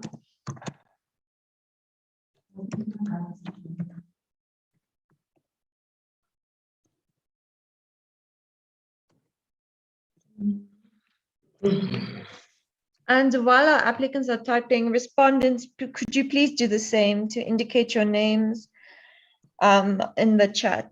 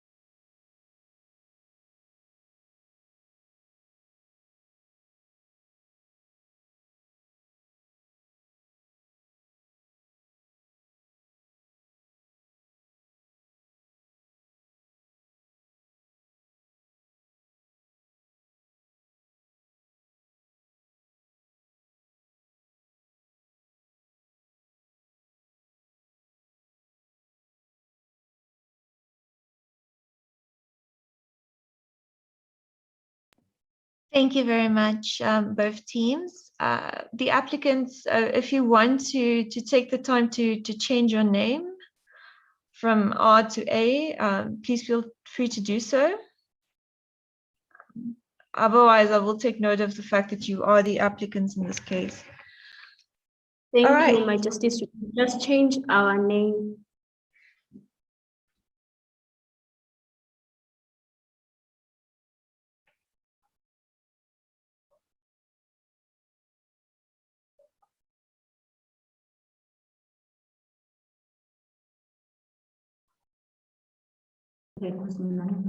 My justice, can I ask a question? Yes, please. So how do we change our name? Do we have to go back and start at the beginning? No, you can simply click on the icon at the top of your screen. And then the last option would be rename.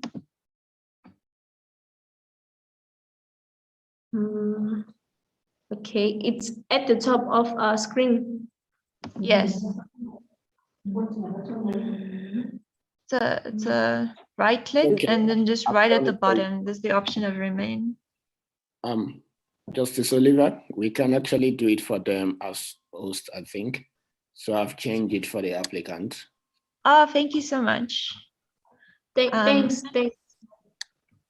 All right, I did not know that we could change it for you, but I'm very glad that that was pointed out. I'm going to give this opportunity for my fellow justices to introduce themselves to you. I am Shiri Willife, and you will hear from them now. And I am Justice Moraka. Every time I ask you a question, I'll put on my video and yeah, so you'll be able to see it. Thank you. I am Justice Adigalu. Okay, I think I'm just going to put on my video now so you can see me.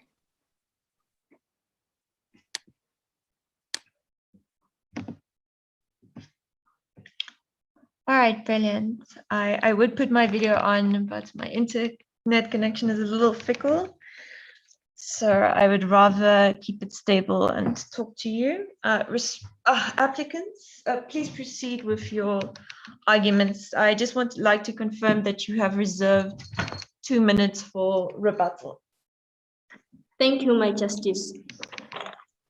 As the court pleases, I am Pili Lenene and I'm here with my co-counsel Ntutu Gondlela.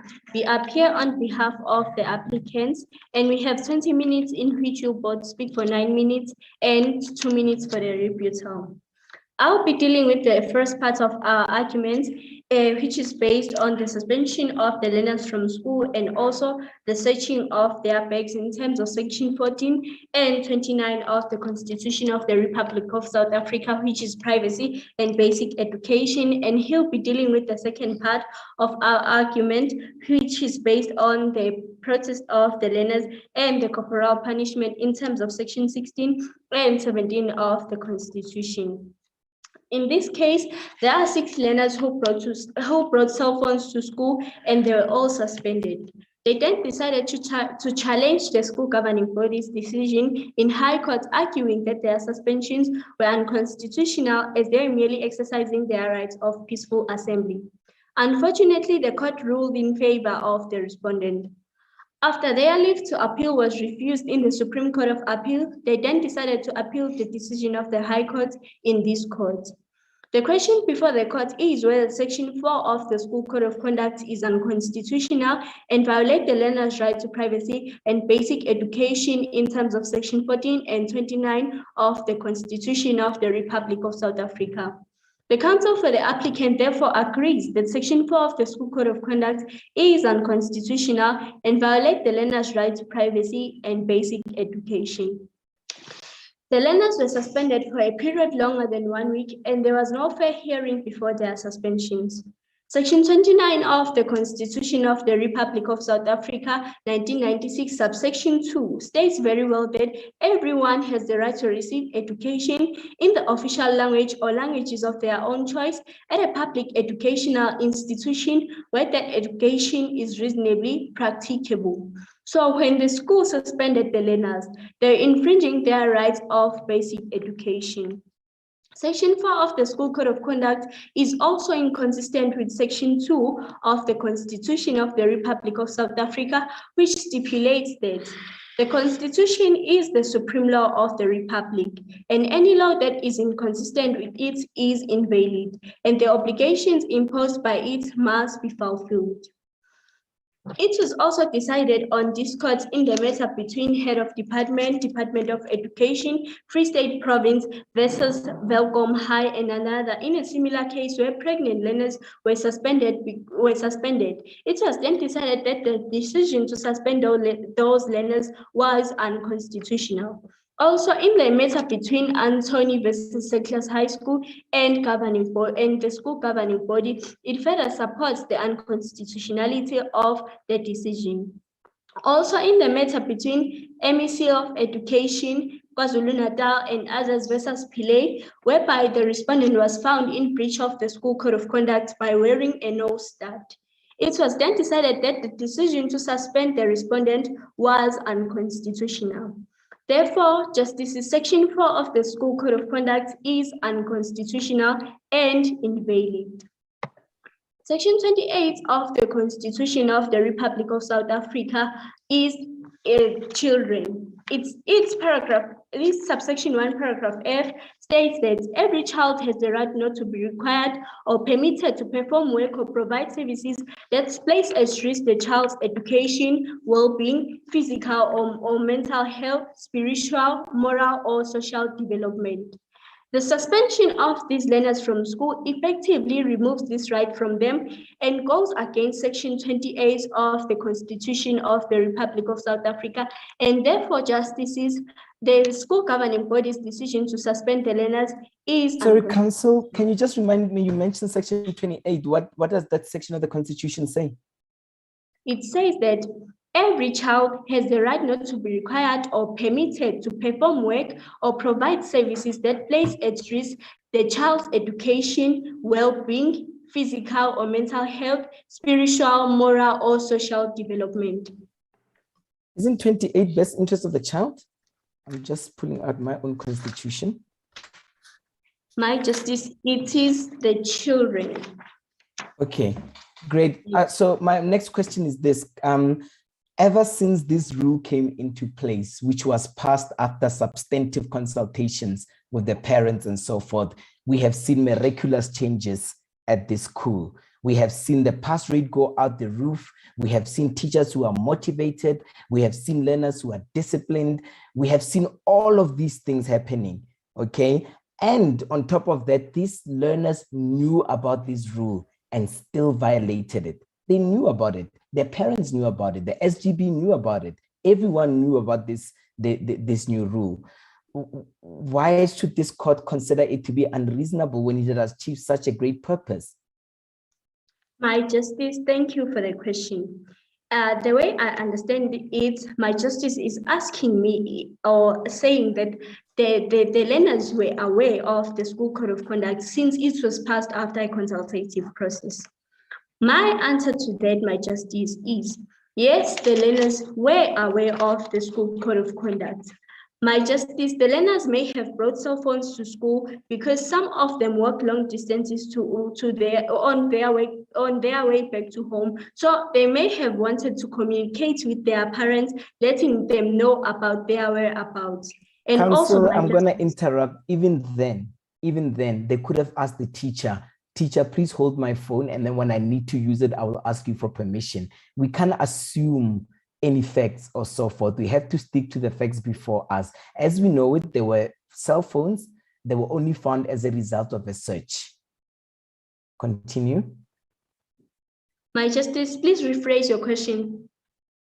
I'm saying even if there is a reason, a valid reason why the students carried the phones to school, yes, that still does not justify that they could have done other things, like ask the teacher if they can hold the phone, so that when they need to use it, they can only use it then, rather than essentially break the rule and hide the phone in their bags. That would be against the rules. My Justice is, yes, we concede that the learners may have broken the school code of conduct, but they were also not, we cannot forget that they were also not using those cell phones during the process of teaching and learning. And also, my Justice, the school suspended those learners for the rest of the year.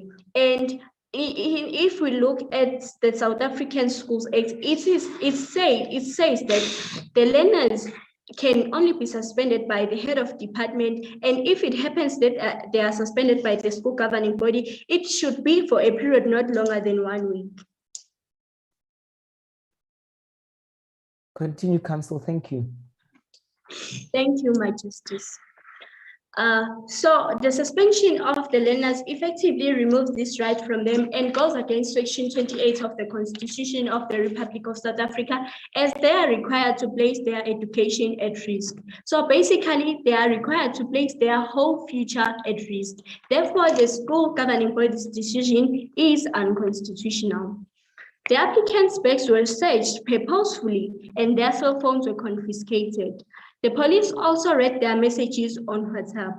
Section 14 of the Constitution of the Republic of South Africa is privacy, and it states that everyone has the right to privacy, the right not to have their person or home searched, the right not to have their possessions seized, and also the right not to have their privacy of their communications infringed.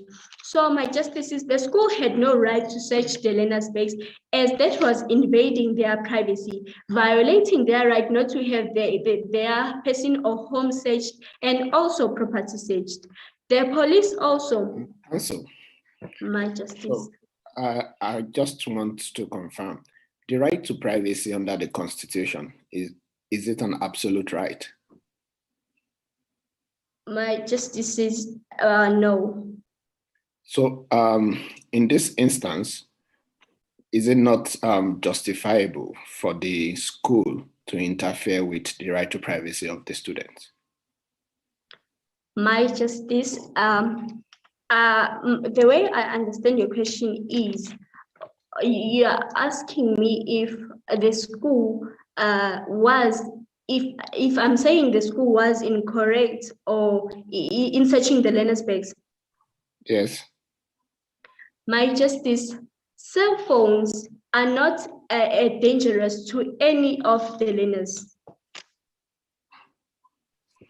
But what I'm saying is, so if the right is not absolute, which means that there are instances where the right can be infringed upon. My justice, please just rephrase your question. So I'm saying that there are instances where the right can be infringed upon. So in this instance, is it justifiable for the school to is it not justifiable, sorry, for the school to search the bags of the student because there's a law that says they should not, or there's a rule that says they should not bring cell phones to the school? My justice, there was nothing suspicious that told or alerted the school that the learners brought cell phones to school, since they were not using those cell phones in the school premises. Sorry, Council, maybe you can remind me of the facts. Sorry, just to follow up on my Leonard brother's friend question, didn't the cell phone fall out of one of the students' pockets? My justice, thank you for the question. Yes, the cell phone did fall out of Sfisoqele's pocket, but Sfisoqele was addressed, and also he was suspended after a hearing. Okay, just another question, Council. From the facts, it is very clear that the main problem of this school is not stabbings, it's not it's not absenteeism. It was the use of cell phones that fundamentally compromised the right of education of all of the learners. And a law was then passed. And shouldn't that law be able to be enforced? How else do you make sure that students are not in possession of cell phones if you don't do a reasonable search of the bags? And indeed, in this case, it reveals that 6 of the students had cell phones. So the search actually achieved its purpose, which was to identify those culprits who were breaking the rule. And the rule was put into place in order to create a safe and healthy environment for learning. I don't see what is unreasonable about this. My justice, please just rephrase your question or ask it in a simple manner, because the way I understand it, my justices are asking me if the school had a reason or had to make sure that the school code of conduct is being followed by the learners. Yes, they have a duty to do so. If we say you may not bring knives to school, how else do we make sure that somebody doesn't have a knife other than to do surprise searches of the bags? And in this case, it was cell phones. They do surprise searches and they found 6 of them. So there's nothing wrong with this. Sorry to interject here. I would just like to note that, Council, your time is finished. So perhaps just answer the Justice's question, and we shall then move to the second speaker. Thank you, My Justice. My Justice, the school, yes, had to make sure that the school code of conduct is being followed and being passed correctly. But also, My Justice, the learners, the school needed to have a search, maybe a search warrant to search those learners. And also, we cannot assume that a learner can bring anything dangerous to the school. And the cell phones of the learners were not any danger or didn't pose as any danger to the school or other learners. My Justice is, if there are no further questions, I would like to hand over to my co-counsel, Dutu Wandlela. Please proceed, counsel.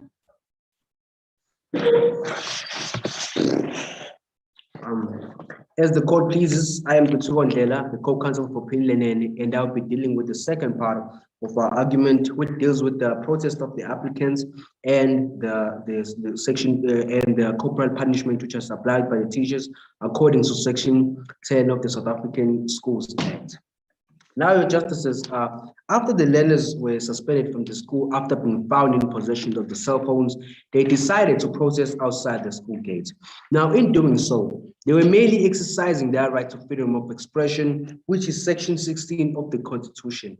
And its subsection 1 stipulates that everyone has the right to freedom of expression, which includes the right to receive, impart information or ideas. And also, if we look at section 17, it is assembly, demonstration, picket, and petition. And it states that everyone has the right to peacefully and unarmed to assemble, demonstrate, to picket, and to present petitions. So we submit, Your Justices, that the learners' protest was justified because it was their way of expressing how they felt towards the unfairness of the situation, and it was the only outlet that they could use to outlet their frustration so that the school can attend to their grievances.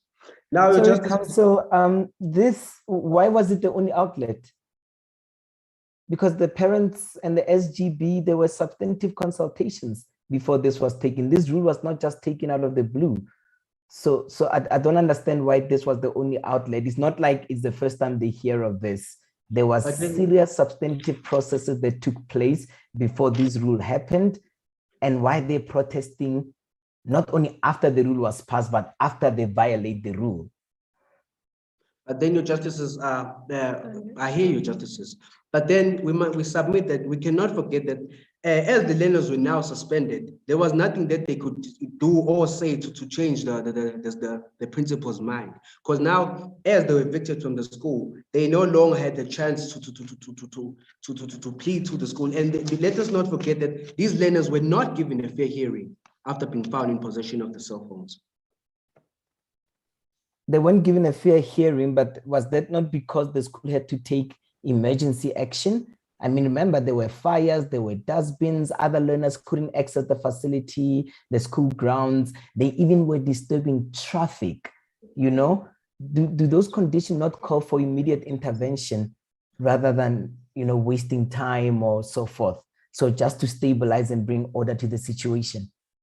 Also, Your Justices, we agree that suspending the learners was an urgent situation. But then we also submit that then the protest of the learners is justifiable. It was also an urgent action because they needed to retaliate as soon as possible.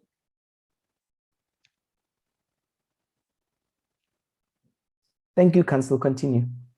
Okay, Your Justices, if we look at in the case of South African Transport and Allied Workers Union versus Govers and another in 2013, which was ruled in the Constitutional Court, on paragraph 61, it stated that the right to freedom of assembly is central to our constitutional democracy. It exists primarily to give a voice to the powerless. This includes groups that do not have economical or political power. Now, with that said, Your Justices, we say that the protest was the only mechanism that the learners were able to use so that the school could be able to hear their frustrations, so that the learners saw that as they were suspended now from the school, they had no other platform that they could use because the school was not willing to hear them out, given the fact that they weren't given a fair hearing after being found in possession of the cell phones. So they saw that the protest was the only way that the school could attend to their matter. Now, Your Justices, it's also furthermore in the same Galvez case. If we look at paragraph 53, it is also stated that nothing said thus far detracts from the requirement that the rights in section 17, which is assembly, demonstration, pickets, and petitions, must be exercised peacefully. And it is important to emphasize that it is the holders of the right who must assemble and demonstrate peacefully. And it is only when they have no intention of acting peacefully that they lose their constitutional protection. Now, Your Justices, we submit that the learners' protest was peaceful because the learners were unarmed and no individual particularly got hurt during their protest. Now, Your Justices, moving to another issue. Now, 3 of the learners were arrested by the police in suspicions that they were the one who were responsible for the burning of the administration block. Now, Your Justices, if you remember, there was no fair investigation that was conducted and no fair evidence was gathered to link these learners to the burning of the administration block. And also the fact that these learners were the ones who were leading the protest does not necessarily mean that they were responsible for the burning of the administration block. Now, moving on, Your Justice, I would like this course to focus on section, if we look at section 39, which you look at section 39, subsection 1, paragraph B, it is the interpretation of the Bill of Rights. Now, it states that when interpreting the Bill of Rights, every court must consider an international law. Now, also, Your Justices, if we look in the United Nations Conventions on the Rights of the Child, which is CRC, in Article 15, it is stated that states parties recognize the right of the child to freedom of association and freedom of assembly. And it also states that no restrictions may be placed upon the exercise of these rights by the child. So as the SGP decisions violate the learners' rights in terms of peaceful assembly, and as the police were asked to evict the learners. As you were reading the international law, which is wonderful, I was looking at the facts and I see here that Ms. Kosa actually sent an SMS to the parents. Has she not done that the day before the protest that broke out in fires and disturbing practice? What should this court make of that point in assessing whether the school was reasonable or not? Your Justices, may you please rephrase your question? I stand corrected, but as I understand it, Ms. Kosa sent an SMS saying that if there were mistakes that were made, there will be an opportunity to rectify and correct those mistakes. What should the court do with that fact? Because it seems like the parents and the learners didn't take up that opportunity. Your Justice, so Your Justice is asking me if what the court should respond to the fact that Ms. Kosa said that she promised to rectify their mistake, and the fact that the learners and the parents did not take the chance. Yes, that's what I'm asking. Oh, Your Justice is yes, but we cannot forget, but we submit that we cannot forget the fact that she didn't tell the parents, she didn't tell the learners, she only told the parents. So it is the parents' fault. It is the parents who ignored the text and did not take the chance. It was not the learners. You may proceed, counsel. Thank you. Yes, sir. Thanks for the question, Your Justice. Now, as I was on the international law, I was saying that as the police were evicting from the learners from the school premises as they were protesting, they were restricting them from the exercise of the right to freedom of assembly. Now, which means that these police are going against an international law. So, Your Justices, we submit that the police were now supposed to evict the learners from the school premises as they were unarmed and as they were only expressing their right to freedom of expression. Now, Your Justices, some of the teachers applied corporal punishment to some of the learners. Now, if we look at Section 10 of the South African Schools Act 84 of 1993, its subsection 1 is the prohibition of corporal punishment. Its subsection 1 states that no person may administer corporal punishment at a school to a learner. learner. And subsection 2 provides that it is a criminal offense for a person who would contravene subsection 1 and shall be liable on conviction, which could be charged for assault. Now, as the respondent applied corporal punishments to the applicants, which means that the respondent should be subjected to face the full weight of the law as it was contravening subsection 1. So, Your Justices, in conclusion for our argument, we as the counsel for the applicant, we have shown that section 4 of the School Code of Conduct is unconstitutional and violates the learner's rights to peaceful assembly and basic Thank you, counsel. You have reached your time limit. You can assume that we know what your prayers are, and we will now move on to the respondent. Thank you. Thank you, Justice.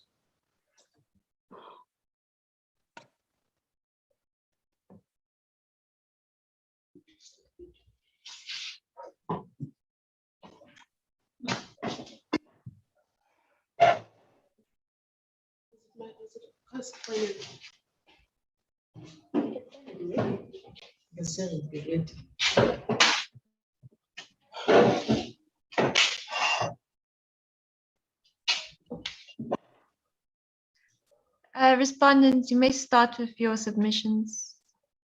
As it pleases the court, my name is Nsmcc, and together with my co-counsel, Niteta Jonga, are appearing on behalf of the respondents. If it pleases the court, I will be using 12 minutes of this court's time to deliberate on the first issue. My co-counsel will use 8 minutes. If it pleases the court, I will be addressing the counsel. Sorry to interject. No speaker may speak for longer than 10 minutes. So you may only speak for 10 minutes, and your co-counsel can speak for the rest of the time. As it pleases the court. If it pleases the court, I will be addressing 2 arguments under the first issue. That is, Section 4 of the School's Code of Conduct is constitutional and not in violation of the learner's rights to basic education in terms of Section 29 of the Constitution. It is also not in violation of their right to privacy in terms of Section 14 of the Constitution. My co-counsel will address the second issue, that is, the SGP's decision to suspend the learners is not in violation of their right to peaceful assembly in terms of Section 17 of the Constitution.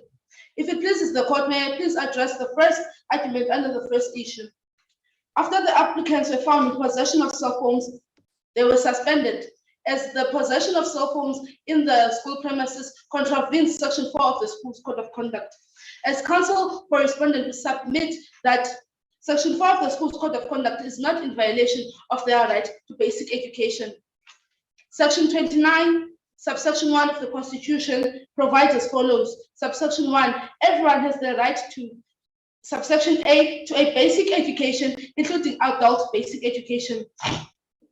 Your Justices, in the case of Head of Department of Education, Free State Province versus Welcome High School and another, Head of Department of Education, Free State Province versus Harmony High School and another, 2014 to SA 228 CC. At paragraph 205, it was stated that the right to basic education can be limited only in terms of a law of general application in accordance with Section 36 of the Constitution. As counsel for respondent, we submit that since the South African Schools Act is a law of general application that applies in all schools and it allows schools to establish a school's code of conduct, we submit that it is justified in limiting the learner's rights to basic education. As counsel for respondent, we'd like to rectify the point made by our learned friends. They pointed out that there was no hearing before the suspension. As counsel for respondent, we submit to support our submission that the respondents did not break the law. We quote from the Welcome case, which I stated prior. At paragraph 46, it was held that the governing body may, in the event of learners having committed serious misconduct, impose a disciplinary sanction of up to 7 days of further suspension. As counsel for respondent, we submit that carrying cell phones is a serious misconduct. As it is a threat to the other learners' rights to basic education, and it disrupts the learning environment. Counsel, I interject here. In this instance, the student's phone was turned off, and found in the student's bag, in what way does that pose a threat to the other students' right to basic education? As it pleases the court, we submit that even when cell phones are off, they are not disruptive, but the behavior of carrying cell phones shows disrespect to the right to basic education.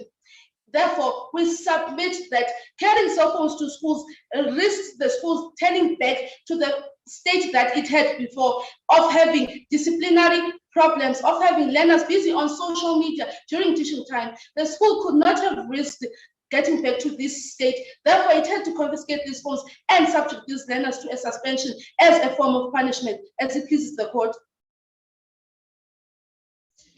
To continue our submission, as counsel for respondent, we submit that the applicants showed serious misconduct when they carried their cell phones to school after being warned. Surely they realized the seriousness of the situation, because there were only 6 of them who carried cell phones to school. Furthermore, sorry, I'm going to interject there. So there were only 6 of them who carried the cell phones. Am I correct? As it pleases the court.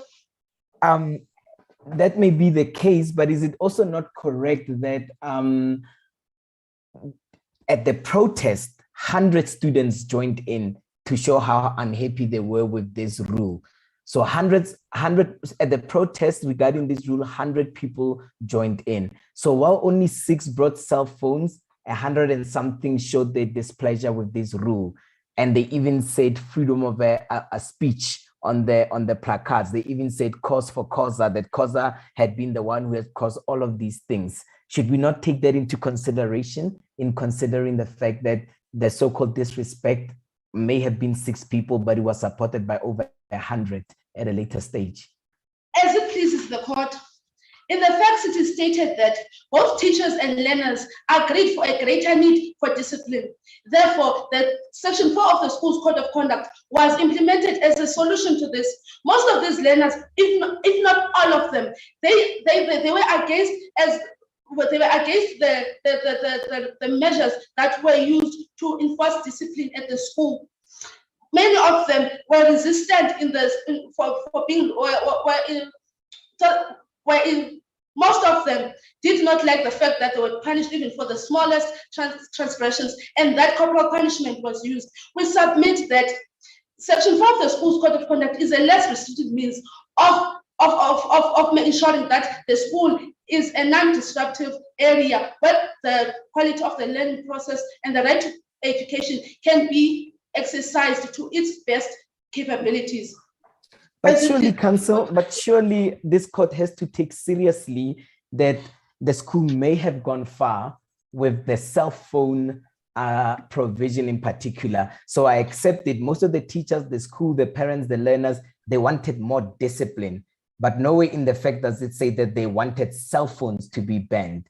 So perhaps in trying to bring about discipline, the school went overboard and really put in place a rule that is unconstitutional, that violates the privacy of the student, and that perhaps is not as reasonable as you are suggesting that this court should find it is.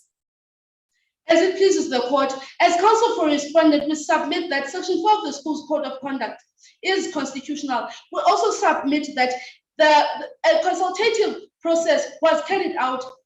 All learners of the school through the RCL of the school submitted that they will abide by Section 4 of the School's Code of Conduct. When the parents of the learners were involved, they agreed that the School's Code of Conduct should be implemented with immediate effect to enforce discipline at the school, to make sure that cell phones do not disrupt the school, as it pleases the court.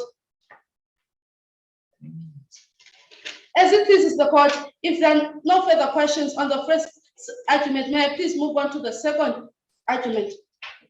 The applicants were searched and found in possession of cell phones, which contravenes with Section 4 of the School's Code of Conduct. Thereafter, they were seized. As counsel for respondent, we submit that the seizure of their cell phones is not in violation of Section 14 of the Constitution, which deals with the right to privacy. Section 14 states that everyone has the right to privacy, which includes the right not to have subsection A, their person or home searched, Subsection B, their property searched. Subsection C, their possession seized. Or subsection D, the privacy of their communications infringed. If it pleases the court, to support our submission that Section 4 of the Schools Code of Conduct does not violate their right to privacy, we put into effect the regulations to prohibit initiation practices in schools, Government Notice number 23315 of 2002, to justify why the search and seizure of the learners' cell phones is lawful.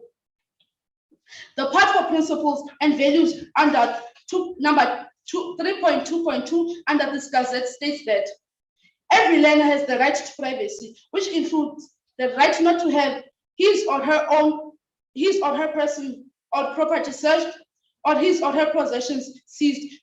Notwithstanding this, the principal or an educator may search learners based on his or her reasonable suspicion that the learner is in possession of an illegal object, using such methods reasonable in scope. Your Justices, the counsel for applicant pointed out a warrant is needed. As counsel for respondent, we submit that a warrant is not needed in this case. We submit that cell phones are illegal objects. We submit that after Sisoqele's phone dropped out of his pocket, it raised reasonable suspicion for a search for cell phones to be conducted. When the principal ordered a search without a warrant to be conducted, it was in a Counsel, you've reached your time limit. I ask that you now give over to Speaker 2 to continue with his submissions. If it pleases the court, may I please have a minute to continue with to finish my submission? Yes, you can have a minute. As counsel for respondent, we submit that as long as the principal had a reasonable suspicion to conduct a search, she had the authority to do so without a warrant. In this Gazette, the condition of a warrant was not stated, therefore it was not needed. As it pleases the court, I thank you. May I please hand over to my co-counsel to deliberate on the second issue.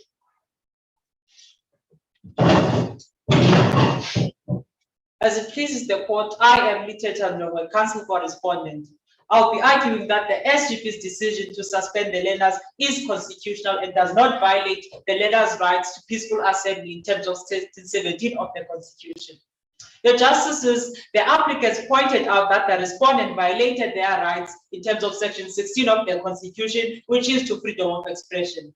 Your Justices, as the counsel for responding, we submit that it is not so. The applicants had their right to freedom of expression through placards labeled cause for causa.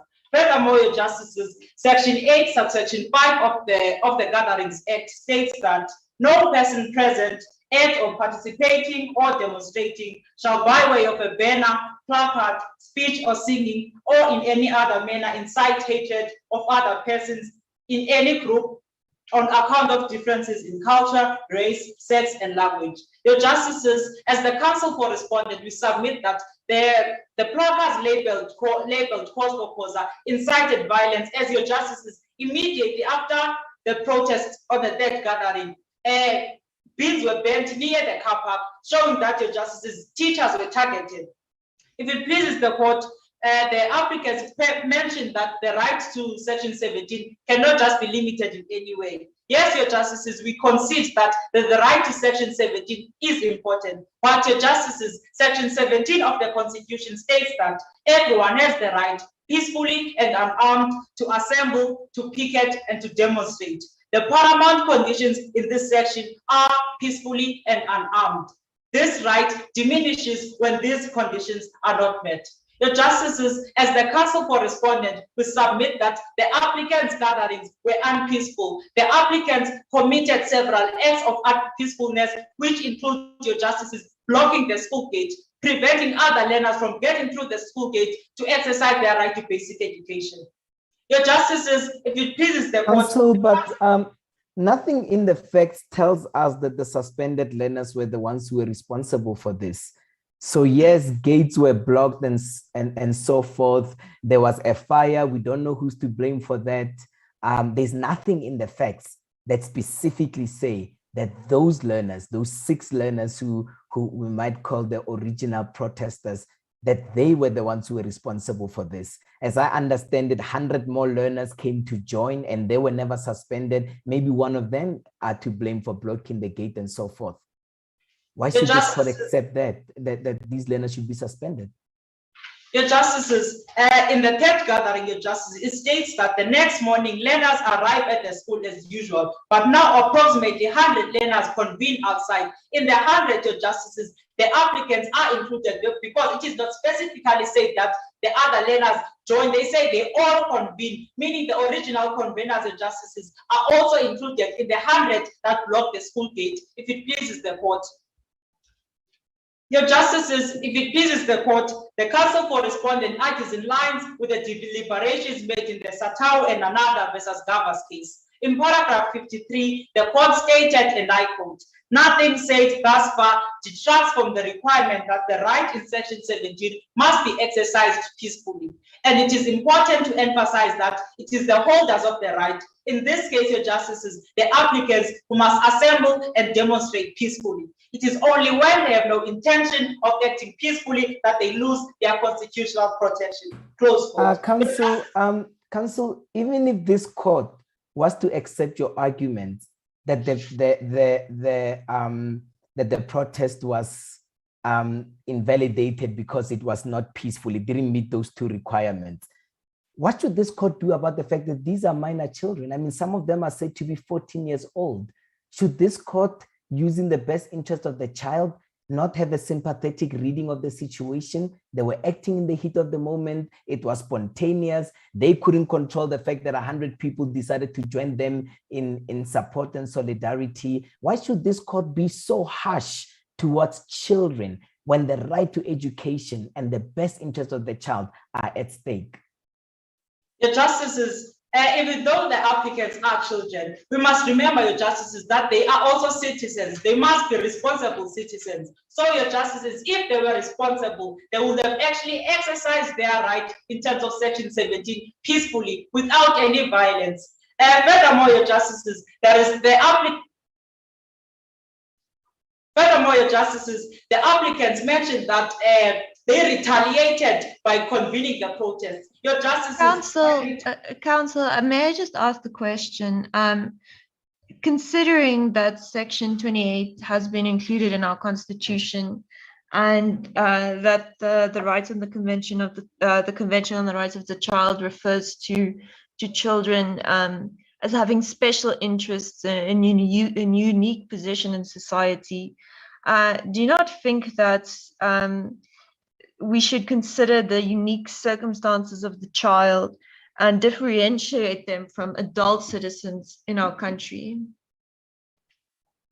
Your Justices, the applicants of justices held protests 3 times. On the first, Your Justices, they might have not known that they should exercise peacefully. But by the time they went to the second and third gathering, they should have known that the protests must be peacefully. They must abide by Section 17 of the Constitution. And Your Justices, the applicants mentioned that their clients retaliated when they convened the gatherings. Your Justices, the word retaliation means that, Your Justices, they were in revenge. Therefore, Your Justices, it means that they intended to be violent as they retaliated to the SGP's decision by protesting.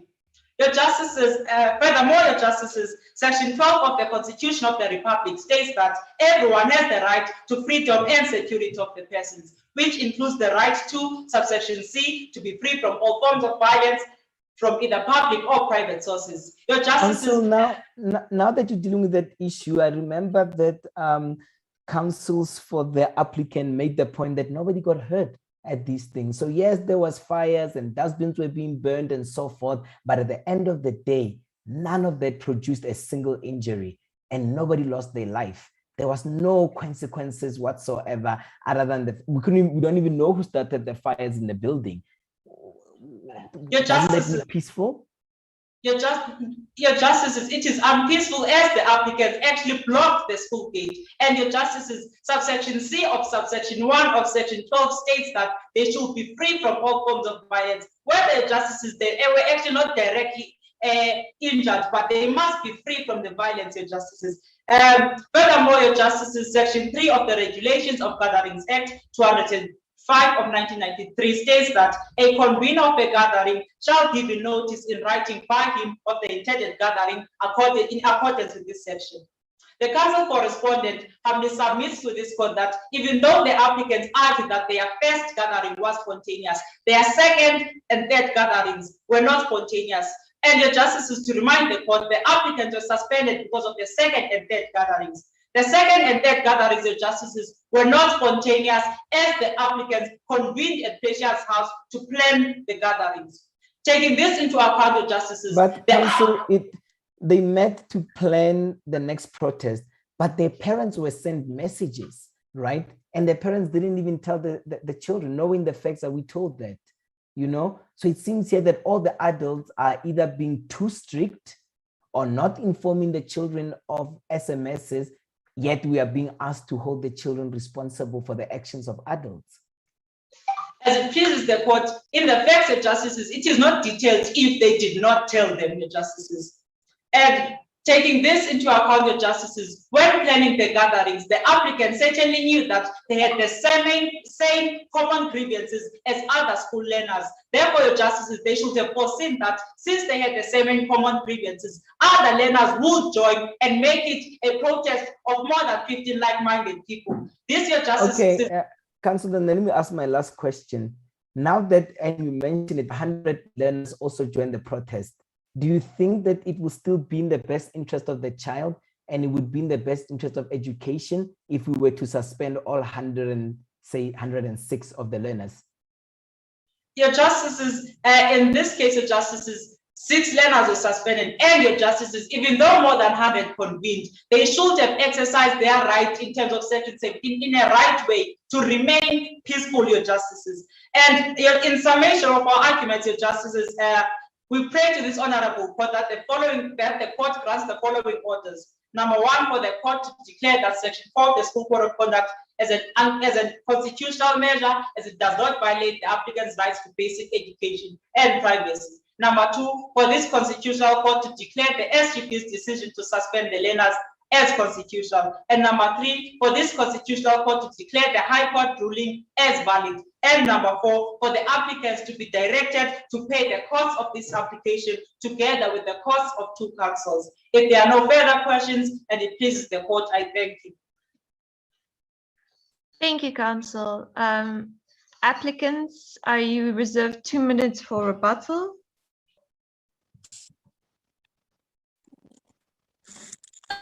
Thank you, my justices. I'm the first counsel of the applicant and I'll be representing my rebuttal. The respondent submitted that the learners didn't give notice to the school before protesting. And we submit that, yes, the learners didn't give notice to the school because they do not know much about law. I mean, here we're talking about the children, learners between the ages of 14 and 18. So they cannot know much about law. And also in our country, we do have elders that also do not know much about law. And also the learners protested because it was the only way that the school could have listened to their frustrations, because the school just suspended them without even giving them a fair hearing. Therefore, my justices, we say that Section 4 of the School Code of Conduct is also unconstitutional. And the learners may have brought cell phones to school for various reasons. Firstly, safety reasons. I mean, we cannot ignore the criminalities that are okay in reality, especially nowadays. So the learners brought cell phones to school and didn't also use them. So they didn't disrupt the process of teaching and learning, meaning they were willing to abide by the school rules, but there were circumstances that forced them to bring those cell phones to school. With that, my justices, we submit that Section 4 of the School Code of Conduct is unconstitutional.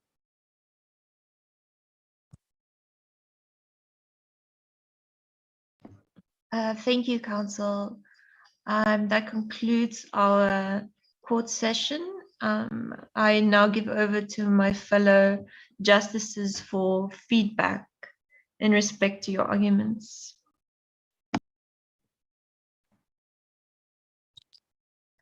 Thank you so much and well done for making it this far. This was a very, very strong and impressive round and impressive teams. I especially loved your response to questions. It shows that you understood your facts and it shows that you are able to think on your feet. There was a lot of creative answers and none of you backed down, no matter how hard the bench was pushing towards your argument. So I thought it was really, really, really strong. Yes, it was really strong, and the argument you formulated, I've seen these teams before, and I think you've went back and refined some of the arguments, and that's very good to witness. Yes, well done, and good luck with the next rounds.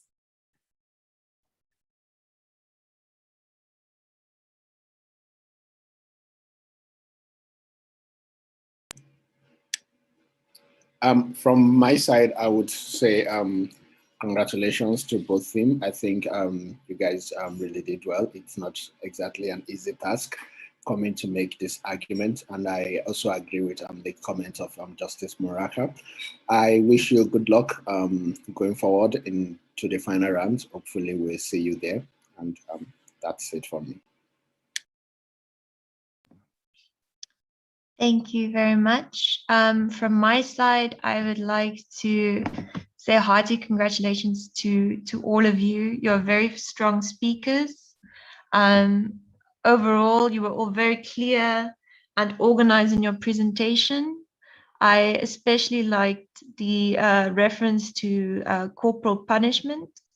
I've sat in on a few sessions, and it was the first time that someone made reference to it, and I also want to congratulate the respondents for also addressing that in their response. I will direct the majority of my feedback in the score sheets. Overall, I would recommend that you strongly consider a career in law or in public speaking. I'm very, very impressed. And good luck with the rest of the competition.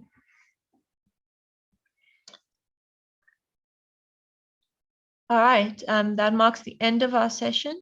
So you are now free to leave the Zoom call.